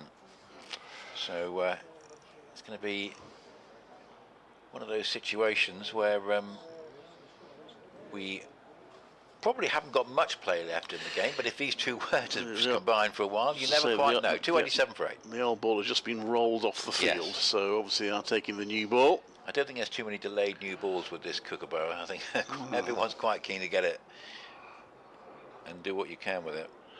Sam Cook is going to take it. Well, I hope a few edges fly to the boundary and get them ahead, but Essex will hope this new ball can polish this off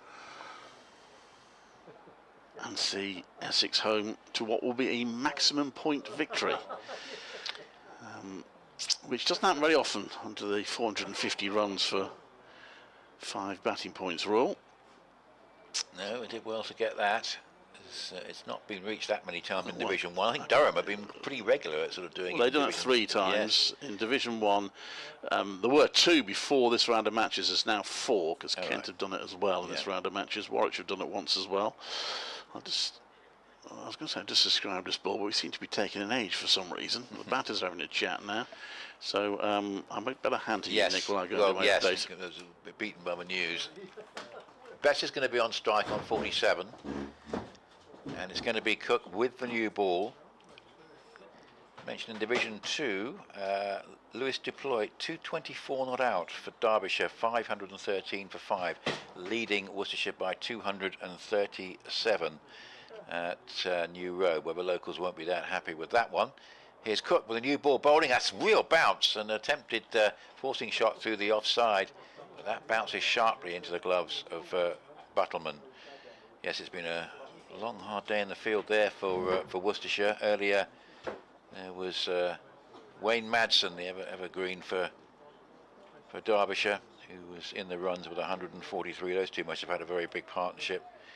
Indeed, they did. Took it from 38 for 3. 38 for 3 at one point, and when Madsen was out, it was 305. It's now 514 for 5, having been 38 for 3. Cook bowls. That's played defensively back down the pitch, and there is no run. Best on strike with 47. Lintott has 15. Good little partnership, but so a situation for Warwickshire. 287 for 8, but they've lacked the major innings and the major partnership, but both of which they've needed really in this situation where they are trying to save the game.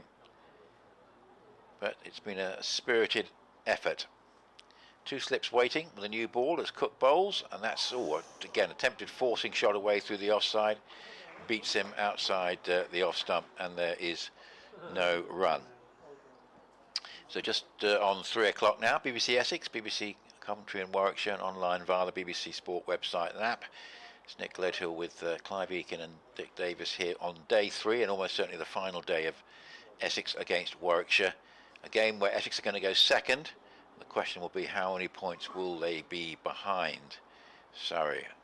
Still favourites to win Surrey at the Oval, but Lancashire have been fighting hard, as we mentioned, as this is played defensively. Head over the ball, up into the covers, and there is no run. And all the other sides are just waiting, keep thinking, oh, Surrey must slip up here, they're in a bad position, they must slip up here, and then they never do. So is that the way it's going to continue to be throughout the campaign? We shall see. Somerset Declaration might not be too far away now. 461 for 6, leading Notts by 438. They were 23 behind on first innings.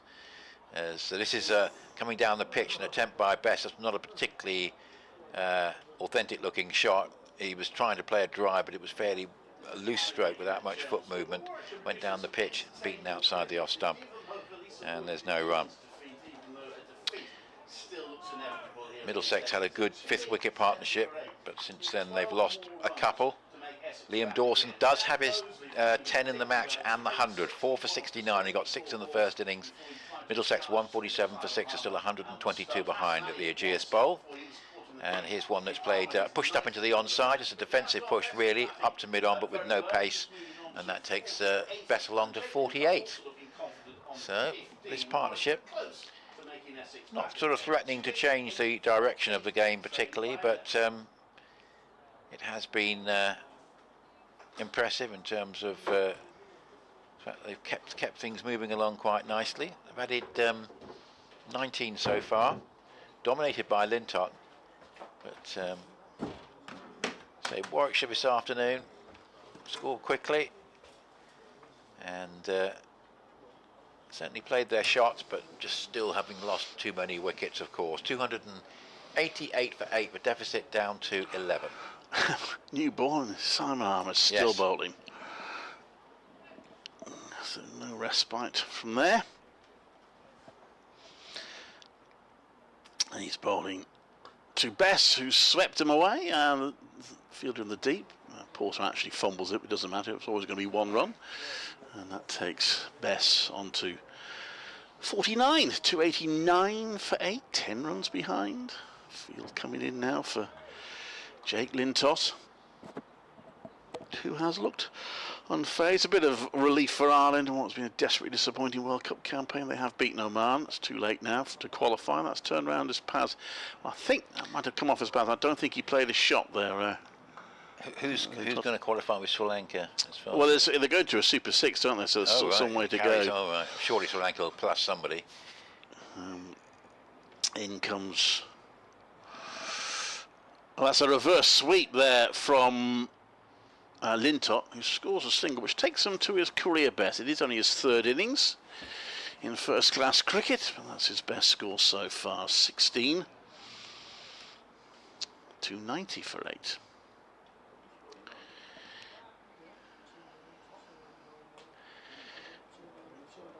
A slip and a forward short leg and a leg slip as well. That's defended resolutely there by Bess, although he thinks he might get a run there, and he's quickly sent back. No run to be had. A breeze blowing. Clouds have lightened up a little bit. They got a bit dark briefly. Not enough to provoke the floodlights to be switched on. That's turned round and just passed neatly there down the leg side. And that's the 300 up. No, sorry, it's what are we applauding there? That's the 50 for Don Bess, I do beg his pardon. He turns it round the back of square leg, and Don Bess, on his probably only appearance for Warwickshire, certainly for the time being anyway, scores a half century. And it is, that one is a forward defensive. It is, where are we? Looking at the wrong column. It is the 14th time in his first-class career that he's got to 50 or more. Just got the 1 century to his name. 291 for 8. Warwickshire trail by 8. In Division 2, this is actually currently a battle of the top 2 in the division, because Leicestershire are currently second, and they've done well because Durham hit 517 for 6, and Leicestershire reply with 422. Klein Ackerman 146. And Durham will now have quite a lot to do if they're going to win that game and extend their lead at the top.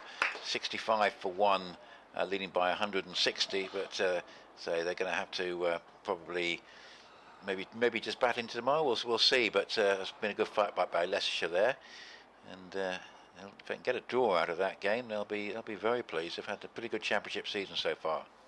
Here is Cook with the second over he's bowled with a new ball, and he's greeted with a sweep shot from Best, which goes for some 4, damage. but he's done some damage to his left hip when playing it. Very odd. He's got 4 runs from it, but he'd rather wish he hadn't attempted a shot.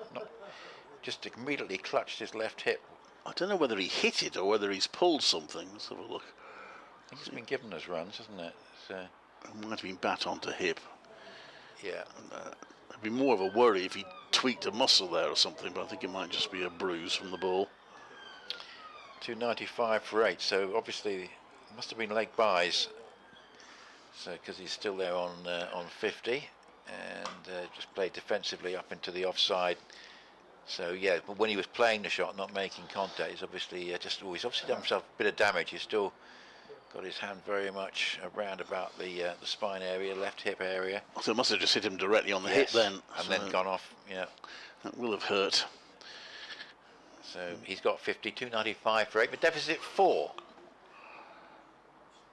He needs to carry on, Don Bess. We should need him to get another 100 from here would be handy.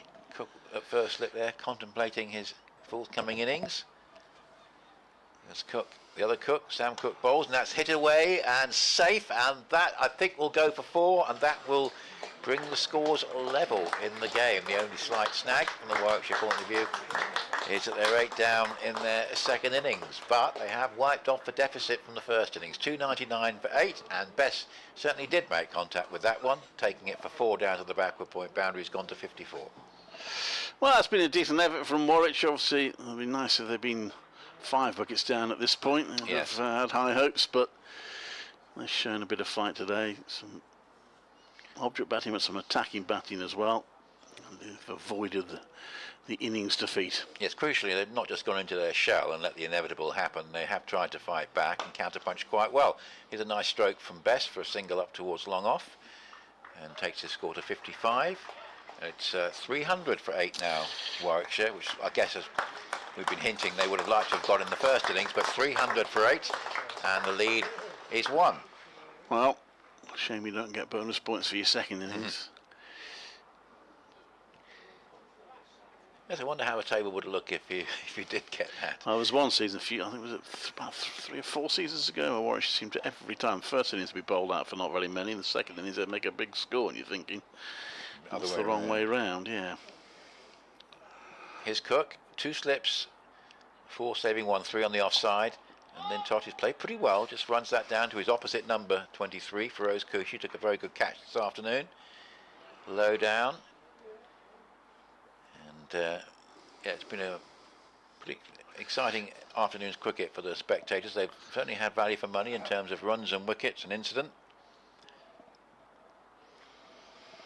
And to what extent will Warwickshire extend this lead of 1?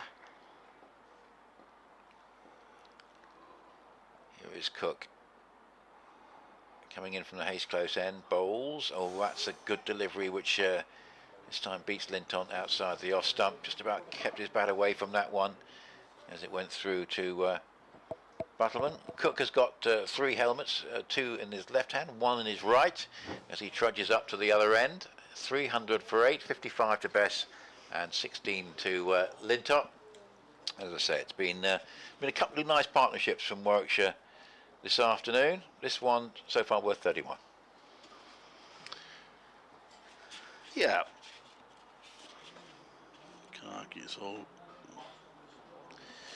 too little too late, but I can just all they can do is do the best they can today. It's back to T20 action, which is a slightly bizarre schedule. 2 catching on the leg side, 1 on the offside of Harmer. It's a reverse sweep by Bess. She'll just get him a single end, so hitting it in front of himself. So he trots through for 1. He's on to 56, 301 for 8. And Martin, on our emails, it was a good score from Warwickshire in the third innings of the match to get to 300. As I say, if they got that first time round, yeah, we would have been in a sort of situation of near to a follow-on, or that would have been quite interesting. That's pushed out to the onside for no run. Of course, the closer you get, when you're 300 behind, the follow-on's rather inevitable. But if they had been sort of 180, 200 behind, it might have made Essex think twice about what their best strategy would be.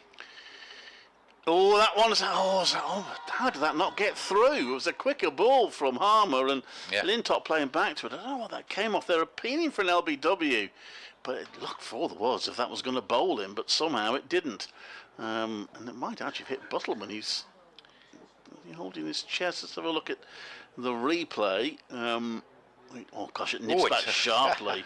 That did just turn goes sharp. over the stumps. Yes. It might have just clipped the top of the pad, which is why they appealed, but it's more an appeal for that. Surely that delivery was worth a wicket.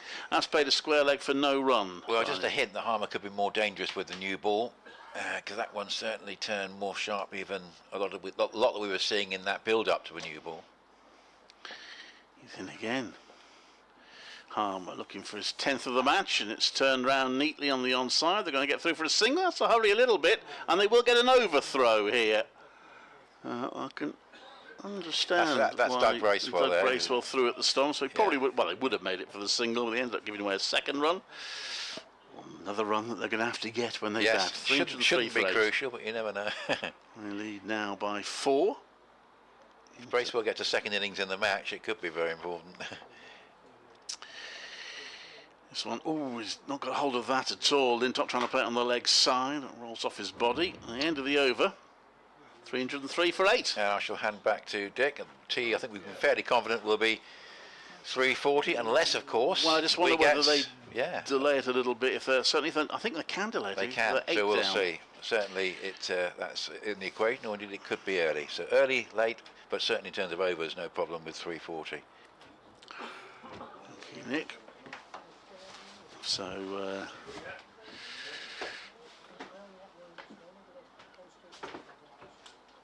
it's pleasant sunny evening, and the crowd getting more cricket to watch. Some of them are turning up today wondering how much they'd get to watch. Well, they've effectively got 2 full sessions, and who knows, they might even get a little bit in the final session.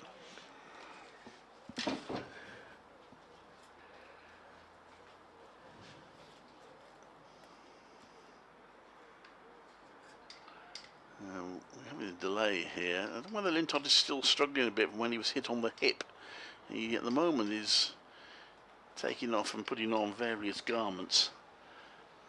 Sorting out his gloves. I think he might just be pausing just to try and subside the stinging. Welcome back, Dickie. So you've had to come back. It's not done yet. No.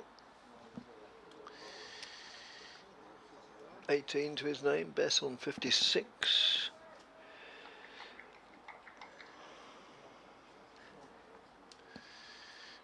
I think this is probably you. I can't remember now. Okay, and Cook moves in, bowls.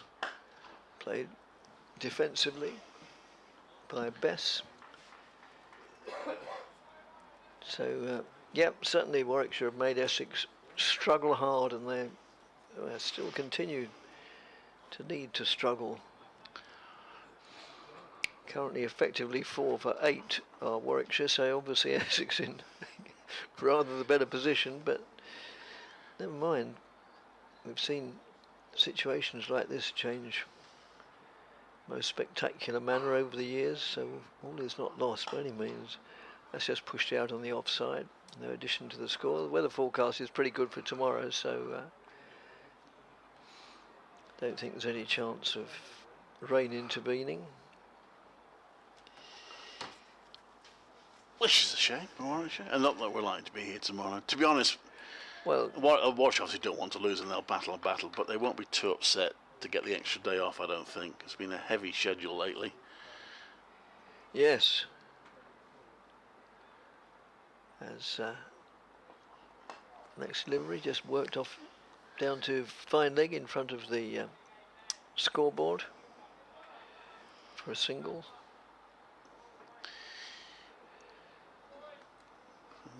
These two continuing just to keep Warwickshire ticking along. The tale of Warwickshire's resistance today. It's come in fits and starts. It has, hasn't it? Yeah. Batted through most of the first hour until Will Rhodes fell for 43. Cooking again from the Hayes close end, the far end. Bowls lofted away very pleasantly, just sort of chipped into the outfield. If it was a golf shot there. For 6. Oh, good Lord, I didn't even realise it was that good. I didn't see the ball. Pitched straight on the green, rolling towards the Yes, hole. that was incredible. Because I hope they show that again on the replay. Because as I say, he just sort of leaned to it and chipped it, a bit like a sort of 5-iron or a 6-iron.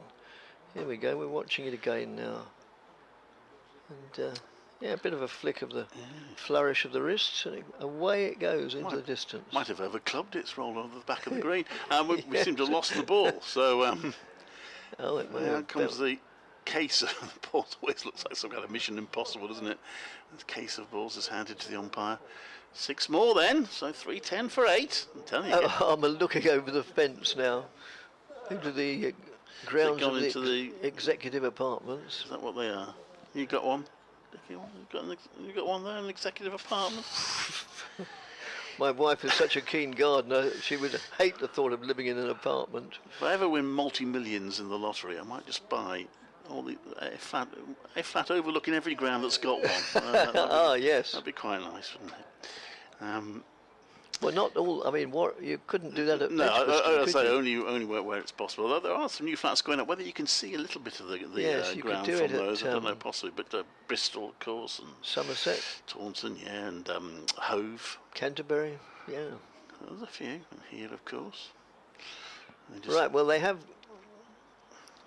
I think they did get the ball back. I think Warwickshire are trying to lose as many balls as possible so that we run out of balls and we have to declare the match a draw. They're used to it here.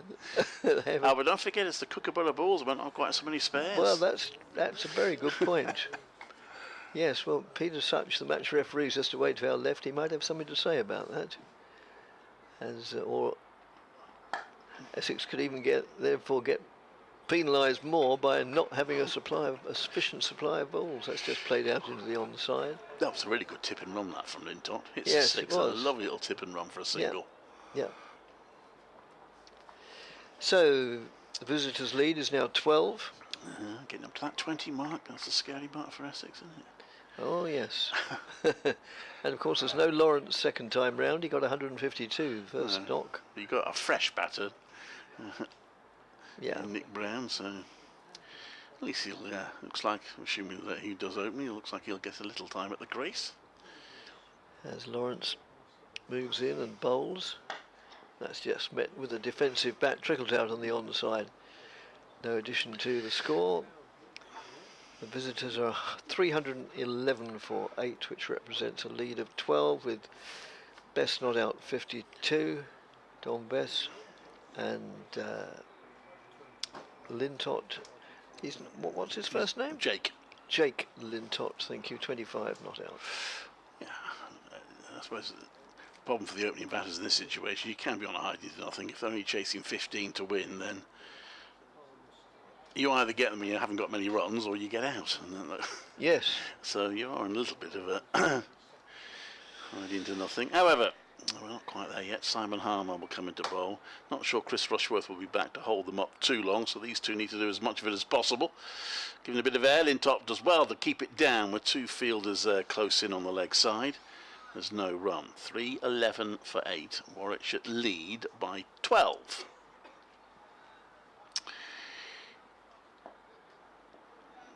Harmer wearing sunglasses, looking for this 10th wicket of the match. Comes into bowl. Quicker ball. It's a reverse slap, that, by Lintott. That's a touch of an arrogant shot from Lintott. He moves on to 29. 3-15 for 8. Yeah, almost dismissive. What do you mean you're one of the finest off spinners in the world? So, what do Warwickshire have to get to make Essex slightly nervous? 75 ahead? I mean, not that should be a problem, but... It shouldn't be, but yeah, nerves can play a funny thing, and no, it's certainly not sweaty palm yet, but yeah. Anything over 100, they'll think, well, we've got a bit of a job. Harmer in, gives it a bit of air. Again, Lintott actually leaves it and goes through to the wicket-keeper. There's no run. Breeze blowing, Warwickshire flag blowing keenly. So back to grey clouds overhead, nothing threatening.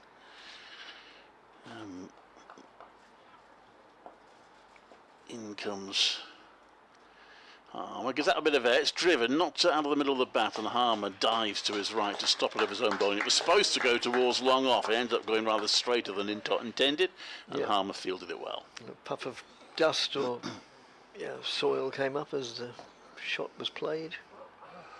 Harmer in again, and that's defended. He hit him quite high on the bat there. He did. It was bat and glove.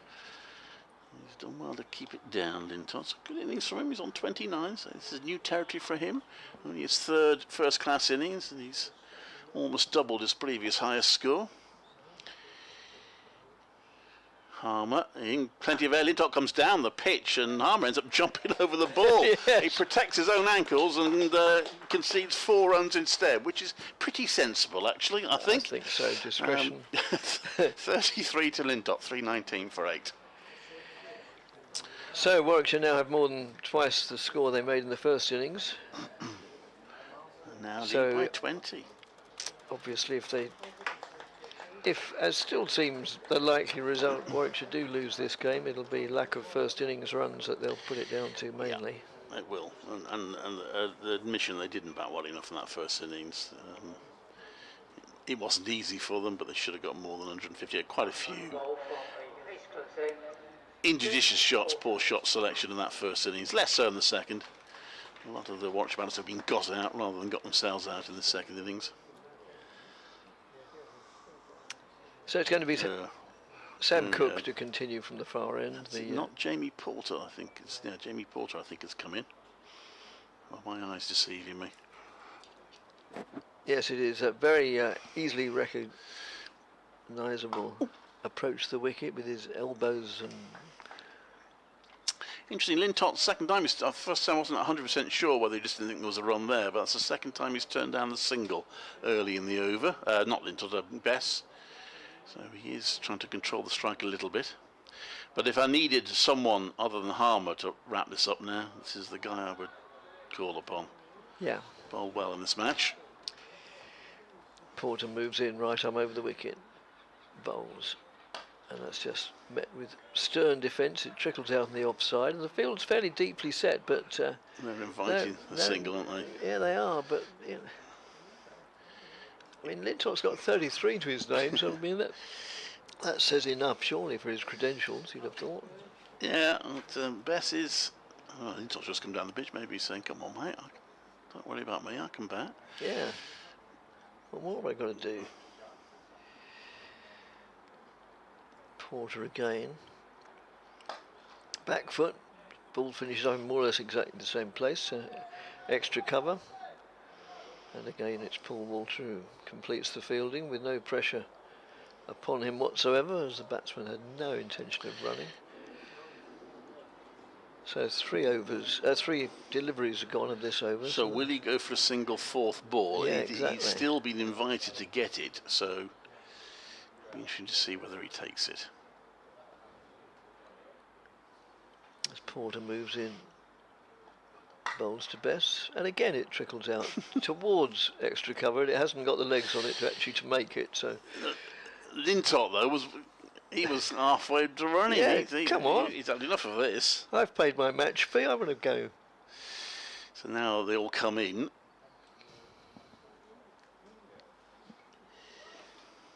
And they haven't been adopting this tactic up to now, have they? They seem to be just taking the runs as they came, and then suddenly they seem to have gone into a different mode altogether. I'm never sure about it. I mean, it seems it all the time, but you've got Don Bess is batting well, but surely just concentrate and try to get him out rather than worrying about who's on strike. I don't know. Yeah, you'd have thought so. Porter moves in, bowls. And that's just played back to the bowler, hard into the ground, and then straight back to the bowler, who feigns to throw at the stumps. Probably wouldn't. Most affable and amiable of men, particularly for a seam bowler, at the risk of stereotyping, is Jamie Porter. I'm also not sure about it from Don Bess's point of view. Just take the run that's on offer. And Yeah. however, you might be thinking about tea a little bit. As Porter moves in, bowls to Bess. Bess plays defensively back to the bowler. So that's the end of the over, which was a maiden, but it was a sort of a hollow maiden almost, because there were plenty of opportunities for them to score runs, but that won't show up in the records. That will show that was a maiden over. They didn't score off the last ball, so it does mean Lintott is on strike. Yes. At 3:19 for 8, a lead of just 20. Yeah, as you pointed out an hour or so ago, Essex were once bowled out for 20. So, yes. So Warwickshire were going for a tie here then, maybe. I don't think it's going to happen this time. No. I wonder what, conversely, or along a similar tone, I wonder what Warwickshire's lowest score is. I should know. I think I'm right in saying the lowest score against them, they actually lost the match, I think I'm right in saying, against Hampshire. In comes Harmer, quicker ball, it's swept, and it's safe, and it's fielded there, there's no run. Snake of the substitute fielder fielding that. Oh, Warwickshire's lowest score is 16. Yeah. This one, plenty of air. It comes down the pitch, and it's it's gone through. I thought that had been stopped, but for once, the ball isn't stopped by an Essex fielder. They have been very, very good. So that's 4 more runs, more onto the lead, and more onto the partnership. And just went through Tom Wesley. I'd be a bit disappointed. That one is just bouncing down the leg side, and it's evaded by Lintott, who's now on 37, 323 for 8. Might be saying to his batting partner, did you see that shot? You don't need to protect me, you know. Yeah, exactly. This next one, he just plays down into the ground to back of square leg. Unless there's an element of Lintott saying, look, I'm all right with the spinner, so I'll take Harmer, you take Porter. Who knows what they're discussing out there. Comes down the pitch, Lintott. He's that over the top. It's heading towards us. Couple of bounces for 4. Runs. Goodness me, Lintott is on to 41. And it's 327 for 8. The lead is now 28. Still not a concern for Essex, but they'll be getting slightly irritated. Well, they will, yes, very much, because they had a good run just after lunch, because they've taken 4 wickets since lunch, and probably based on that, they'd have. Well, I was going to say they'd have thought they'd get the last 2 quite cheaply. I don't think sides ever think like that. Nowadays, there are no real rabbits in the lower order. Well, Lintott doesn't want to repeat the shot because the field has now gone 3/4 of the way back to catch it there, so he goes for a forward defensive inside edge, rolls away. End of the over, 327 for 8. Warwickshire lead by 28, and what we got 10 minutes to tea. I lose track of the rules. I have a feeling I don't know whether they can have 15 minutes on with 8 wickets being down. Anyway, I'm sure we'll know when the umpires start walking off. Yes. If we get that far. Yes, I mean, with a 9 down, they can have another 8 overs, can't they? I think, but. Yes, I think that's the case. I don't know if there's any regulation if you're 8 down. I thought there was once, at any rate. I can't remember whether it's tea or lunch. It may well be, you know, I frequently say the longer I watch and report on this game, the less I understand it. Porter moves in and bowls. And, that's hit him again. A very, very optimistic appeal, and very painful for the batsman as well, Don Bess, who goes down. Well, he's already been hit on the hip once. Well, that was about hip height, but not the hip. No. When he is clearly in pain, and anybody who's played club cricket has been there, and there's not an awful lot you can do except bring out a glass of water, take a deep breath, take a quick audit, make sure everything's all there, and. You ain't retiring out, Dom. Warwickshire need you to carry on here. A lead of 28. So 327 for 8. Now, what have they added? 58 they've added now. Yeah, no, there will be a hold up now, because I think even the medics have shown that the The only thing to make it better really is just to take a little bit of a break for a minute or two. So it gives a chance to go through the scores elsewhere. Middlesex heading towards defeat, 165 for 6. They're still 104 behind Hampshire following on. Northants 122 for 3, still a massive 262 behind Kent's first innings total. Good game at the Oval though. Lancashire 262 for 7 now leads Surrey by 176. I mean, Surrey will win because they always do, but yes, it's looking an interesting game there.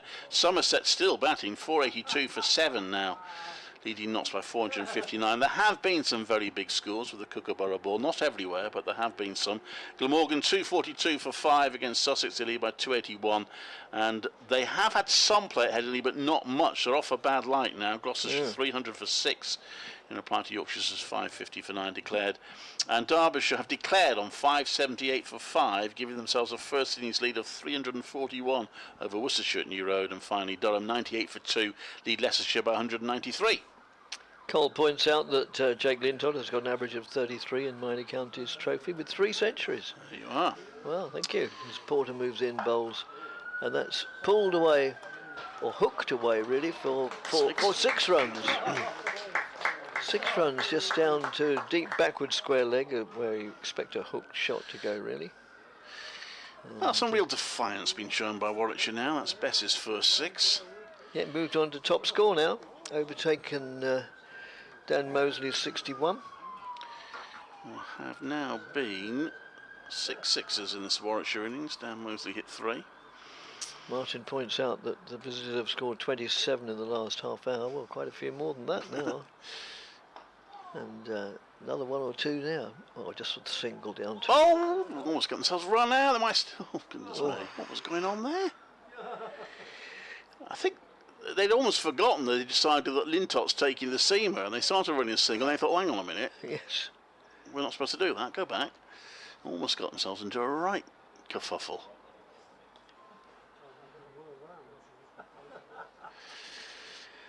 Right, so Don Bess on strike, 63 to his name, as I say, top score now, 63 off 65, so that shows the sort of innings it's been, and plays that totally defensive, trickles out ample time for a single, which is declined, with or without thanks. And it's a bit of, well, it's not for me to say, probably, certainly as regards the opposition, but it's a strange tactic to employ, but obviously they know what they're doing. Well, and I can't work out whether it's just a case of protecting Lintott from the seamer. Yeah, who is bowling now? Porter. Pulled away to mid-on, straight to the fielder. No addition to the score of 333 for 8. A score which Graham Gooch once got on his own at Lord's many years ago. I think the scorers on the website might have got a bit confused by that failure to run that single, because the runs come up here 334 for 8, but that might be because oh, and he's got his man at last. Got his man at last. Another dismissal for Buckleman, and now, well, from what Clive said a little while ago, Chris Rushworth probably won't hang around too long, so Essex are almost home, and yep, Buttleman takes another catch. That's his 3rd catch and 4th dismissal of the innings, and the visitors are 333 for 9, so that was a splendid partnership of 45, 55, 68 runs, I make it, and indeed 78 runs, it's more like it. I mean, Rushworth does have a first-class 50 to his name out of 215 innings. The average is 12. Just looking at the replay, and it was attempting to pull it away again, got a glove or something, yeah, probably a glove on it. So, a splendid innings there. A very good innings of 63 from Don Bess, who, if not changing the result of the game, certainly changed the whole tenor and mood of it for a good hour or so. Well, that is 34, clearly not anywhere near enough. Chris Rushworth has got 1 ball to face, I think. It's over now. Oh, was it the last ball? No, it was the last ball of the over, so he doesn't have to face at all. So, be interesting to see if Lintott really goes for it now. Not that he's exactly been hanging around, but he might really look to see if he can blast a quick 30 or 40 runs to make it interesting. So once it gets to 4 o'clock, if the last week hasn't, 20 to 4, we then can have another 8 overs if necessary. I think that's the last I heard of the regulation, but the regulations in various aspects of cricket change as often as I change my socks. Harmer bowls attempted a reverse sweep by Lintott. He hasn't got hold of it. I think the lead is probably enough now for Essex not to start their innings until after tea. I think they can if the target is very small.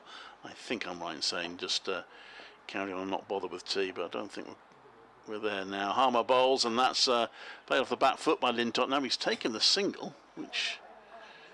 Oh, he's taken 2. That's more like it. In fact, he's taken 4. There's no one out there, that's why. Where's the fielder there? He's got 4. Not much in that shot, but it just rolled away and kept rolling. Went over the boundary rope. He's got 4 runs. 337 for 9. Lintott will be eyeing a maiden first-class 50.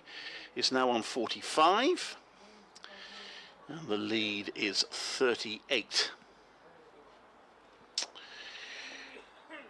In comes Harmer again to bowl. Lintott's gone for the reverse sweep slap. He's got that away. That's another 4. That's appreciated. Some in front of us. 341 for 9. Lintott on to 49. Well, he deserves a half century here. He certainly does. Yeah, do you think many people are down from the Midlands for this game? Well, I haven't seen too many, but Warwickshire do usually bring a few supporters to most away games. I think most sides do. Essex normally take a smattering. Next one, he just pushes out to the offside for no run. Chris Rushworth is looking to get him the single there. You might as well get you 50, but Lintott is going to try and protect the strike. He's got 2 balls left, so he can easily get a single now, 5th ball of the over. Although no, some of the fielders are coming, or one of them's coming in at long off. He's gone for the reverse sweep slap, and he's got that fine, and that will go for 4, and that is Jake Lintott's maiden first-class 50. Well done to Jake Lintott. He's on to 53. And it's 345 for 9. Yeah, they gets a good hand. The Essex crowd, I always try and look at situations totally objectively, but I think the Essex crowd are appreciative, because particularly in this situation where they probably know that Essex are going to win ultimately, but they like to see... Harmer in. It's a quicker ball. He's turned it around onto the leg side. He's going to get more runs here, Lintott. Well, I'm not sure Jamie Porter over-chased that, because by getting a 4, it means that Rushworth's on strike. And I don't want to be conspiratorial about this, but I think in a different circumstance, Jamie Porter might have a chance of pulling that one in. But he thought, tell you what, let it go for 4, and I'll get the ball to Chris Rushworth. But it is 349 for 9. The lead is now exactly 50. Yeah. Maybe just a very temporary tweak of a muscle. Yes, I don't. I don't want to push me by running too hard. So Porter will continue from the far end, the Hayes close end. Harmer's last over conceded 16 4-4s, which took Lintott on to 57. But it's Rushworth facing, and well, he's got 4 pennants straight away.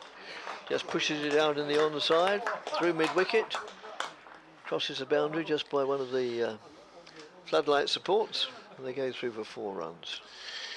They're picking off the bonus points here. If only we had them in the second innings. Yes. Well, if they could somehow add another 50, then it might be interesting, but... Yeah. 350 up is what the applause is for now. As Porter moves in, bowls to Rushworth. Oh, Rushworth, a bit of a hang out to dry shot, really. Just didn't move it. An economy of movement. That was a bit more like it, wasn't it? Yes, just held the bat out and it didn't find the edge.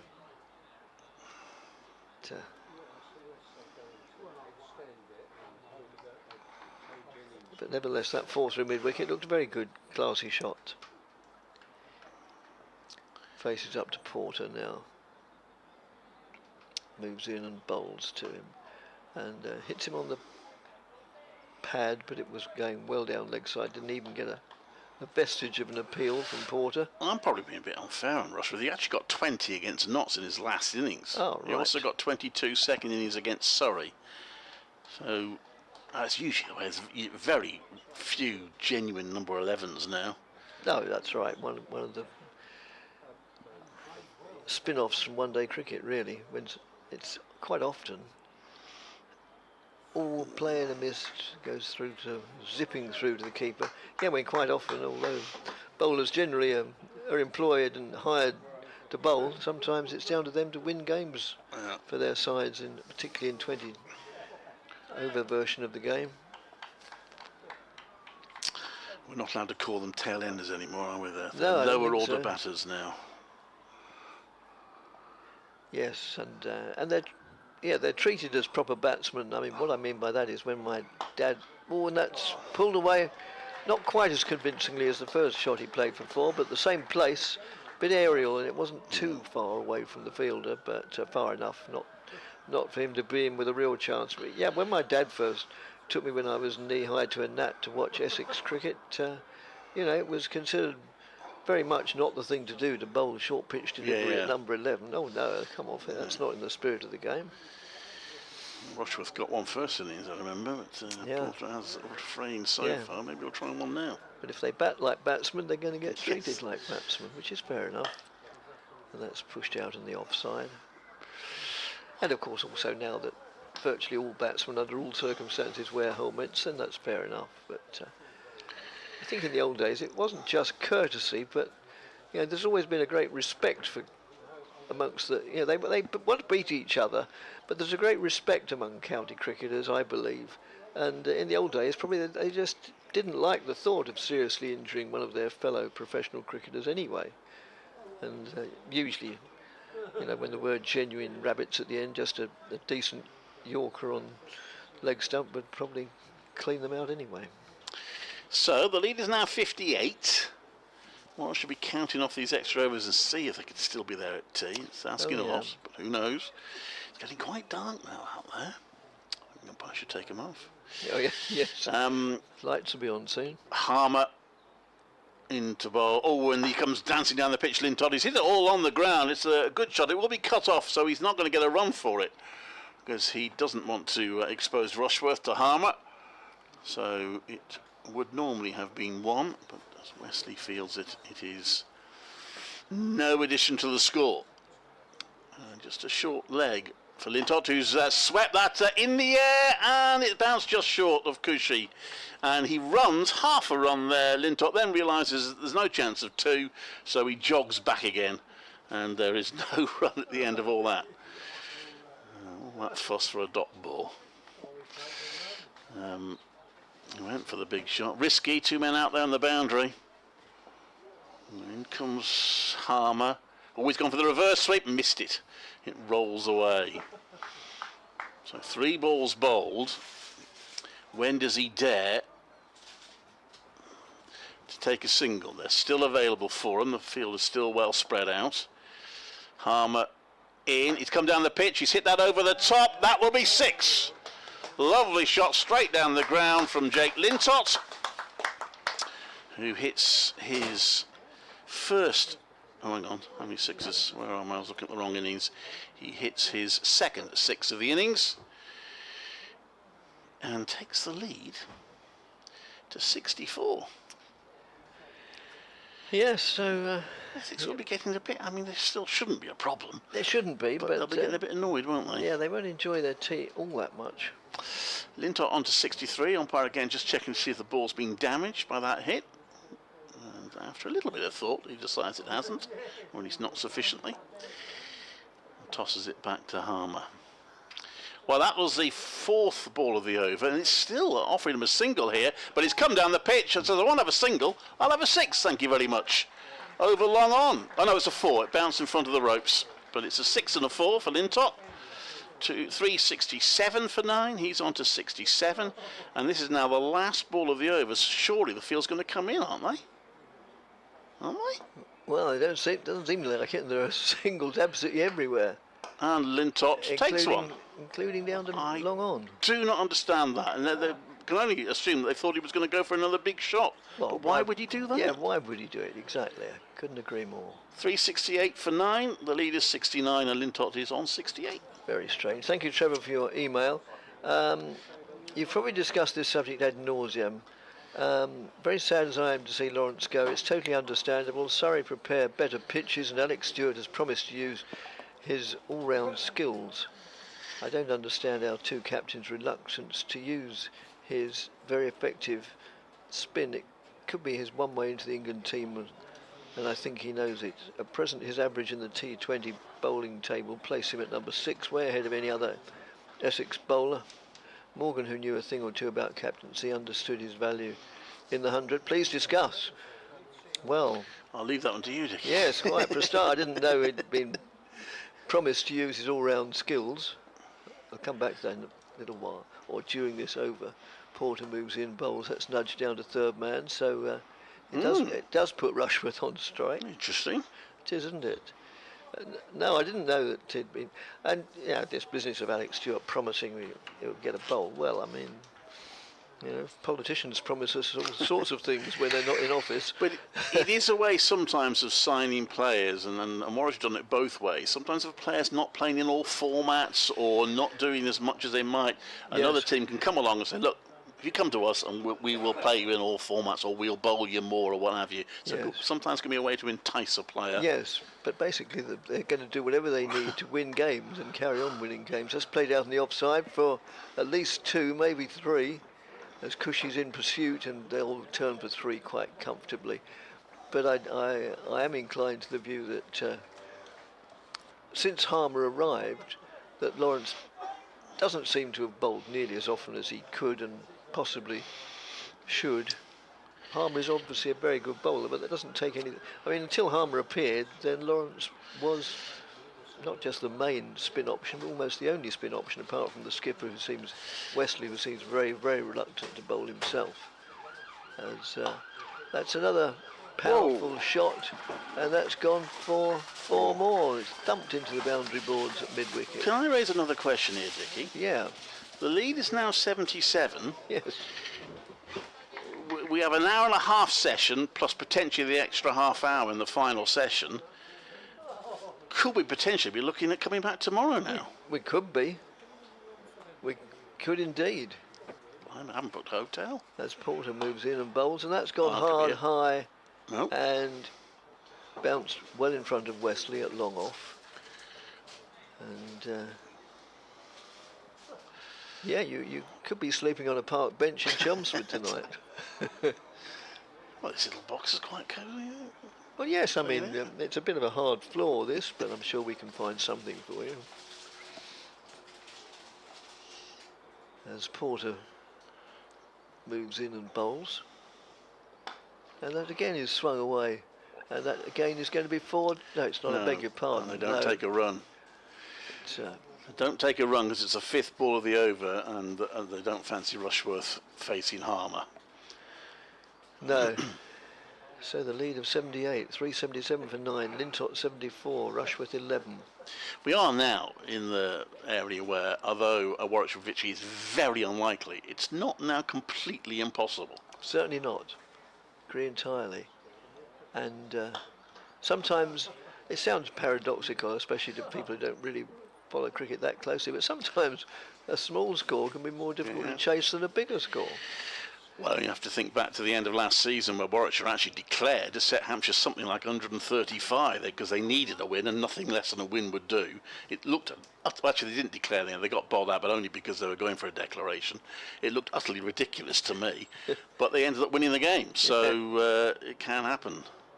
No, unfortunately they can't draft. Maybe they could have, since Dan Lawrence can play for one day, maybe we can get Liam Norwell to come in tomorrow and try and take 9 wickets like he did at the end of last season.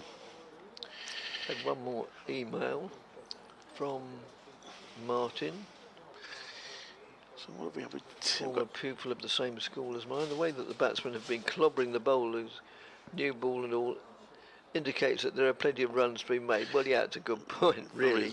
There is that. But as you say, Psychology can play funny games as Lintop plays that into the onside, not out of the middle of the bat for no run. 78 the lead. Yes, the wicket's not suddenly going to harbour demons, You is wouldn't it? have thought so. No. So, and to be honest, Warwickshire haven't quite got the spinners to. Well, we'll see. He comes down the pitch here. Lintop, he almost takes Harmer's ankles off again, but he's got through him for 4 more runs. And this is great stuff from Lintop, and he's starting to think about his. He is. He's now on to. Has that gone on? So he's on 78. Yeah. So 381 for 9. Lead of 82. Jake Lintop. 64 balls he's faced. Next one, he comes down the pitch, but has to adjust and plays it back to Harmer for no run. Yeah, the lead is now 82, and the possibility of this match not being finished today is growing.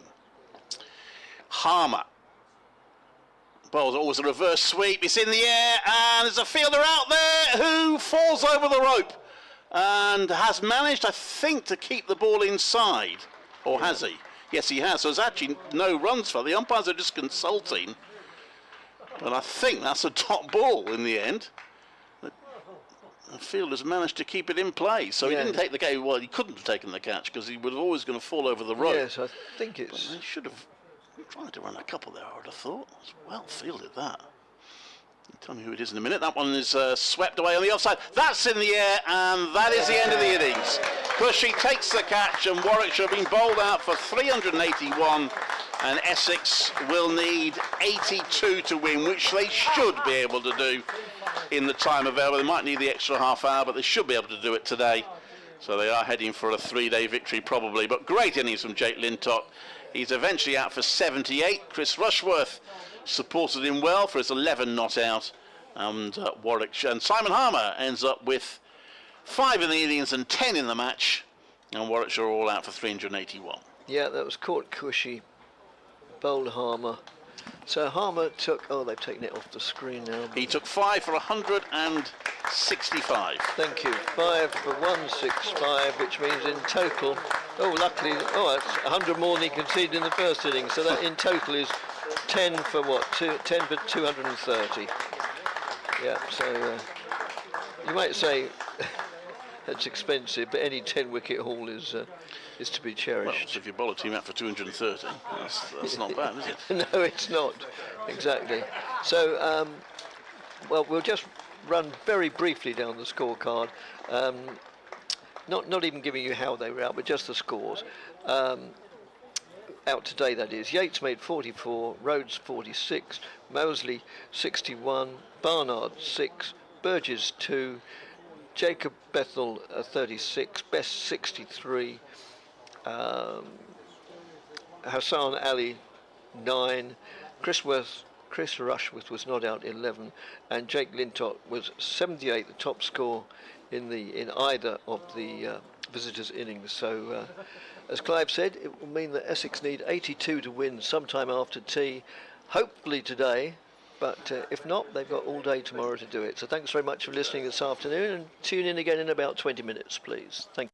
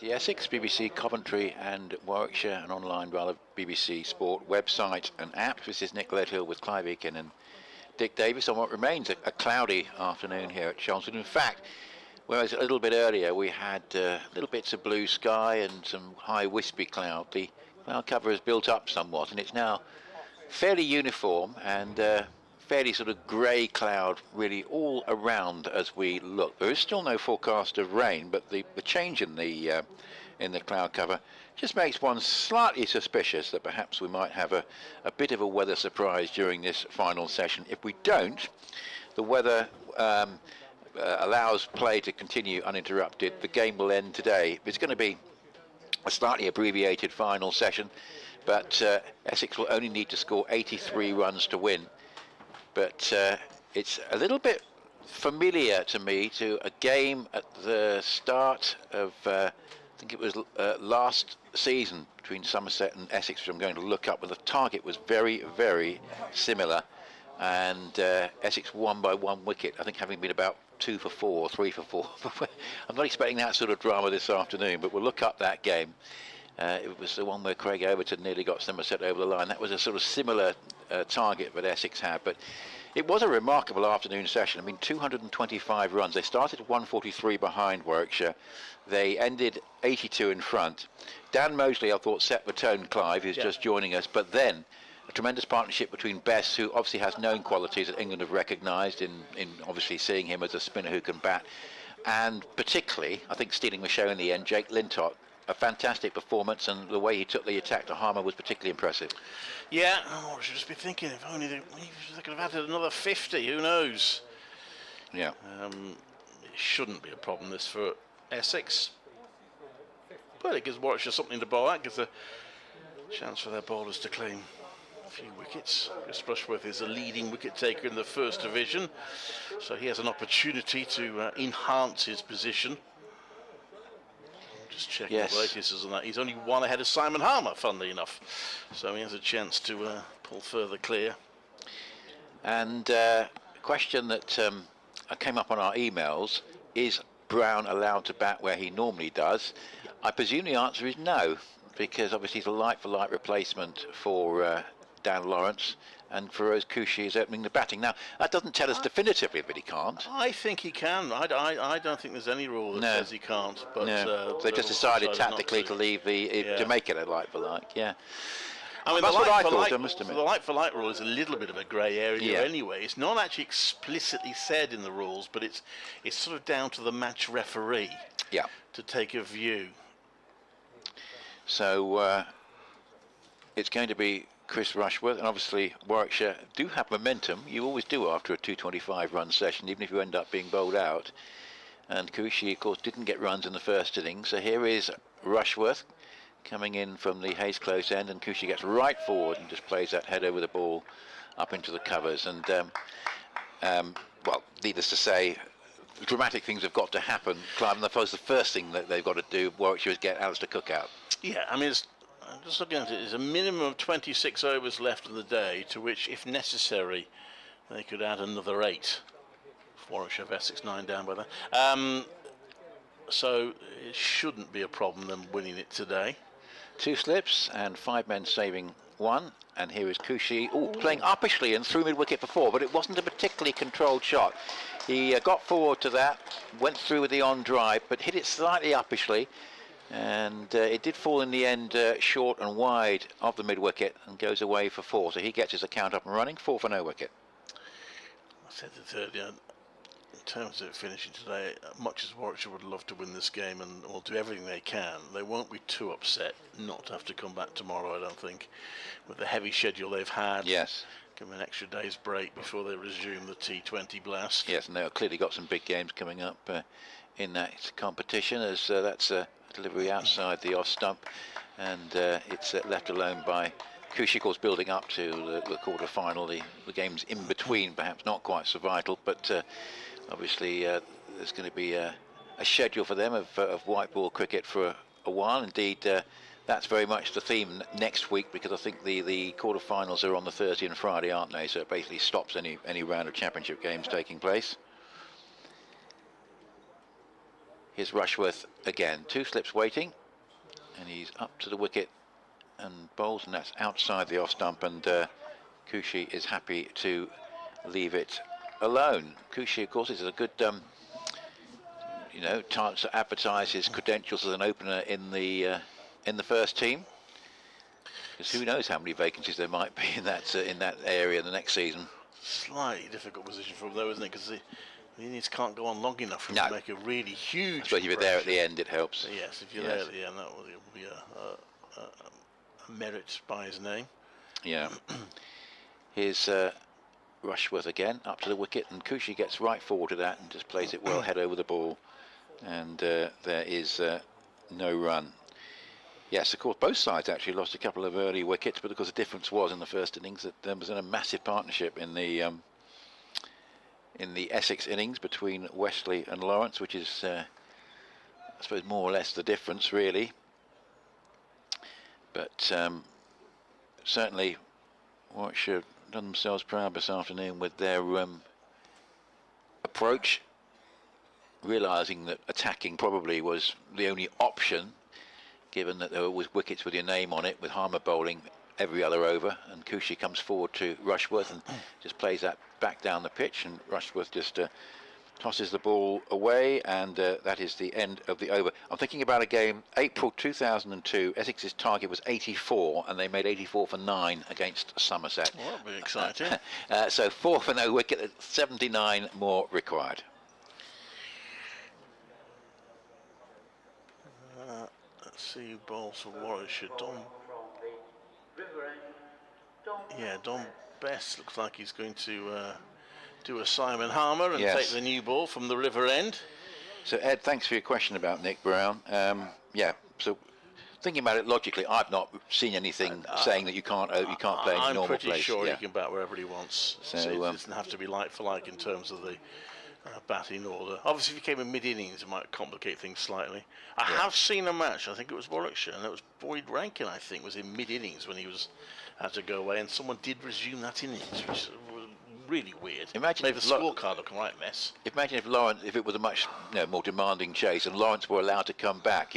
Your substitute would have to delay batting until Lawrence came back, or see if he came. It could be quite ridiculous. Well, Bess is going to bowl to Sir Alistair Cook round the wicket. Cook defends that very correctly. There's no run. 4 without loss. In comes Bess, got a slip and a forward short leg, gives it a bit of air, hit into the ground to mid-off, there's no run. The only way this game won't be finished today would be if we do get rain. It has that sort of look about it, but I think we're probably going to be okay. Bess, no number in his back. Into bowl, is defended by Cook. He's going to be in no hurry. He'll be thinking, if I have to go back tomorrow, I have to go back tomorrow, just as long as we win the game. But I would think they should do it comfortably before the close, and that one is short. He's able to cut that away. He'll only get one. Jacob Bethel cuts it off, and Essex are 5 without loss, chasing just 83 to win this championship match.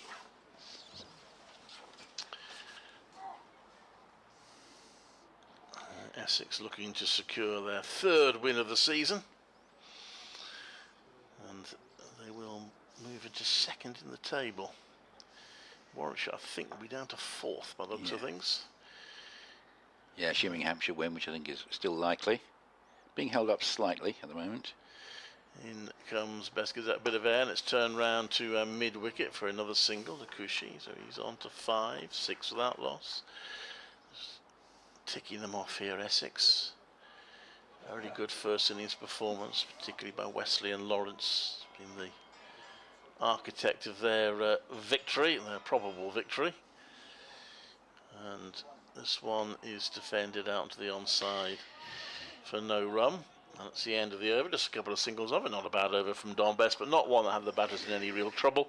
And Essex are 6 without loss. Isn't it remarkable how momentum can change in a cricket match? Somerset among virtually all the sides who chose to bat on Sunday. Very disappointing 163, but then the brilliant fight back by the bowlers on day 2, Notts out for 186.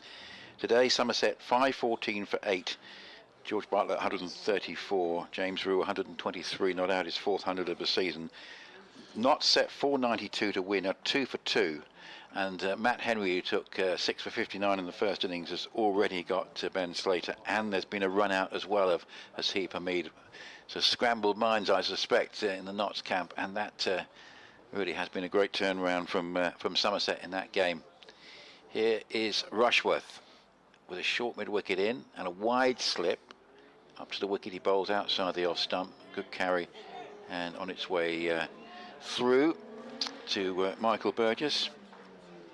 One other bit of news today is interesting story regarding Yorkshire's punishment of the racism scandal. ECB recommending a £500,000 fine. I think about 3/4 of that is suspended, and points deductions for Yorkshire, and that would apply this season as Rushworth bowls, and it's just played I think off the pad in the end, goes into the onside, and there is no run. Yes, so £150,000 to be paid in instalments, and the rest to be suspended over 3 years. And the exact points deductions basically are going to be enough to stop Yorkshire getting promoted, because it's going to be somewhere between 48 and 72 points in the current championship season, and then deductions between 4 and 6 points in the other 2 competitions. So certainly it means that Yorkshire, I think, have still got a chance of qualifying in the northern group of the Blast. Certainly aren't, if that comes to fruition. Well, from what I gather, they pretty much knew that. Whether that affected what was going on the pitch, because they've been less successful in the last couple of matches, and I think they anticipated that. Interesting. Rushworth bowls. That's outside the off stump, and there's no run. Interesting thing there is that it's looking very good indeed for Durham, obviously, in terms of promotion from Division 2. But the second spot is wide open in that particular division. I think there was a suspicion that Yorkshire eventually would get their act together and perhaps take command of that. But with going to get that points deduction, it really will leave it wide open for the likes of Sussex, Leicestershire, Worcestershire, and Glamorgan, who of course I suspect won't be far away in the final analysis. Rushworth up to the wicket, bowls, and it's played defensively by Kushi, settling in well here, playing it back down the pitch, and there's no run, 6 for no wicket. Yeah, decent bowling from Rushworth, accurate but not really getting much out of the pitch. It seems having Jamie Porter's been probably the pick of from the both sides, but I think both Hassan Ali and Chris Rushworth have bowled well. I just wonder whether Hassan Ali's actually on the he is on the field. Whether they're going to follow him, whether they'll protect him for Pakistan's sake, we'll see. Here's Rushworth, a wide slip, that one takes the pad of Kushi and just rolls down towards a leg gully. So it's like different field placings to the ones we saw earlier. Some unorthodox fields set by Tom Wesley, and certainly pretty much paid off, but it was quite an assault by Warwickshire in that middle session, and as you said, Clive, it just underlined that if they could have done a bit better in the first innings, we might have had a real momentum change in this game. Rushworth in the cloudy conditions here, bowls, and a nice stroke from Kushi along the ground this time for a single out towards deep mid wicket, and that's the end of Rushworth's over. So quiet start, but that's all Essex need, of course. So just 76 to win to go second, 7 for no wicket, Kushi 6, and Cook has 1. Yeah, Rushworth bowling well enough. It might be that he'll bowl a few overs, and then Hassan Ali will take over at that end with spin from this river end. It's going to be Dom Best to continue. Looking really to revive his career a bit. It's not gone too well for him at Yorkshire. No. And got a couple of wickets in the first innings. A bit of a price, but you get them eventually. And now he's got some runs with the bat. He's still involved with Yorkshire in the T20, although now with that point deduction, they're pretty much out of it. He might not be in too much of a hurry to go back in terms of trying to achieve something this season. Comes into bowl. And gives that a bit of air, and it's played back to there's no run. Well, I did discuss it with Mark Robinson. It is a 2-week loan as things stand, and just for the championship. All loans are 2-week loans. He didn't rule out the possibility of some discussions at the end of those 2 weeks. Best comes in to buzz a quicker ball, and it's launched away by Cushy for 4. Got hold of that one really well. A little bit of a long hop from Bess. It was slightly risky because it was in the air. There's a fielder out there, but he placed it well. And Cushy looks like he wants to get his dinner early. 11 without loss. He's on to 10. And just 72 more required for victory for Essex. In comes Bess, and that's defended back to him. There's no run. A hint of turn there into the batter, and he's in again. Bess that's pushed back to him. Picks the ball up. It much may depend on the fitness of Danny Briggs or otherwise. I'll try and find out. He enters today what the prognosis is on him. If he is to be out for a little while, then it could potentially be an option. Although they don't play two spinners all that often, so they do have Lintop. That's a quicker ball from Bess, which is left outside off stump by Cushy. Yes, Lintop, of course, just alters the equation again, doesn't it? He's in again. Is Bess. That's left outside off stump. So 4 on that over from Cushy takes Essex to 11 without loss after 4 overs, and they need another 72 to win this championship match. Yes, of course, you know, the length of the Warwickshire batting, albeit you know, Hassan Ali may or may not come off, he does at times, but of course with the likes of Lintott and Bess in the side, it actually does give Warwickshire quite a strong lower order, it's fair to say, and that might be something that helps them if they continue to have that combination as time goes on. Alistair Cook just lining things up as he waits to face Chris Rushworth. 11 for no wicket, 72 for Essex to win, and it'll be their 3rd championship win of the season as Rushworth bowls, and Cook just turns that round the corner down to Lintott at fine leg and collects 1. It's 12 for no wicket. They won the opening game, of course, against Middlesex, and frustrated by a number of draws, defeated Edgbaston.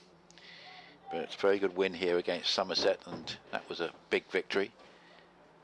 That remained relatively straightforward. Similar, very large first innings lead. Essex making a big score and bowling the opposition out cheaply. It's turning to be a pretty good template for June 23.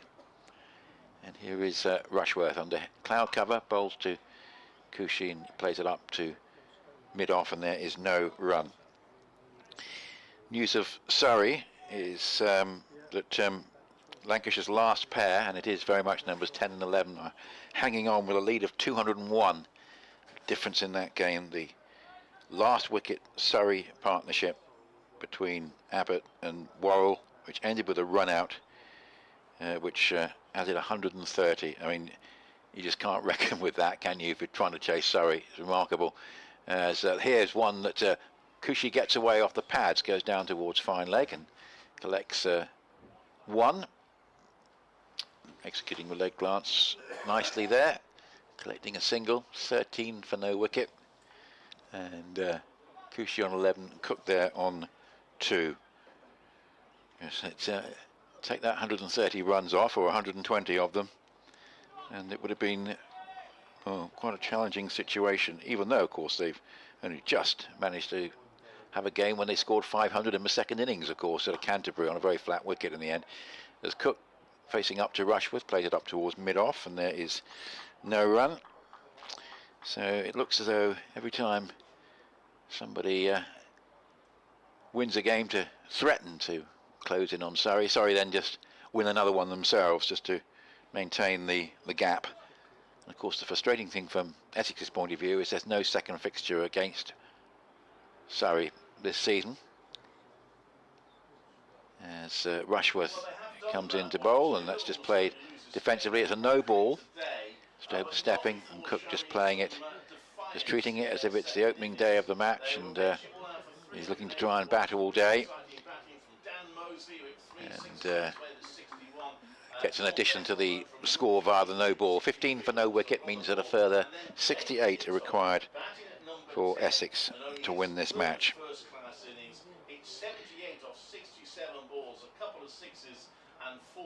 I mentioned a little bit earlier that remarkable Derbyshire first innings against Worcestershire. As Rushworth bowls, it's played defensively, head over the ball by Cook, up into the covers, and there's no run. Lewis deploy, 238 not out, 2 sixes and 25 fours. So we've had a triple century and a big double century in this round of Kookaburra ball matches. 578 for 5 declared Derbyshire, Worcestershire 48 for 1, 293 behind. I say with that points deduction for Yorkshire, that's second place in Division 2, absolutely wide open. Currently held by Leicestershire, I think. I'm looking at the most recent table with bonus points added, but it's anybody's game, and it could be a bit like, I think, a question of who's going to go down with Northants. It could be something that goes right to the wire. Don't really fancy Northants' chances of staying up, but someone will go down with them. Don't think it's going to be either of these two. 3 slips and a gully waiting as Cook off Rushworth will play this away for 2. Nice looking stroke just off the pads into a wide open space on the onside, and it's gathered in by Lintott, who batted superbly today, coming out from fine leg towards about 2/3 of the way back to the very long deep square boundary. And Cook duly collects his 2 runs. He goes to 4, Cushy 11, 17 for no wicket and 66 to win. Yeah, so they're ticking along nicely, Essex towards a win, and much as they've been held up a little bit today, it's going to be a 24-point win for them, which is a big step forward. And for Warwickshire, for all their efforts in the second innings, they're only going to get 2 points from this match, unless something very remarkable happens now. Here's best to Cushy, pushes that out to mid-off, and it's called through for a comfortable single, 18 without loss. Yes, you just wonder whether at any point Surrey might falter, but I think the folks staying with them, I think, was really quite important. This next one is pushed out of the offside for no run. I think they've got the every base covered. They've got the players to not even worry about that. I mean, of course, it frustrates me because he should be playing for England, Ben. Yes, I agree with you entirely. But anyway, how would you have done that? Would you have changed one of the openers? Or you know what? I don't care. I would just got him in the series. I would just got him in the team. You cannot keep your best wicket-keeper batter. If he was just a great wicket-keeper, then I could understand it. Yes. But he's actually a very good batter as well. He's got to be in that team. However. Yeah, we'll sadly, wait for the they next haven't ball. made me chairman of selectors yet, but I still wait for the call. 3 round the bat as in comes Bess, and that's clipped out to the offside for no run. Well, yeah, I mean, why did England lose the game? Several reasons, but the missed chances of Khawaja, particularly the one on the 4th evening where Besser didn't go for it. I mean, that's right at the top of the list for me. In comes Bess, and that's guided out to backward point where it's fielded. There's no run. Robbie Yates fields. Yeah, he's certainly very unlucky, and I think got a lot of support, not just from Surrey fans, but from neutrals around the country. In comes Bess. That's a forward advantage. It was a shout because it was in the air a little bit toward close to Yates, and look at the replay. It was quite close. Sorry, to Davis at short cover. Wasn't a chance, but it got him interested for a moment. Bess in again, and that's played back to by Cook. He'll get a single there. He's on to 5, 19 without loss. End of the over, and Essex just 64 runs away from victory. Yes, and so Ben Folkes, of course, still very much with Surrey at the moment. They're still firm favourites to retain their title. Essex sort of did it in a way in 2020 when it was the Bob Willis Trophy that they won, having won the championship in 19. But of course they made a habit of doing it in years gone by, 91, 92, 83, 84. So it doesn't happen that often these days, but Surrey certainly favourites to do that just at the moment. I see Hassan Ali into the attack. Rushworth bowled well enough, but nothing in the pitch for him. Yeah. 3 overs for 11 runs, Rushworth. 19 for no wicket, 64 to win after Warwickshire stormed their way to 381 with a 225 run extended afternoon session. So Hassan Ali from the Hayes Close end up to the wicket, round the wicket, and bowls to Cook. It's on his pads and just taken down to Lintop at deep fine leg for a single. Cook with that run will move along to 6, and it's 20 for no wicket, leaving a further 63 to get. The cloud cover, as I say, is built up during the day, and so it's quite solid and all-encompassing at the moment. No gaps as there were earlier, but forecast to remain dry, and should we have needed it, which is now looking very much unlikely, would have been dry for most of tomorrow, as this is hit uppishly but safe by Kushi and away past mid-wicket for 4. Second time he's played that shot, once off Rushworth and once off Hassan Ali in the air. He has hit one very good one along the ground as well. But in a tighter situation, I think Warwickshire might try and get some couple of attacking fielders in there. You might as well attack. Do it now, yeah. So I think maybe yes, the second fielder's going to that wall position. It's effectively 2 short mid wickets. The straighter one a bit closer. Hassan Ali bowls, and Kushi, who went to 16 with that shot, places it up to mid on and doesn't add to his score. 24 for no wicket. Essex needing 59 to win, and yes, they've had a very good June with the 2 matches here at Chelmsford, and just the 1 defeat so far in the season against Warwickshire at Edgbaston. Here is Hassan Ali up to the wicket and bowls, and that's a nice looking drive from Kushi. Hitting it along the ground, head over the ball, well executed, but it goes straight up to mid-off, and there is no run. Could be the last time we see Hassan Ali, certainly this season, bowl in the championship. He's been called up by Pakistan, something that Warwickshire weren't particularly expecting, but it's great for him. He has been a very popular overseas player. He's had 1 or 2 little injury problems, but he's played a decent number of games. Slip and a short mid-wicket, and here's Kushi hitting it through a gap at square leg out to deep square for a single. 25 for no wicket, and so far these 2 have restored some calmness to proceedings after what was quite a remarkable afternoon. Simon Harmer bowling throughout from the river end and occasionally taking a bit of tap, much more than he did in the first innings. 5 for 165 this time round, 5 for 65 first time round. Match figures of 10 for 230. But looks like it's going to be in a winning cause, despite the fact that there was some attacking batting against him this afternoon.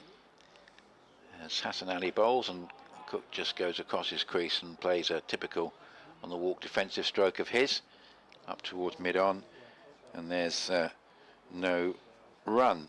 So the end of the over, 17 to Kushi and 6 on the board to Alistair Cook. 25 for no wicket, a further 58 to get.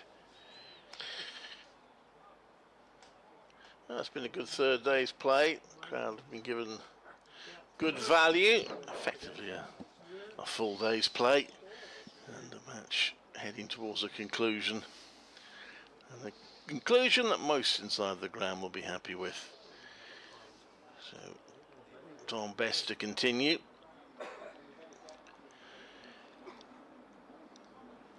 Two fielders close on the leg side, a forward short leg and a sort of leg slip really, and then an orthodox slip. So Best comes into Kushi. Bowls it quickly, and that's hit in the air in between those 2 close leg side fielders. Don't think there was any chance of either of them reaching it. Good delivery. Yep. It's in again. That's driven to mid-off. There's no run. Chris Rushworth fields.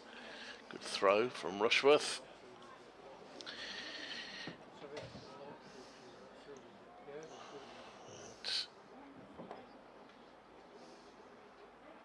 Bess. Balls, and that's pushed out to the offside for a single by Cushy, who's on to 18. Thanks to Jeff for your email on bbcessexcricket@gmail.com. I just mentioned that Essex only plays Surrey once, and you mentioned that they only play bottom side Northants once, and that's in the very last match of the season, so you say it evens itself out. This next one, giving a bit of air, and it's clipped to square leg for a single.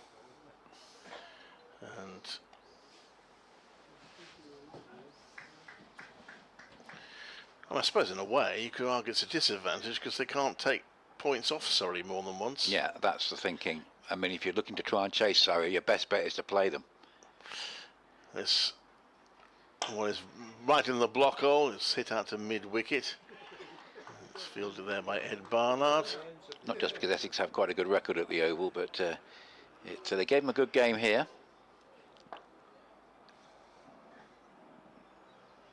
Bess balls, plays back to that Cushy and helps himself to a single to take him to 19. 28 without loss Essex, 55 more runs to count off. Yes, we had that anomaly last year where the top three sides were Surrey, Lancashire and Hampshire, and of course they all only played each other once, but that's the nature of your 10-team top division, which at the moment, because there seems to be any reluctance to move on to anything else, I think the counties generally, well, most of them, because most of them are going to be in the top division, seem quite happy with it. So it might be that we have this system for a few years to come. Of course, it always used to be way back when we had sort of 22 matches in a season. You'd get sides playing each other more than once. So it's not entirely a new phenomenon. No. 28 for no wicket, but a slip as Hassan Ali up to the wicket, he bowls, and that's good bounce on that. And well, Cushy rides the bounce, sees the ball about to go on to his stumps, looks to flick it away, and I thought almost for a moment he was actually going to flick it onto his stumps, but he didn't. 28 for no wicket. That was very much Harry Brook times 2 there, just for a moment, remembering his dismissal in the first test. He won't want that to happen again.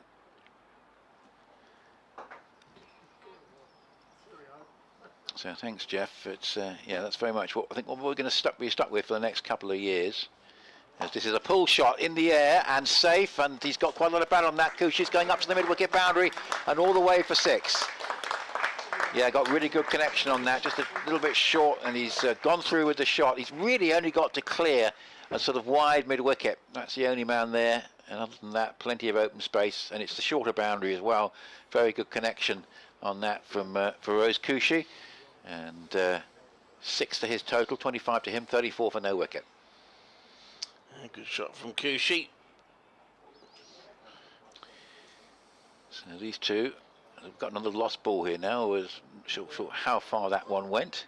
Oh, it looks like we have, as the metal box comes out again. This time for a slightly newer ball than the last time I think it was called upon. But we're getting through the replacements here. Yeah, going to run out. We declared a draw. Yeah, so this could be what happens. I've slightly lost track of. I think Dick's going to come in a few minutes for you. Yeah, okay. Should I do that now? Or? There we go.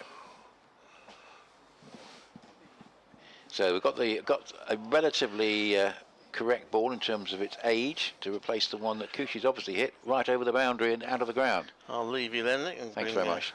Right. Yeah, it's interesting, Jeff. No, I still don't think, I'm not a great fan of a top division of 10. I think it's an element everyone must come to the party, even if they're not quite good enough for the top division. But it obviously, as Hassan Ali bowls, and that's played on the bounce up towards cover, you know, there are more sides are going to be in that top division, so the counties are probably going to be quite collectively in favour of it. But 2 nines I've always quite liked. And yes, 2 nines, you are going to get one team that isn't playing in the last round of games, but of all the various formats, I think that's probably the best one.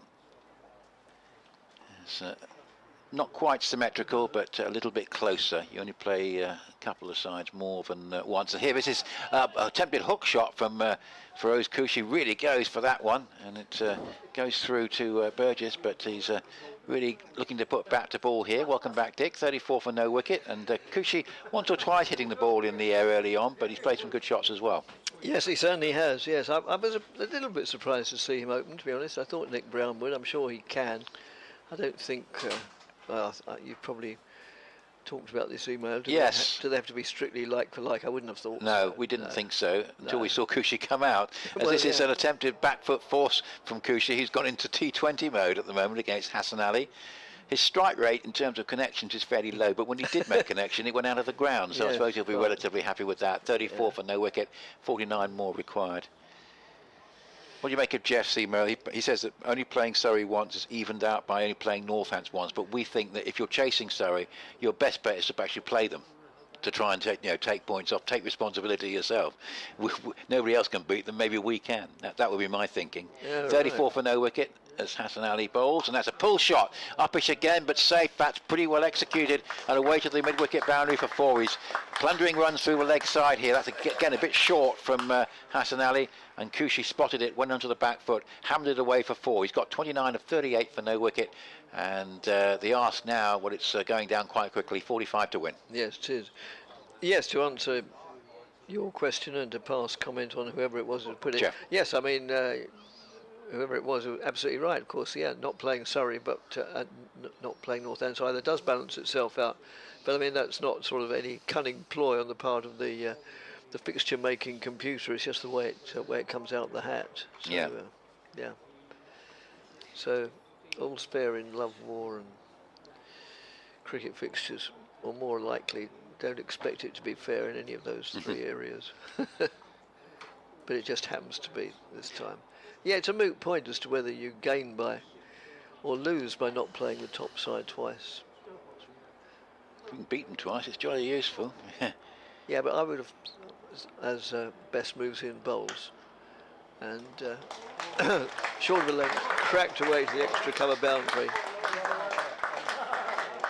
Since it seems highly unlikely that anybody but Surrey is going to win this title, then I'd have thought it's, the advantages of not playing them considerably outweigh any other consideration. I was just looking at championship retentions, Dick. I was going to look at the list. Probably a few more this century than I thought, because Durham have probably won it back to back, I imagine. Surrey probably this year. Surrey had that incredible run in the, whenever it was, the 50s, was it? Yeah. Yes. Looking at this century, I'll have a quick look. That's outside the off stump, goes through to the keeper. Yeah, I just think that Surrey are so much better that, and they were last year, that I think they're going to embark on another run of half a dozen successes. They're probably, if anything, they're stronger. That's just played defensively by Cook. Pushed back towards the bowler. Essex need a further 41 to win with 10 wickets in hand. And, well, quite a long time to do it, all day tomorrow. You should be okay. And 16 and a half today. Overs, yes, that's played out on the offside. I really think Warwickshire did all they could this afternoon. It was a terrific exhibition, wasn't it? 225 runs. They just messed it up in the first innings, really, where that's where they've lost. No, I thought it was really good to see. As a cricket lover, as much as an Essex supporter, I was really pleased to see that. I'll temper that by saying as long as Essex go on and win, which, blimey, if they don't, then, well, yes, they'll be behind closed doors till midnight. As short of a length, chopped away for four down towards the sycamore tree. That deep third man and wide third man. And so Cook timed that to perfection, as he has been doing over the years. Off a slow bowler to play that hook shot is, it takes a lot of skill. Now, much earlier in the day, Ken sent an email about Essex being the first side to have a century partnership for every wicket. And I've been looking up at my Playfair, and I think now everyone has one. A century partnership? Yes, so in terms of their record partnership for each wicket, Essex were the first one to have at least 100 for all 10 wickets. I believe that Ken I was thought saying they were earlier. the first one to have a partnership of 200 for every. They may, yeah. I'm think, pretty yeah. sure they were. Because I mean, most counties must have had a partnership of 100. Yes, well, certainly everyone does now, Yes. even including Durham. So for all 10 wickets. But no, their unique record. I'll find. Well, Ken's email said 200, in which case I would have read it wrong. Yes, I don't think 100 is a great achievement. No. But yeah, Essex were the first side, and for a long time, the only side to have a 200 partnership for every wicket.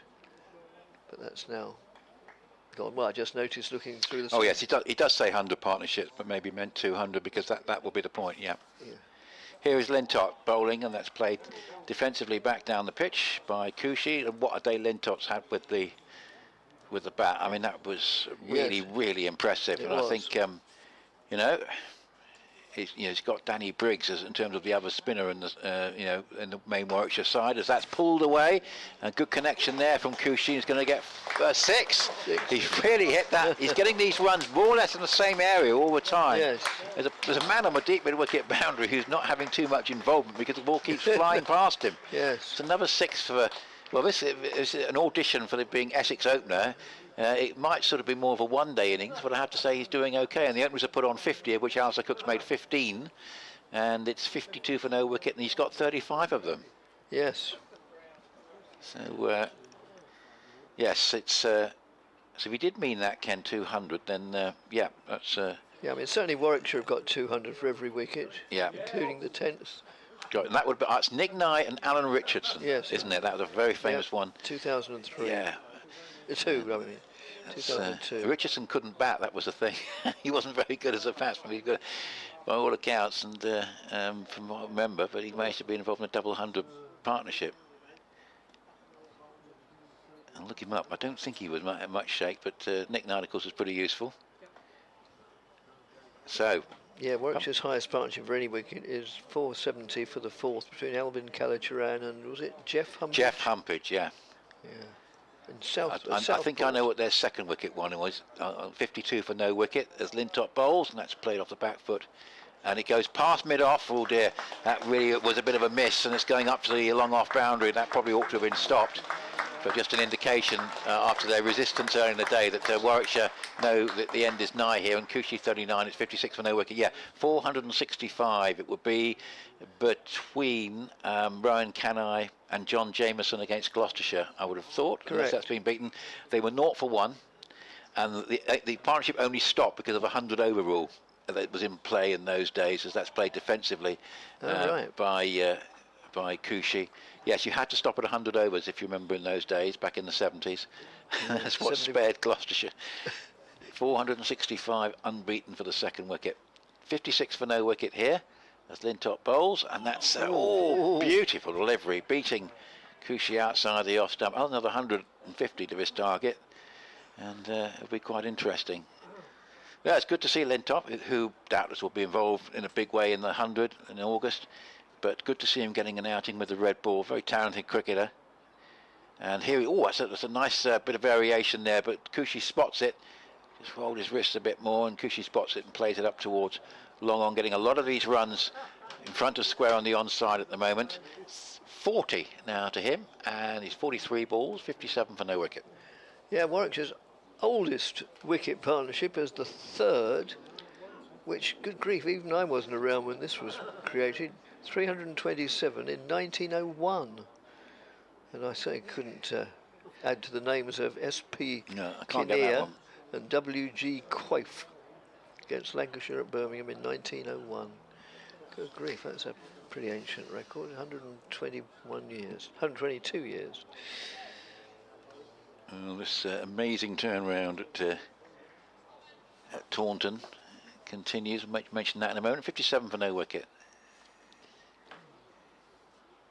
As a bit of a miscue, well, quite a considerable miscue, very thin inside half of the bat, not even a half, probably inside quarter of the bat there, but keeps it out okay. Best still continuing, conceded 19 in 5 overs, and well, whether that's been augmented off the bat or just buys, no, it's off the bat, just signalled 4. So that's 0 for 23 off 5.2. Yeah. And now only a further 22 to win. So any concerns about Clive having to stay overnight are allayed probably. And also the chap next to her in the press box who was reporting on behalf of the Midlands Press, he was a bit concerned because he'd checked out as well. Oh, and that is out. And caught a short leg, and Cushy is out for 40, and Essex are 61 for 1. Yeah, and in the end, a fairly orthodox dismissal for the off-break bowler to the right-hander, just pushing tentatively forward, bat and pad catch.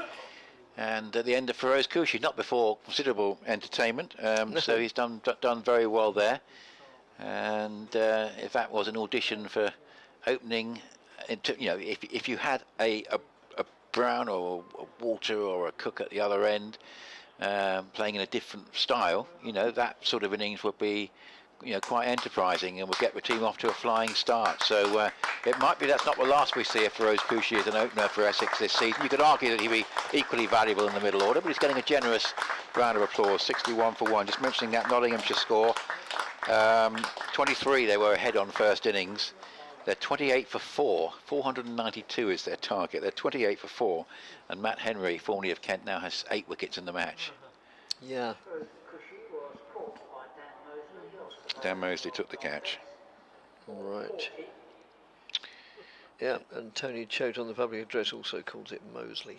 And Surrey need 208 to beat Lancashire, the same number of runs that Tammy Beaumont got in the women's test, and they're 2 for no wicket.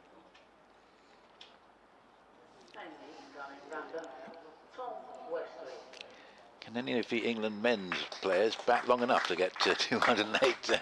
No. Dick, maybe Joe Root if Folks doesn't, if Ben Stokes doesn't declare on him. Skipper Tom Wesley comes to the crease. He made a century in the first innings, 114. Yes, and so he'll certainly want to be there at the close. And just taking his guard from the umpire as Best moves in over the wicket to the right-handed. Oh, and that's gone hard and high in the air. It's going to be safe enough. In fact, it bounces beyond the infield, beyond the man at backward square leg, maybe a third of the way to the boundary, and then it bounced nearer 2/3 of the way to the boundary, and they went through for a somewhat fortuitous pair of runs. 741 runs now in the season, averaging 52. And a more circumspect shot there, just pushes it out off the back foot into the onside. They go through for a single, so now they're fewer than 20 are required, 19. Tom Wesley, of course, has been out of the action, apart from the Somerset Championship match, for quite a while during the T20. Left out of the side after a few games. Yes, be interesting to see what side they put out this week. That's a super shot from Cook, and just lent into it, and it's not going to reach the boundary quite, but they go through for 3 to extra cover. As I say, just lent into the shot, and it sped away towards that extra cover boundary, and Cook will keep the strikes. It was the last ball of the over, and Essex proceed to 67 for 1. A mere 16 away from another victory. I think they sort of made a decision about Wesley after the Taunton match, which Pepper aside was, well, not the best batting performance you'll ever see from Essex, and maybe the feeling was that Critchley and Wesley were doing the same job. You know, the middle order player with a, you know, sensible approach and there to sort of see the side through to the close, but. I think on the whole you can say that it worked pretty well because of the run of victories that followed, but of course it'll be interesting to see how Essex go on Friday and then Sunday against the 2 London sides as they bid for a quarter-final place. They could still get a home tie, they could still win both games and miss out completely. It's going to be a very interesting end to the qualifying stage. Yes. So this, assuming Essex do go on to win, this will push them up to second in the table. but still, Hampshire have got fewer batting points. Yes. They're going to beat Middlesex, but they'll be behind. They'll be just behind in third. This is the full toss, and Cook Cook hits it straight to short leg on the bounce, and there's it's very polite there. They're all trying to pick the ball up, and Cook actually picks the ball up for the fielder Mosley in the end. But having hit him, well, he probably knows he should have hit it anywhere other than straight into the mid-drift of the short leg, and here he plays it defensively along the ground up towards mid-wicket, and there's no... Well, this is all very convenient for Alistair Cook, you know, Dick. There's a test match starting tomorrow at Lord's. He's got another day's commentary fee, surely. Surely, yes. You'd think so. He must be included. We'll look forward to seeing him tomorrow and hearing him tomorrow. This is pulled away out towards fine leg, and there's one run. And we could have had a bizarre situation of Cook being replaced by Lawrence, substituted back into the side for Cook, because Cook had commentary duties. All sorts of things could have been happening. Yes. 68 for 1. Yes, indeed. So Essex will take 24 from this, which will push them up to 106. So they're still 17 points behind Surrey, and have played a game more. Well, that's before the current Surrey game is finished. Yes, there's Lintop bowls, and that's pulled away, and it's a well-executed shot that, and it's gone for 6, and signalled a 6 by Hassan Ali, which is very good of him, as he found that he was at long on and it was going to the deep mid-wicket boundary, but a good pick-up shot, and Westley, like Kushi, benefiting in that area, and well, it's all ending very quickly. It is, here, isn't it? 9 to win. Going to try and get Clive back on after his report, but we might not be able to, as here's Westley just pushing defensively back down the pitch. So I shall be back on Friday with Paul Newton for Essex against Middlesex.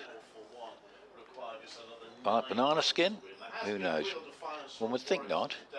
Yeah. But here's Westley going for a big swing across the line. This is the sort of thing Essex will be doing, I think, on Friday, trying to improve their net run rate. They're just getting into practice for it, I think. Yes. 74 for 1, because they may need to, actually. 19 for Cook and 9 for Westley, with Feroz Kushi the man to go for a very sprightly knock of 40, which has some very enterprising shots. 40 from 46 balls with 2 6s and 5 4s. And I'll welcome back Clive after a few words from you, Dick. Yes, right. Thank you, Nick. So Essex on the brink of victory, only 9 needed, and 9 wickets in hand, and all today, and 13 overs, all tomorrow and 13 overs of today. So it's looking at least promising from the Essex point of view, and that's just played out in the offside for a single, the leg side rather, by Cook. And, just going through the motions now, really. I don't think I need to make myself too comfortable for this stint. I don't think it's going to last too long. No, I don't think so. Do you want to describe it, or would you rather not? Well, I don't mind, but you carry on. You might. Go on, you're the guest. Bess into Tom Westley, who plays that to mid-wicket for a single. At least Don Bess has managed to get a 3rd wicket in the match.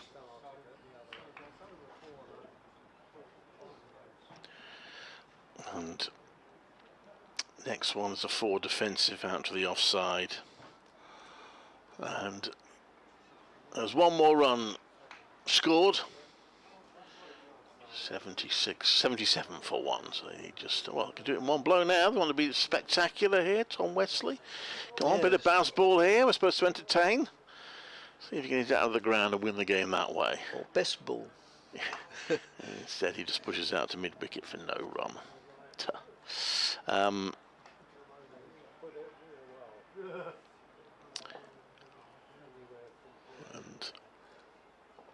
the next one is swept. Where's that gone? Oh, he's missed it. It's gone to the wicket keeper. No run.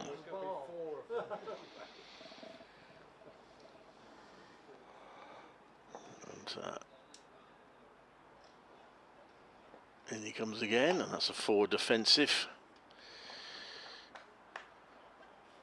for no run. End of the over.